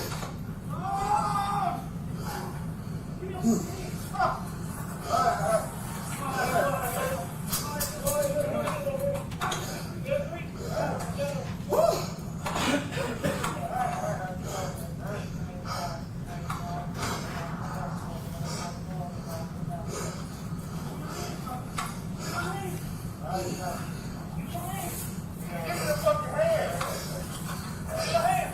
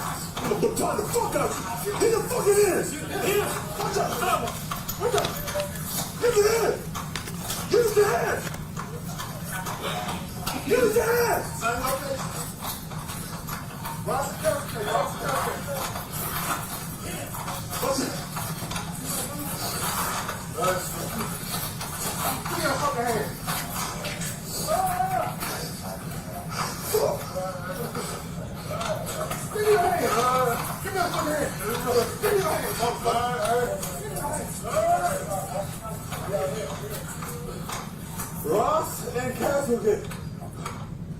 We are east of the intersection.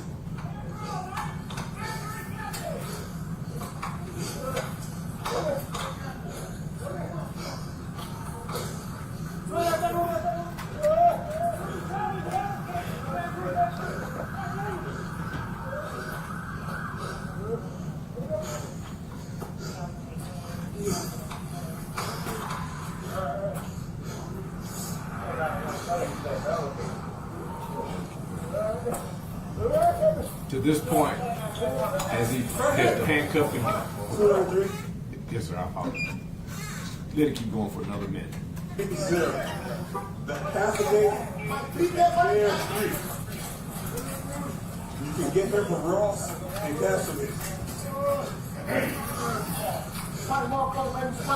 Man, miss you! Hey, the shit! Hey, he's in my office. Fuck!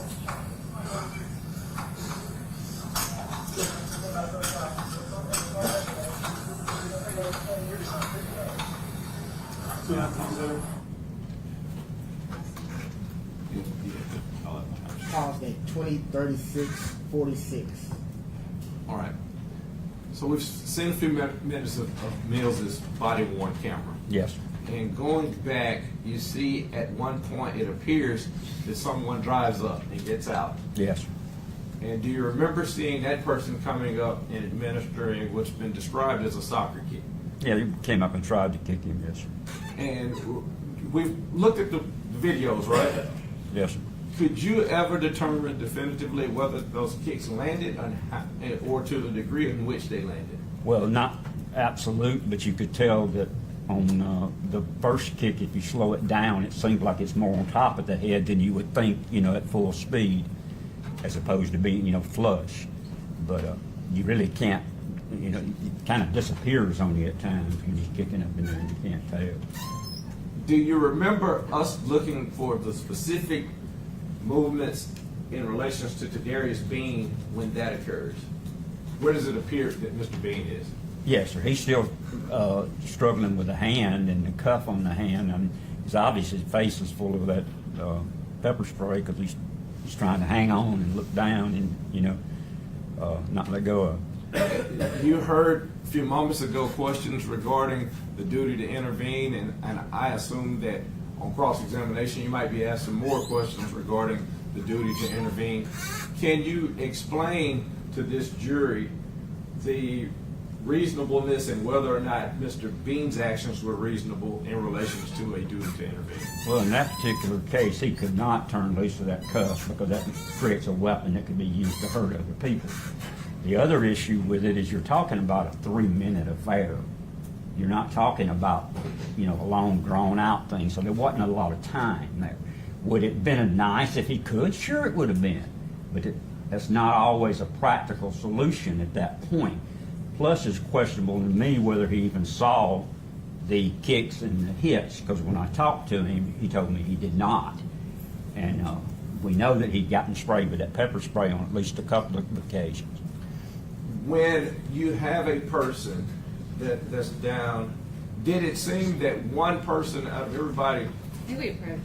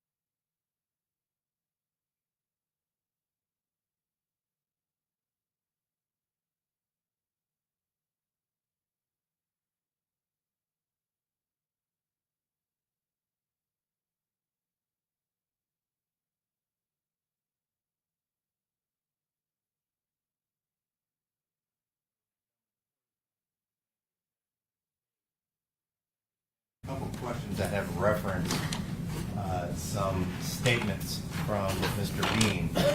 We have not heard any testimony from Mr. Bean or anything of that regard. So the court is going to strike the two questions that were referencing or that made reference to statements made by Mr. Bean. And the court is going to ask you all to strike that from, or strike any responses or questions from your notes, and instruct you all that you cannot go back and use that information during your deliberations. Yeah, proceed accordingly, and hear me carefully, because just like what the court said, I don't want to go into what might have been said during the time that you were looking at these videos and consulting. I might ask you some hypotheticals about if a person is under a certain condition. Yes. All right. Going forward, if a person is under the conditions of being blind and the pain of OC spray and attempting to put handcuffs on someone, do they have the opportunity to jump up and say something to another person about what their actions are about to be? No, sir, it wouldn't seem reasonable. Would it seem reasonable that that same person would say, hey, I'm going to let this person go because you attempted to kick or might have kicked this person? Is that reasonable based on your experience in law enforcement? No, sir. Did it appear to you, just based off of your observations, whether or not Bean's actions regarding the attempt to try to get this person into cuffs, was it reasonable based on what we've just seen? Was his actions reasonable? Were his actions reasonable? Yes, they were.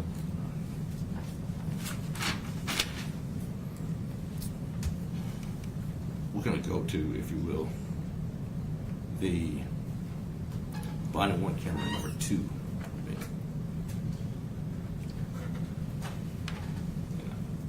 Of course it goes.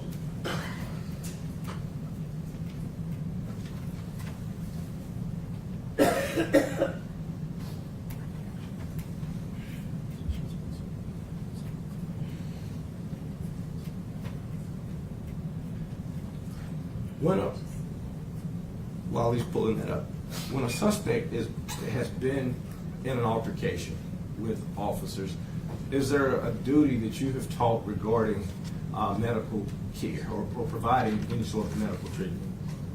Well, if you think he's injured, you have an obligation to notify medical. And once people that are considered EMTs or emergency medical team, would EMTs, once they arrive, who is the higher standard of health care on that scene? it'd be the EMT. I mean, they're going to tell you what you need to do, and whatever you do, whatever you got to do to assist them. Did you ever observe Jadarius Bean do anything to obstruct the administering of treatment to Mr. Nichols? I did not observe anything of that nature. And this is with the various body-worn cameras that you looked at? Yes, sir.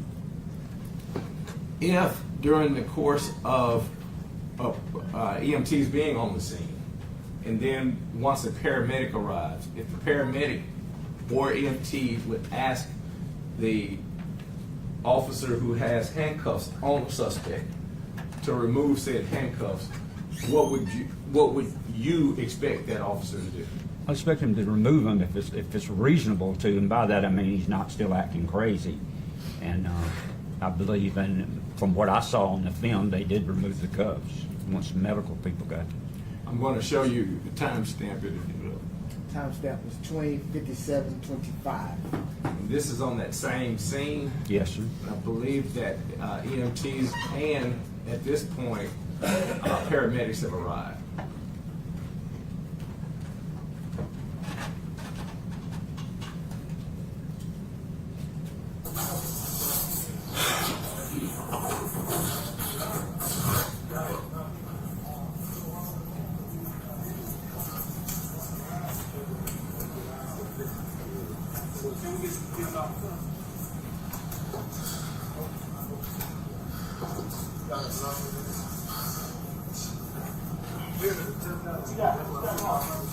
What you need, bro? What you need?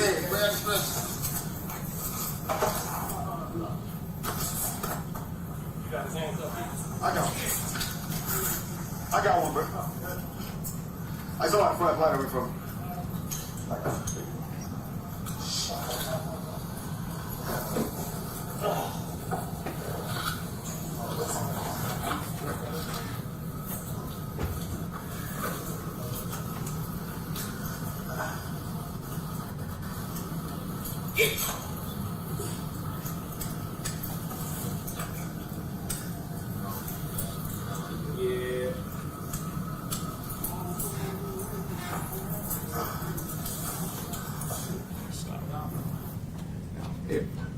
I propose to you that that is the body-worn camera of Tadarius Bean. Yes, sir. If you see that person wearing that body-worn camera appear to unlock the handcuffs after being asked by a paramedic, does that appear to be reasonable? Yes, sir, it does. Now, if there are questions or not, if there are questions that are coming from a paramedic or an EMT regarding a person's injuries or what appears to be injuries, do you expect an officer to say one way or the other what has happened or answer those questions? Expecting to answer the questions of the EMT because they have the medical knowledge.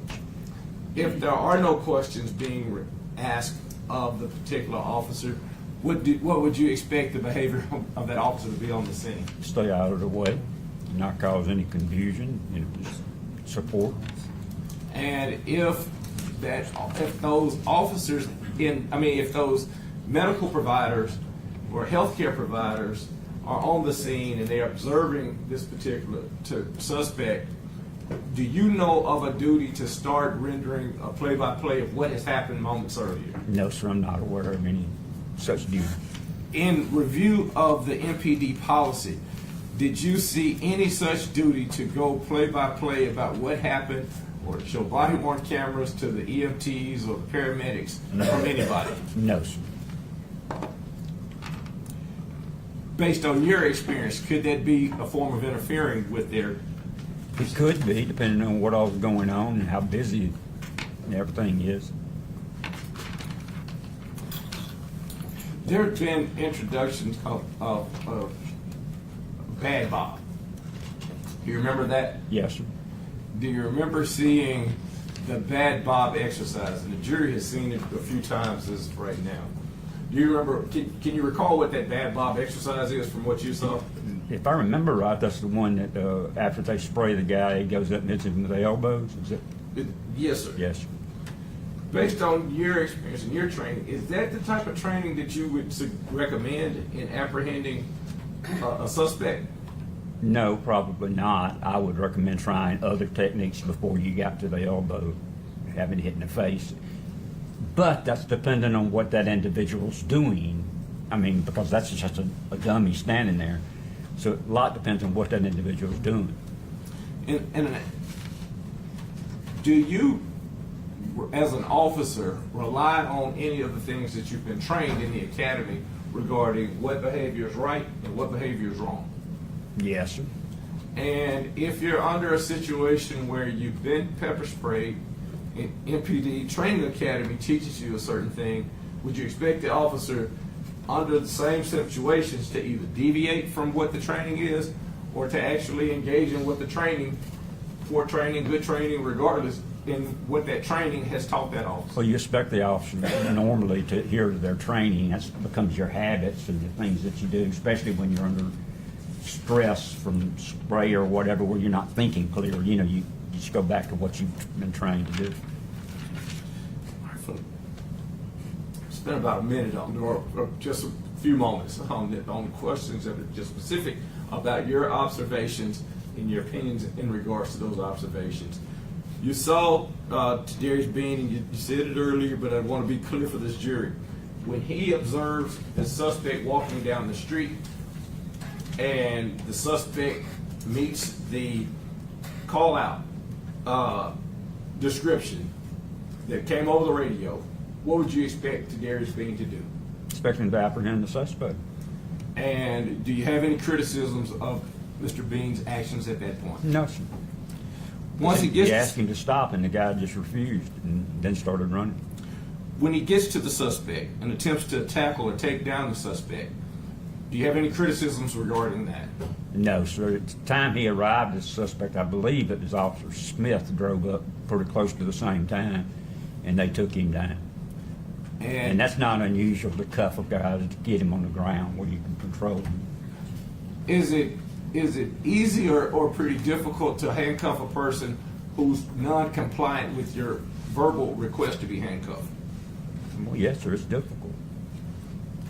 Is the difficulty increased somewhat if there are certain conditions that might be either outside environmentally, if the ground is wet, in other words, Right. if the suspect is not adhering to any of the commands, would that Oh, make yeah. it? It all makes it more difficult. Right. And so you don't have any complaints regarding, or any sort of statement to give this jury that those were less than reasonable, to try to get him on the ground and to put him in cuffs. No, sir, that was not less than reasonable. Especially after because you do hear on the tape repeatedly them telling him, give me your hands, get down, and, he's obviously ignoring that. Attempting to control this suspect on the ground, even after another officer comes up, and you were pretty candid about the fact that you do have a complaint regarding the kick to the Yes. to attempted kick to the head area, right? Yes, sir. Now, you are familiar with the hands policy that says kicks are allowed, Yes. correct? But in that particular instance, you would not No, sir. want the kicks. No, sir. Do you have any sort of complaint or any sort of comment regarding whether or not it's reasonable to continue to try to get this guy under control if you're Tadarius Bean in that situation? Oh, absolutely, it was reasonable. In fact, it was expected. If he stopped trying to get him under control, someone's going to get hurt.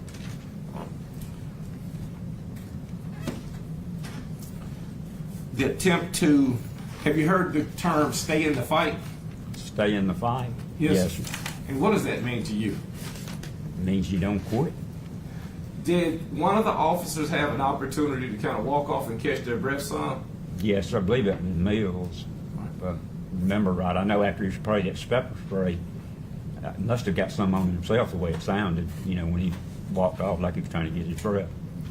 And even at that time, even after the point that it appeared that Mr. Nichols, did Mr. Nichols at some point appear to get up from the ground? Yes, sir, you got to. Is it as your experience as an officer, if you have a non-compliant person, is it more difficult to arrest a person who's standing up or to arrest him if he's on the ground? It's more difficult with him standing. And usually on the ground you can get better control of.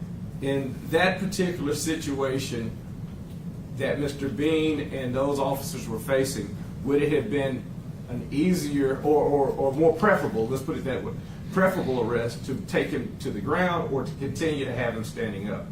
Take him to the ground.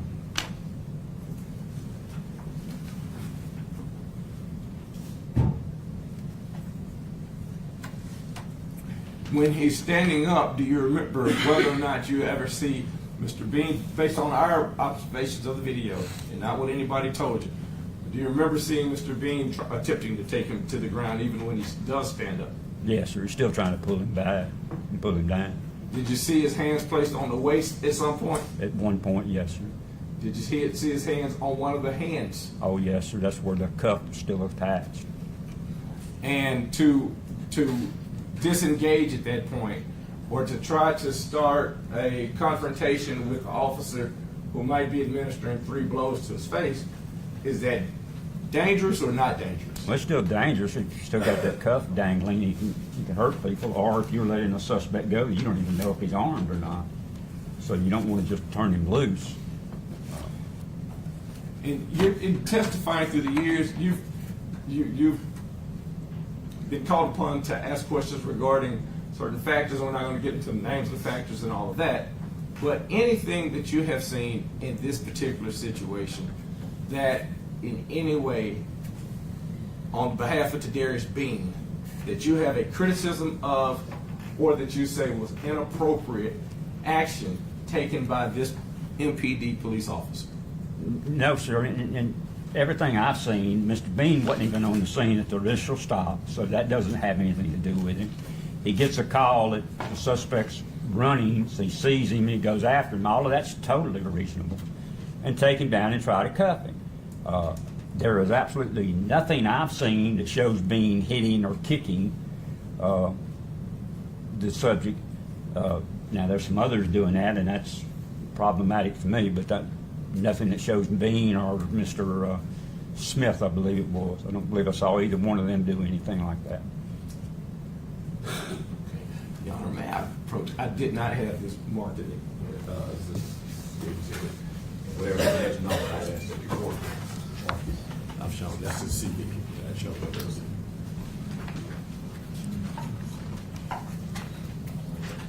Any objection to the CV?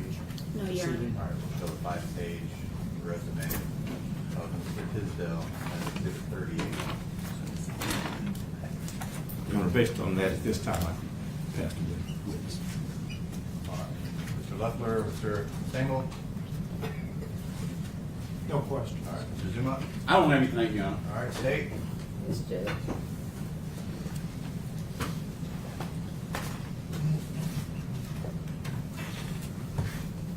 Mr. Tisdale, Yes, ma'am. sounds like you had an extensive career in law enforcement. Is that fair to say? Try again, I couldn't hear you, I'm man. sorry, let me step up a little bit, okay? Well, I'm about half deaf, too. It's okay. It sounds like you had, and now the acoustics, it sounds like you had an extensive career in law enforcement. Is that fair to say? Yes, ma'am. I think you said about 36 or 37 years, maybe. Yeah, something like that. I'd have to go back and figure, and whether you want to count when I was teaching, but I had already retired then. Gotcha. And then you started off in a patrol car, Yes, ma'am. like any other officer, and you worked your way all the way up to chief. Yes, Is that ma'am. right? Yes, ma'am. Chief in 2 different agencies. Yes, ma'am. And you talked about, and I know we want to limit our testimony to what Beans did, but you understand you've been tendered as an expert in use of force in general, right? Yes, ma'am. And so with that, I want to talk about some of the stuff that we've seen, because you've been in the courtroom today, haven't you? Yes, ma'am. You just went through some body cam with Mr. Perry, right? Yes, ma'am. You said that every action that Tadarius Bean took, and we'll talk about those actions, but that was reasonable. Yes, ma'am. But you would agree that everything that happened out on that scene wasn't reasonable. Based on what I know, because you have to remember I wasn't hired to investigate that part, so I didn't question people or look, into more evidence than what was approaching Mr. Bean. Judge, we approach. I'm sorry.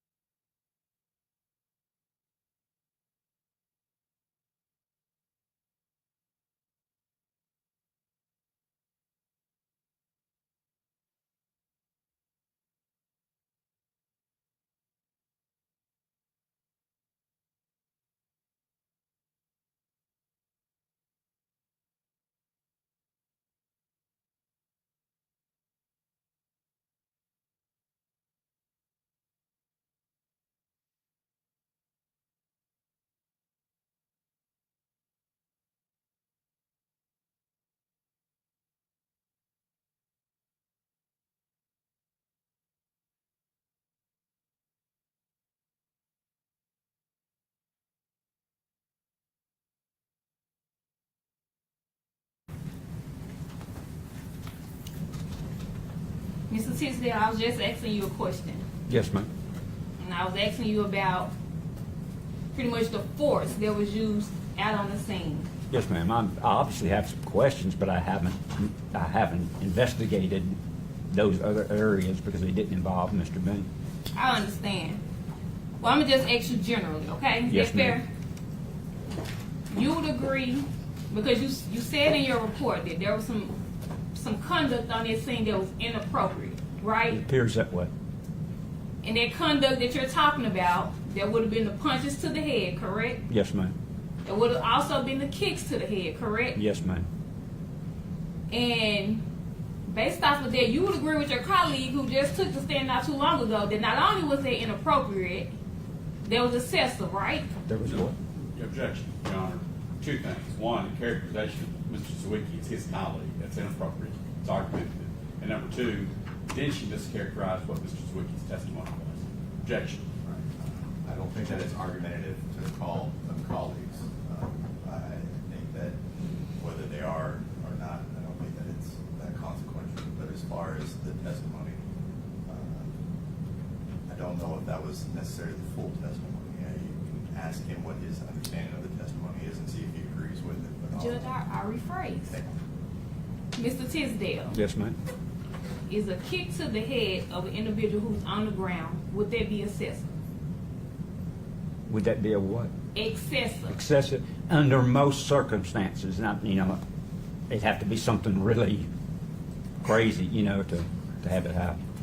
It had to. Can you repeat what you just said? Yeah, I said under most circumstances, it's excessive. If an individual, and you talked about the holding of hands, you said it wouldn't have been reasonable for Mr. Bean to release Tyre's hand because he was holding on to the cuff. That right? Yes, ma'am. Well, Mr. Bean was holding on to the cuff. The cuff was on one wrist, if I remember correctly. Okay. And you said if he released that cuff, it could be dangerous because the cuff could cut a bunch of people, right? Yes, ma'am. When you go to the cuff, if it's not closed especially, it's like a razor almost, when it goes to swinging. But if Mr. Bean wasn't holding that cuff, then he could release the hand to intervene, couldn't he? And it's still questionable about releasing the hand, because you release the hand, the suspect has the ability to do more. That's okay. But you would agree that releasing the cuff, grabbing somebody, that's not the only way to intervene, is it? No. Simply saying, hey, don't do that. It's intervening, right? Well, it's trying to. Now, whether the individual will respond to that or not, I don't know. Well, it's trying to intervene, right? Right. Simply saying stop, intervening, right? Could be. And you didn't hear Mr. Bean do either of those things, did you? No, ma'am.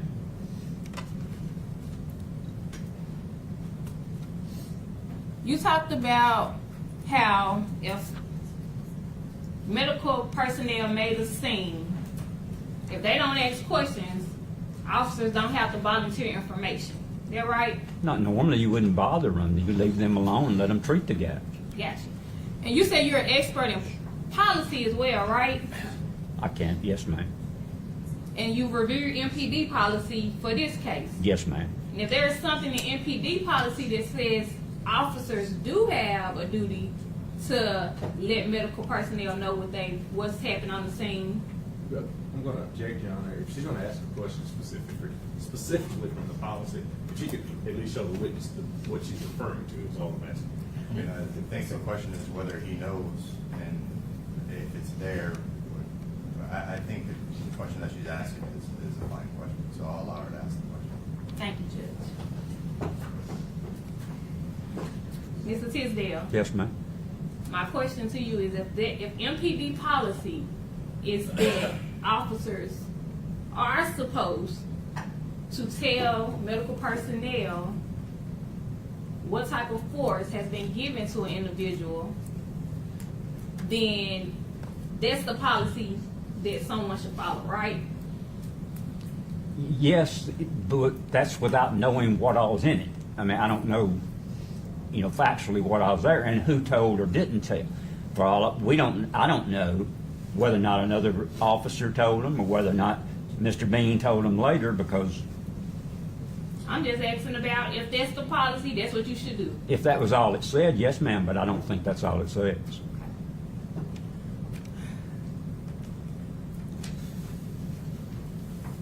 You talked about how officers are supposed to go back to their training, correct?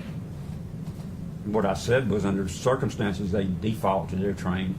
So officers are supposed to follow training. You Yes, agree ma'am. with me on that? Yeah, you would like to, yes, ma'am.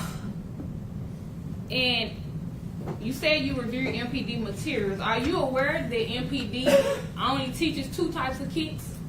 Yes, ma'am. What are those two type of kicks? I don't remember, but I remember noticing that they were in the use of force. Neither of those kicks are kicks to the head, are they? Oh, no, ma'am. Would you agree with me that any type of strikes to the head could be deadly force? Could be, yes, ma'am. Judge, one moment.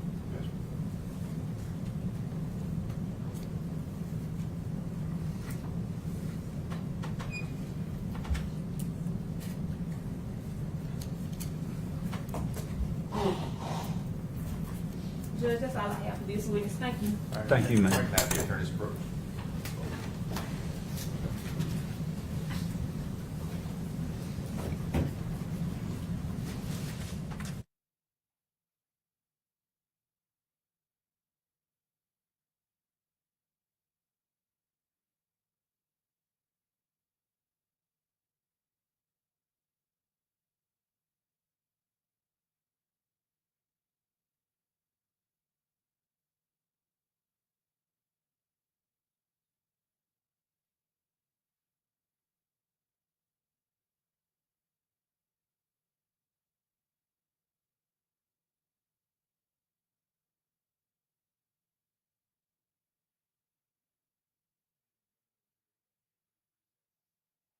That I will play back in momentarily, and we'll finish up with this.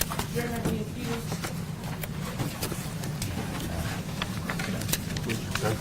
Okay, thanks. Hello. I just didn't want to be disrespectful. Your last name Jones? You ain't no kin to me, or my mama was a Jones.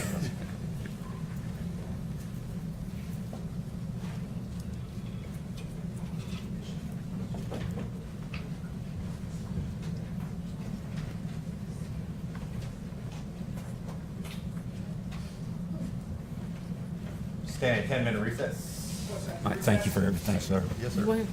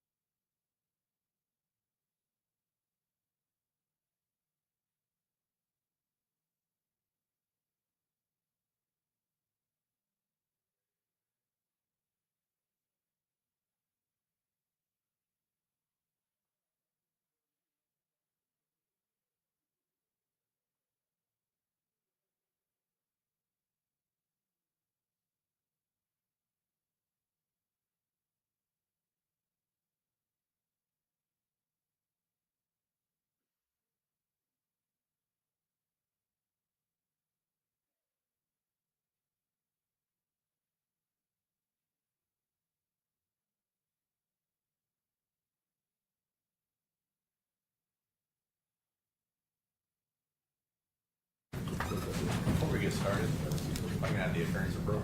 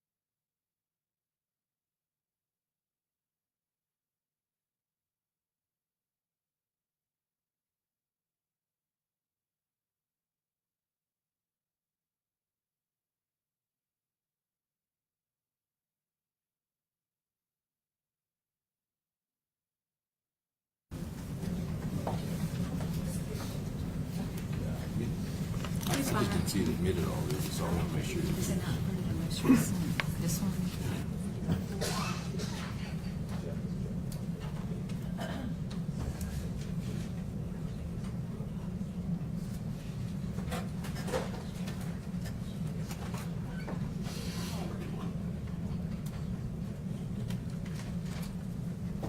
All right, Mr. Perry? Perry? Yes, sir. Mr. Tisdale, you were asked a few questions a moment ago, and I just have a couple follow-up. You were asked if it would have been practical if you see a person administer a kick, now without testifying as to what anybody has told you, period, but just under the hypothetical of if you have been blinded by pepper spray and you're trying to apprehend someone who's not coming into compliance, is it practical for that person to let go or to in any way say stop to anybody if they don't see what has happened, if they should say stop to? It's not likely. I mean, because you're kind of off target and you're more worried about yourself. And is your focus pretty much on the issue that's at hand? Yes. And I approach you, Honor. Yes, sir.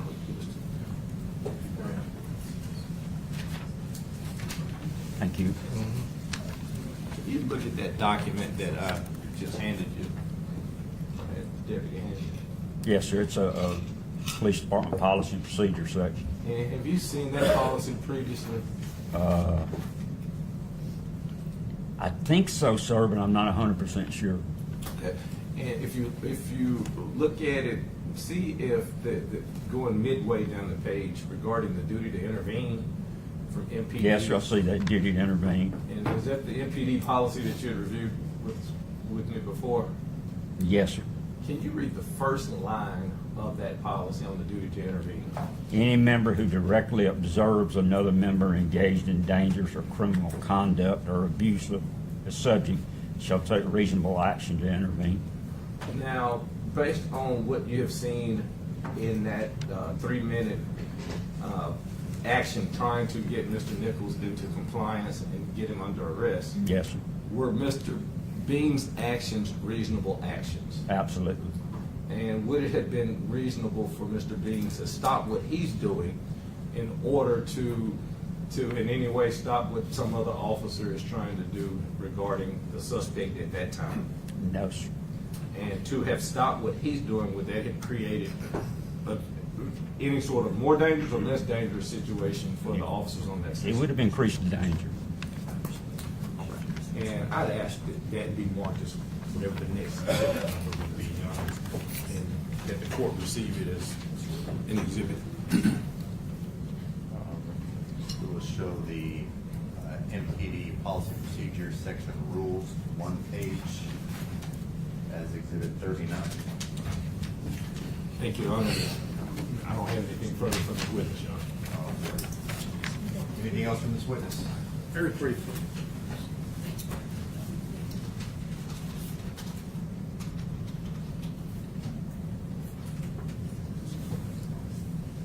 Mr. Tisdale, you spoke briefly earlier about verbal judo, correct? Your Honor, I think this is beyond the scope. I of any acknowledge sort of- that I'd heard of it. This is beyond the scope of any recross. Mr. Perry was limited in his questions to just 2 or 3. This had nothing to do with him. Do you have a response? I withdraw the question. All right, feel that sustained. Anything else for this witness? No, sir. So those are all the questions we have for us, sir. You can step down, please watch your step. Well, thank you very much, sir. You got it. Good crew.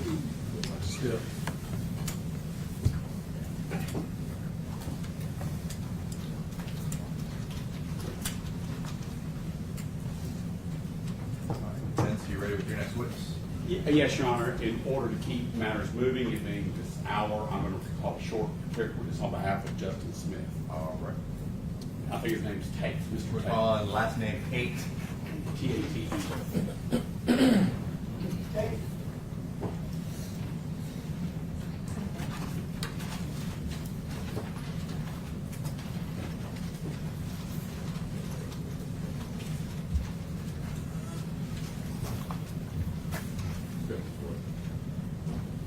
Can you ever face the judge, raise your right hand? Sir, do you solemnly swear or affirm that the testimony you give today will be the truth and nothing but the truth, so help you God? Yes, sir, Your Honor. All right, please have a seat, sir. All right, Thank you, Your Honor. Could you please state your full name and spell it for the court reporter, please? Yes, sir. It's first name is Curtis. That's C-U-R-T-I-S. Last name is Tate. That is T-A-T-E. All right. And how are you employed? I work for the City of Memphis Police Department. And how long have you been, are you a police officer? A police officer, yes, sir. Okay. So you're a police officer in Memphis Police Department. Yes, sir. How long have you been a police officer in Memphis Police Department? A little over 6 years. And do you know Mr. Justin Smith sitting over there? I do know Justin Smith. And how long have you known Justin? I've known Justin Smith for 5 years. Have you worked directly with him? I have worked with Justin Smith.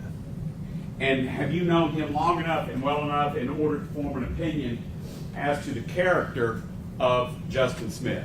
I have, sir. Could you please share with the jury and the judge what your opinion is regarding Justin Smith's character? Yes. My opinion of Justin Smith is he's an honorable, honest guy. He is a loving father and a husband. He is professional, he's kind, he's gentle, and he's courageous. He's incapable of, in my opinion, of hurting a victim, any suspect, and any citizen. What I know of Justin Smith is if Justin Smith knew that a citizen was being treated unfairly, he would stop and intervene, and he would confront that officer.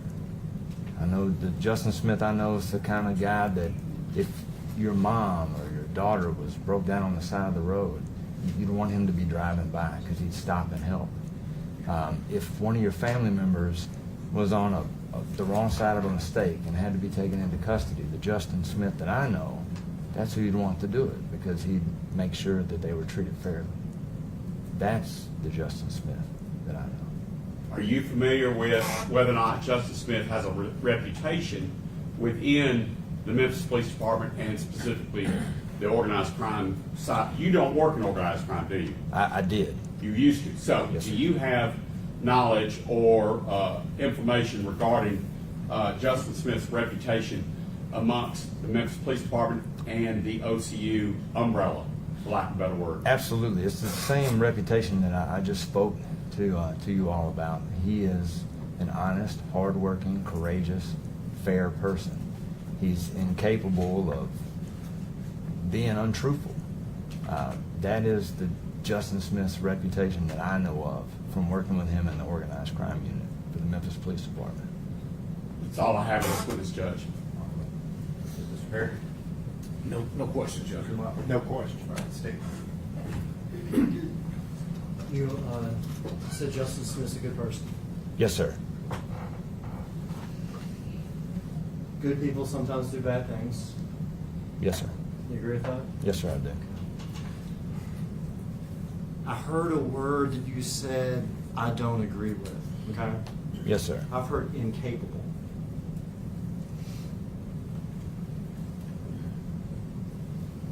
Good people can do bad things. Yes, sir. That means good people are capable of doing bad things.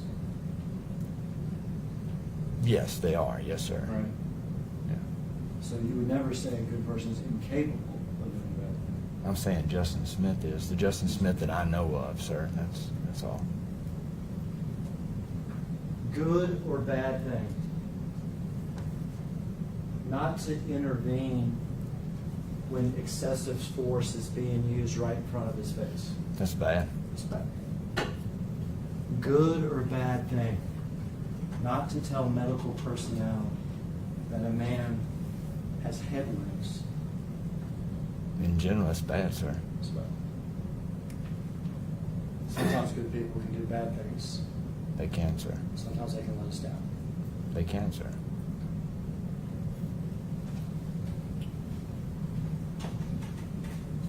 Was there anything else? Finished? Are you done? Thanks, sir. Now, you've seen the videos that have made its way around the media. Is that right? I have seen some of the video, yes, sir. And you testified, the way you testified, that Mr. Hagerman skillfully talked to you about good people, and good people can do bad things, good people are capable of doing bad things. That line of questioning, okay? Yes, sir. I think because he was speaking in general. Yeah. You're getting ahead of me, Mr. Payne. Got it. Does any of that general hypothesis, are you still of the opinion that Justin Smith, that you know, is incapable of harming a suspect? Yes, the Justin Smith that I know is incapable of harming. That's all I have, Your Honor. Anything else to this witness? No, sir. All right, so those are all the questions. You can start down. Yes, sir. Right, ladies and gentlemen of the jury, we've been going at it for some time. At this time, we're going to go ahead and excuse you all for the evening. We are going to get started again tomorrow morning. We will have you all back in here ready to go. But please rest well. We'll see you all tomorrow morning.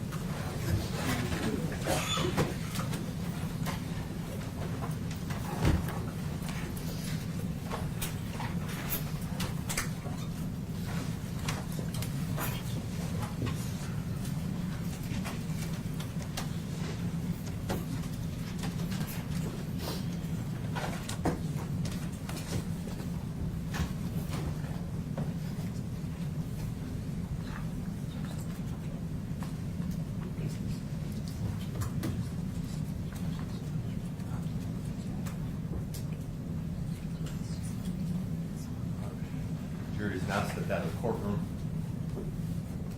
I did have a question for the attorneys. Y'all can be seated. With regard to the expert, Mr. Zawicki, just wanted to make sure that there was discussion about him being with an expert in digital evidence. There was a question after the fact. Was not sure if that was supposed to or intended to be one of his expertise. Yes, Your Honor. I think it was video, and I think it was video digital analysis, but I could be wrong.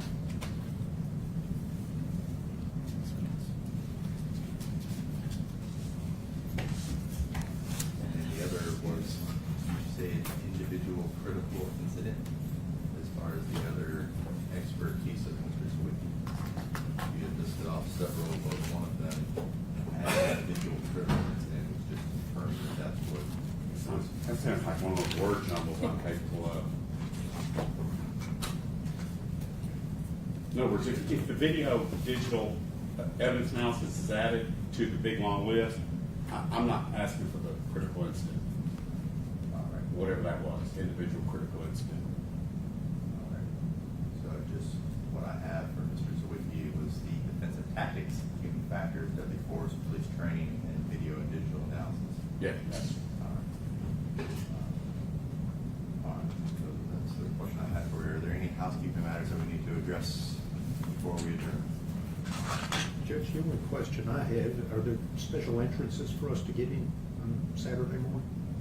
The same door that you all come in through the attorney door. You just have to be plugged in. So you'll need to. I guess we'll need to make sure that you all come in here fine, because there's not going to be a public entrance for them to be able to come in through the attorney door with you. I'm just going to inform the court, on Darius Bing's behalf, we're finished with our presentation, so I didn't know you want just a general rest at the conclusion of everybody. I just bring it to your attention. All right. Is there anything else? All right, we can go ahead.